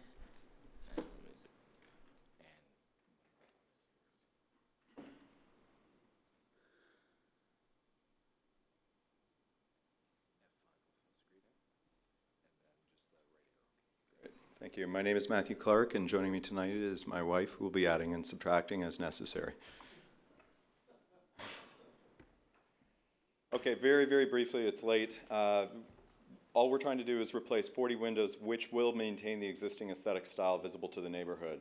The aesthetic style will remain consistent with the existing windows by ensuring that the upgraded outward-facing window frames are painted black and that all windows simulate the existing style, single-hung windows and muntins.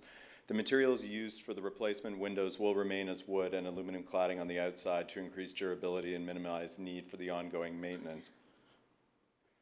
Contractors whom we saw quotes stated that these alterations and materials are accepted in other heritage conservation districts within the province of Ontario, and we would note that the aluminum clad wood is accepted in conservation, what is it, 1 and 2?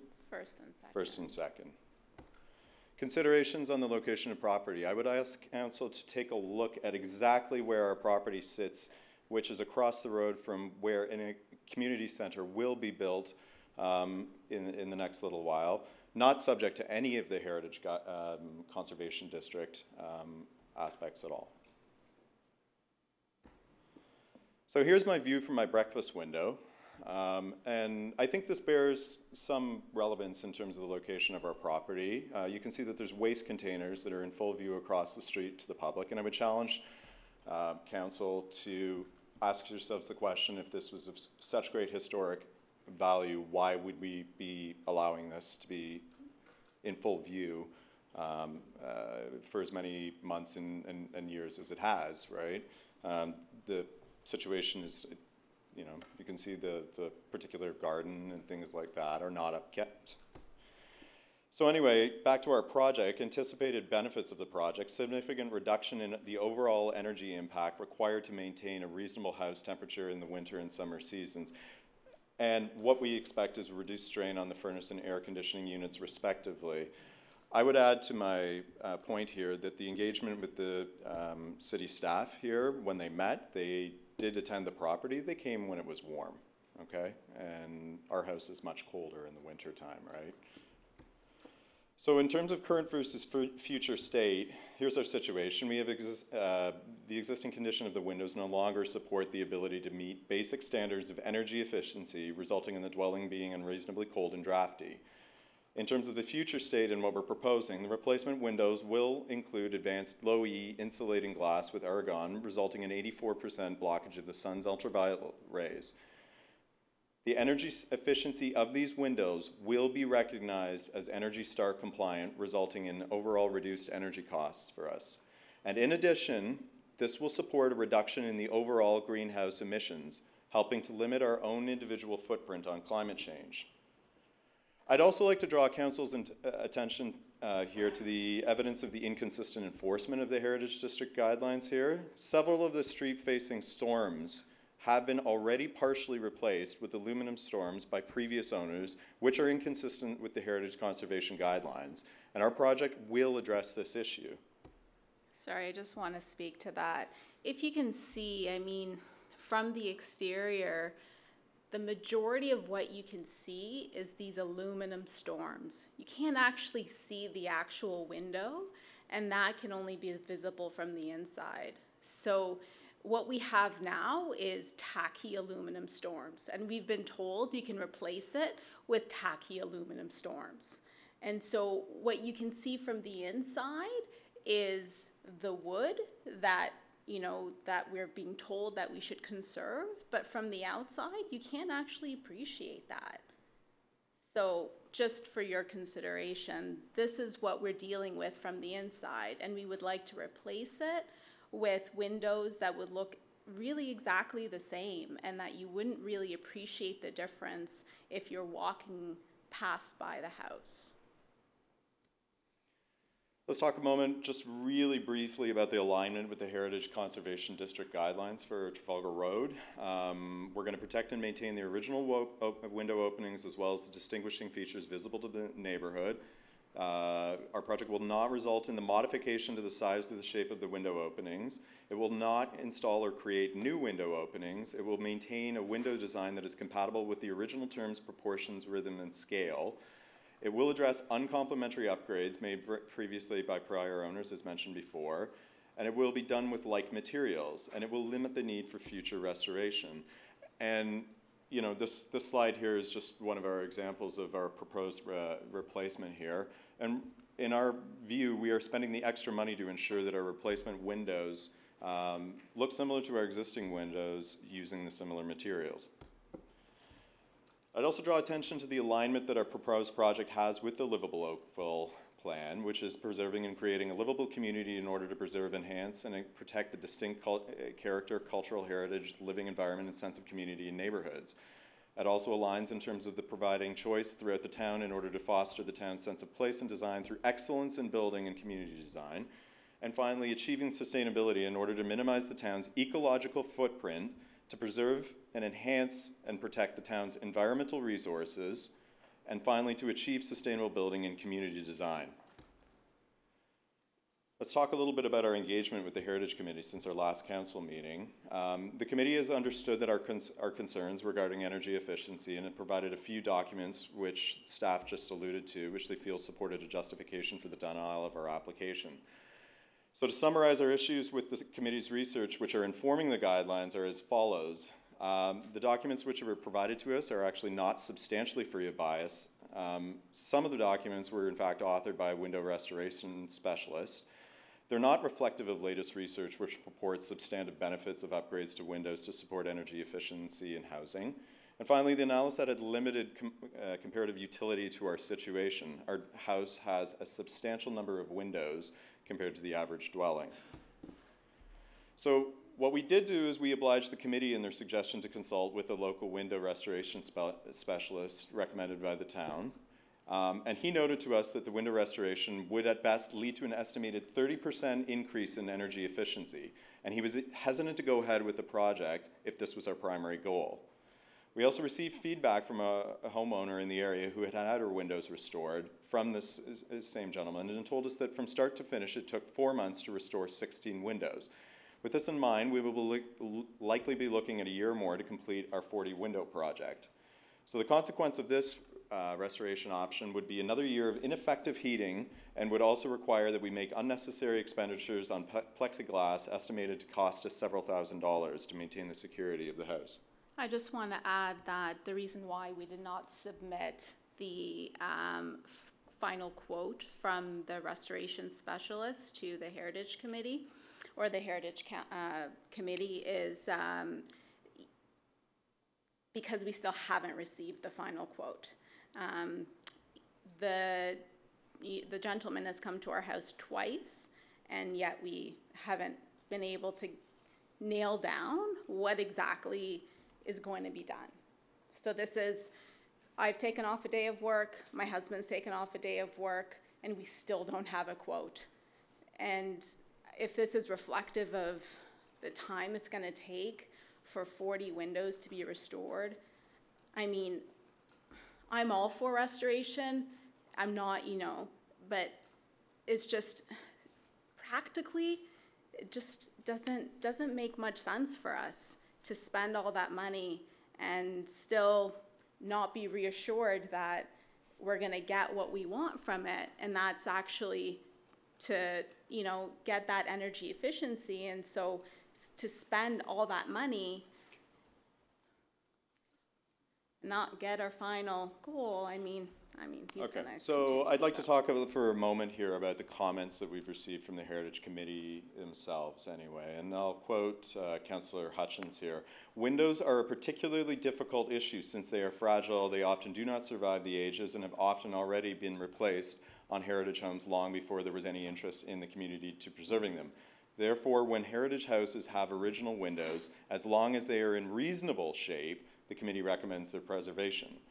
Secondly, Heritage Committee members Daniela Hampton-Davies and Michael Reed acknowledged a need, when I presented before them, for the Heritage Committee and town staff to update the evaluation criteria it uses to inform window restoration versus replacement. Finally, Heritage Committee member Jerry Tino noted that the focus of the Heritage Committee as it relates to environmental impact is on the conservation of the existing built materials only, not having a focus on the environmental externalities associated with maintaining the status quo.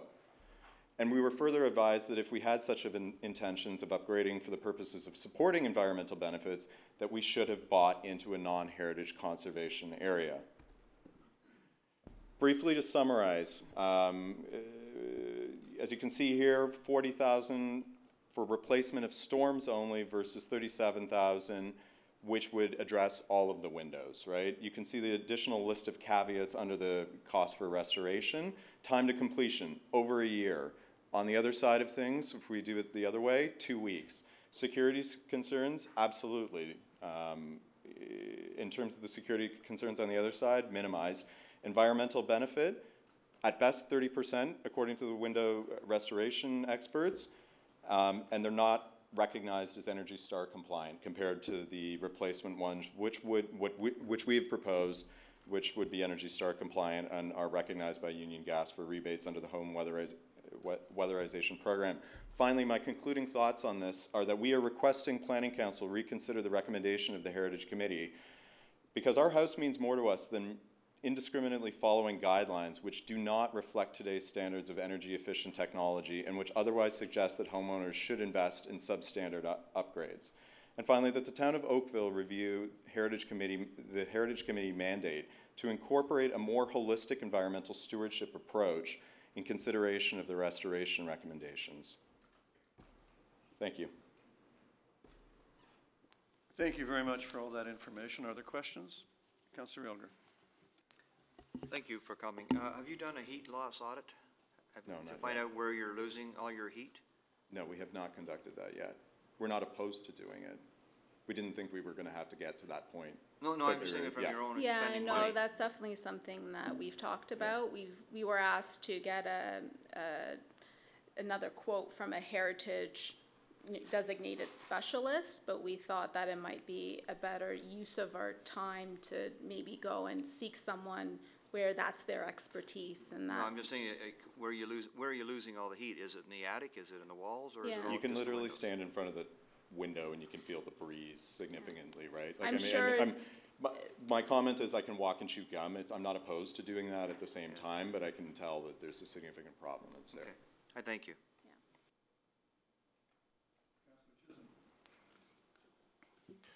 Thank you, Your Worship. Question, with all your windows, are they aluminum clad on the outside? Are they screwed onto the wood themselves? They're outside storm windows? Are they all aluminum clad? So probably more than 50% of the storms are aluminum, and they're screwed onto the wood. All right. The rest, I would say probably more than 50%. All in the back, they're all aluminum. Okay.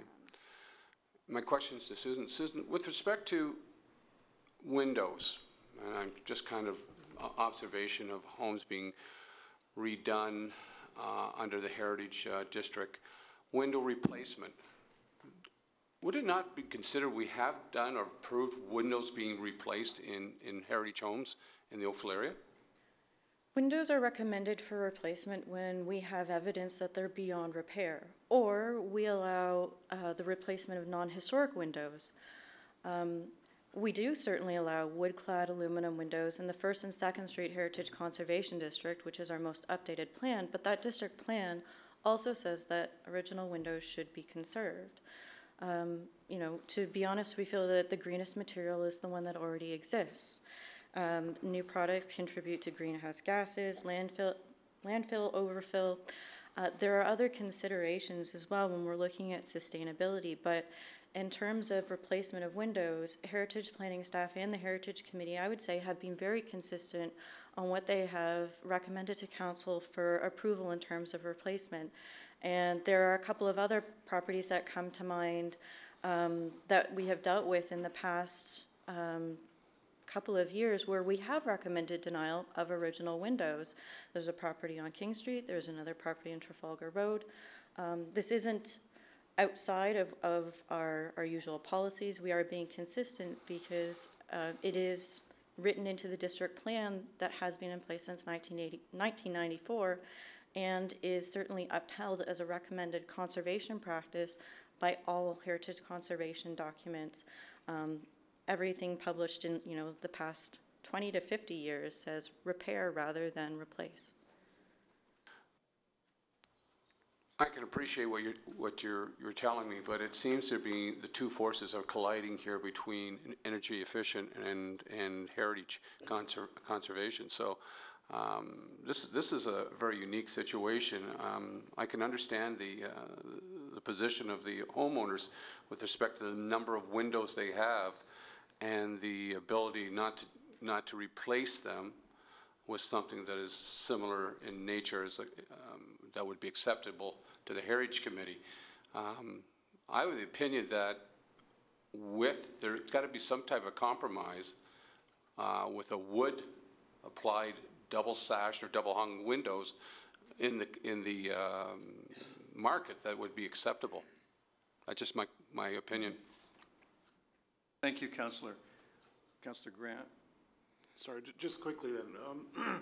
But you've said that wood-clad aluminum has been allowed in other circumstances. But not for the replacement of original windows. Okay, what if we were to preserve these windows in some other environment and replace the holes in the building with aluminum wood-clad? You're removing them from the context of the Heritage Conservation District at that point in time? I guess we would be, yeah. Yes, that wouldn't be recommended. The windows are part of the character-defining feature of the house, which is part of the character of the district. Okay, it was a concept similar to moving a house as we were discussing earlier, so. Councillor Elgar. You mentioned other conservation districts in other cities allow this. Where have you got specifics? That we could check? So when we received the quote, we received a quote from Ridley Windows, in addition to Pella as well, and they did say that in Toronto that aluminum clad is something that is accepted through the Heritage, and so that's, we didn't confirm that, but this is what we were told by them. So you were told that by Ridley? They're the ones up in Milton. It was Pella and Pella said the same thing? Yeah.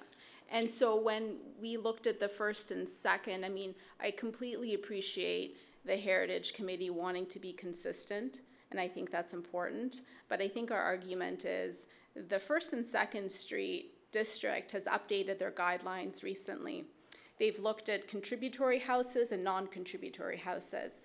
And for non-contributory houses within that district, they've actually changed the wording to sort of accept replacement more than what the previous wording said. And that's where they put the sort of comments around aluminum clad. That's right next to our district. And so I guess we don't want to be the exception. What we're trying to say is maybe you need to look at updating your guidelines so that you recognize the upgrades that we're trying to do and the idea behind them, in that we're trying to be more energy efficient. Not that we want to get rid of them, because Councillor Knoll. Can I ask Ms. Shepard to put the photos up of the windows again for me for a second? The photos from my presentation or from your presentation, from the state of repair visit? Sure. Just while I'm doing that, what I would note is that all 4 of our Heritage Conservation District plans state that you should restore original windows, all of them. The First and Second Street District Plan says that for non-contributing buildings, and that is defined as buildings built after 1930 within that district plan, but as you know, each of our district plans is slightly different. In the Trafalgar Road Heritage Conservation District, properties built before 1950 are considered to be contributing to the district. This house, the subject property, is a historic building. Those windows are original historic fabric of the Heritage Conservation District.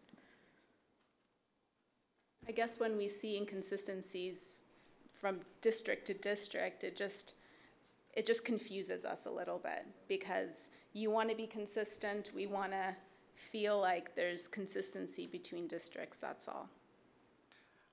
I think Ms. Shepherd is trying to point out the difference between contributing buildings and Right. non-contributing buildings. And So our building was 1928? Yep. So 2 years. so you're a contributor.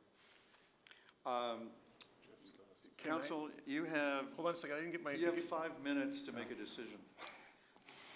Can I ask a quick question, which is what started all this? You can do anything you want. Thank you. So you said, and I remember being on Heritage Committee before, and I've had to go through this myself, and I do remember having approved windows like this before when they're in bad repair. So the question I had for you is what in your estimation makes a window in bad repair? Do you take environmental considerations into account? Environmental considerations aren't generally, no, it's the actual physical condition of the windows themselves. In this case, there was very little rot. I mean, I certainly didn't see any. There were some chunks of wood that had been gouged out, you know, over the past almost 90 years. There were a couple of panes that needed to be reglazed. We would certainly recommend that the windows be stripped and reputtied in order to seal up the units a little bit better. You're going too far into, you're going too far in the rabbit hole. My question is, does repair, can these windows be upgraded to be environmentally consistent with? What she has said is no. No, I don't think I didn't hear that answer. That's what she said. They can't be upgraded to current environmental standards. Using the current windows with a Yes. new storm, they will be almost as good. I will not guarantee that they will match Pella statistics, she's but saying yes. the information that we have from the National Park Service says that a properly restored window with a newly fitted storm window can almost okay. match the energy efficiency of an entirely new unit. Thank you, with a newly fitted storm window. Yes. Thank you. That's what I was looking for. So the clock on this, apart from the meeting, there's a clock on this item. The legislative timeframe runs out after tonight. So no matter how you want to avoid it, you have to make a decision one way or the other. We need a motion. Councillor Hutchins is offering a motion. And would you tell us what it is? So you want to uphold the committee's recommendation to refuse. Can I speak to just 2 seconds? I would not be supporting that motion. I'd be voting against it and looking for an alternative motion. If we ever vote on it, we'll find that out. All those in favor of Councillor Hutchins' motion to refuse the permit? All those against his motion? I'll move to be accepted. It's probably unnecessary, but given the expiry of the clock, but Councillor Elgar has moved acceptance. Those in favor? Any opposed? Thank you. It's carried. Good luck with your project. Thank you. Thank you very much. I wonder if anyone would give me a motion to uphold 6B, 6C, and 6D, or any other way. Councillor Knoll? Thank you. Any discussion? All in favor? Carried. Council, I have really good news for you. We're within sight of making the meeting end on time. I need a motion to rise and report. Councillor Robinson, thank you for your service. All those in favor? That carries. I rise and report the Committee of the Whole has met and made recommendations on consent items 1, 2, 3, and 4, public hearing items 5, 6, and 7, discussion items 8, 9, 10, 11, 12, 13, 14, and 15, and advisory committee minutes, items 16 and 17, as noted by the clerk. Could we have a mover and seconder of the report? Councillor Lapworth and Councillor Adams. All in favor? The report is adopted. Is there any new business? I'm not seeing any. Is there a mover and seconder for the consideration and reading of the bylaws? Councillor Elgar, Councillor Giddings, all in favor? Thank you. That's carried. And those are as noted in the agenda. I'm delighted to report that before we ran out of time, with 2 minutes to spare, we have completed the agenda, and I want to thank you for your time and attention, and it's been great working with you, and we are now adjourned.